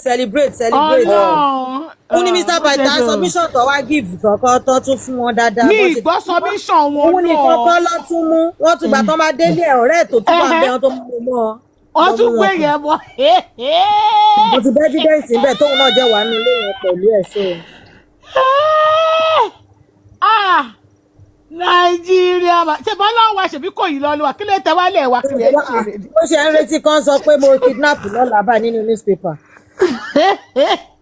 àwọn àti newspaper wọn ò ṣe bẹ́ẹ̀ mọ́. wọ́n dé o àwọn aráàlú kan a sì ń rí àárín kọ́mẹ́ǹtì yín rẹpẹtẹ this ọmọ tí where you know the on top this TikTok I never see. ọmọ tí ẹ káàbọ̀ sí dáadáa lẹ́dẹ̀ èmi náà ti wálé padà. ṣe é gbọ́. èmi náà ti tẹ́lẹ̀ padà. ẹni padà gbogbo wọn nù ní ògbà tí wọ́n kó ń bẹ̀ yẹn wọ́n ń darí bọ̀ nílé. wọ́n bọ̀ bí wọ́n ń ẹja ọ̀dọ̀ ní káàmù. ẹ má bínú alábìàmọ̀ bínú tẹ má bínú ajá lọ sójú yín lọ ni. àpẹẹrẹ ìtọ́sí náà wà ń bẹ̀ o. ìgbà ló rán yín iṣẹ́. dókítà Ọmọlára náà wà ń bẹ̀ wá pọ̀ o. Ẹlẹ́ bá bọ́ yé wá tẹ́ máa mú sọ́wọ́ o. Gbogbo yín ni mo rí kọ́mẹ́ǹtì yín bẹ̀ pátápátá. Gbogbo yín ni mo rí kọ́mẹ́ǹtì yín bẹ̀. Èmi rí dókítà Ọmọlára. Ara ìgbà tí ìyá ẹ̀ láwọn fẹ́ máa lọ níṣe lára ń já mi jẹ. Ó dùn mí pé ó kà mí lára. Ó kà mí lára. Mo wá rìn kí bóyá máa tún rẹ́lòmíì tó máa wà ń bẹ̀ tó máa tan live ní ìrí. Bóyá mi tó máa tàn. In fact, mo mọ̀ pé normal ó kàn ṣe àyẹ́sí màmá ni wọn bá má gbà kan ṣe live yẹn bọ̀ wọn ò lè sọ fún màmá pé kán má ṣe. Because èmi mọ̀ pé kò tí ì bí. So báwọn èèyàn ṣe sọ pé ó ti bí láti ra wọn pé kán máa lọ bẹ́ẹ̀ pé ó ti bí náà ni so that it can just be tó bá bímọ yẹn later then everything will come. Ìjọba tún máa stream baby shower but it's all fine. She's covered. Màmá nìkan ló stream ẹ̀ torí màmá nìkan ló stream so mo mọ̀ pé wọ́n máa wò pé wọ́n lè stop màmá ni normal wọ́n ní. wọ́n ti dàrú mọ́ àwọn èèyàn lójú already àwọn èèyàn ti sọ ó bí kò bí ó bí kò bí ó ti bí kò bí ó bí tí kò bí. mo fi Fọlá náà tún wá bẹ gbà tó sọ pé our prince is here. wọ́n mọ̀ kò ṣe kó bẹ́ẹ̀ o no wọ́n mọ̀ o wọ́n mọ̀ kò bẹ́ẹ̀ o. because she deleted the pasta. Tobi Queen's mother náà sọ pé. Loaded. Loaded. Grandmother loaded. Yes ma, okay, I get it. Ní ibùn tẹ bá lọ wo ọdún ó lè jẹ́ gbà tóun ṣe yẹn bóyá gbà tó caution ẹ̀ ló sáré dìlì tẹ́ wọ́n á wò pé kán kúkú sọ ní drama mọ́ everybody lọ́wọ́ lọ́n ṣe wá ń kúkú pé wọ́n grandma because tẹ bá wò lọ lálà náà post pé grandma ní latest grandma wọ́n post Ìyábọ̀ Òjó so but it's fine it's covered kò sí nǹkan kan tó máa ṣe. ló wá ṣeun. I don't see any reason why. Inú mi ti ẹ̀dùn some beauty for the night. Because tọ́lọ́wọ́ ò bá fi bò. Wọ́n máa ń sọ kinní kan wá ní ẹ kúrò lọ́nà ẹ̀jẹ̀ kan rí mi Ọlọ́run ní òfin yẹn hàn fáyé rí. Tọ́lọ́run bá fi ẹ̀ hàn kò sí pé fẹ́ gbé ẹ pamọ́ kò possible. Bọ̀ ìwọ tó bá ṣì sọ ẹ̀jẹ̀ kúrò lọ́nà ẹ̀jẹ̀ kan rí mi kò tí ì tásìkò Ọlọ́run láti fi hàn. Tó bá tó àsìkò ọ̀nà yẹn máa là tí ò ní sẹ́ anybody tó máa block ẹ. But when you are still struggling to say please excuse me now allow me o ṣì ń struggle ni. Àwọn èèyàn wà nínú kọ̀rọ̀ tọ́lọ́run jẹ́ ń wá wọn rí jáde síta. Ẹ wo gbogbo àwọn tó máa ń help tó máa di ńlá tó máa di nǹkan yẹn bá wo pé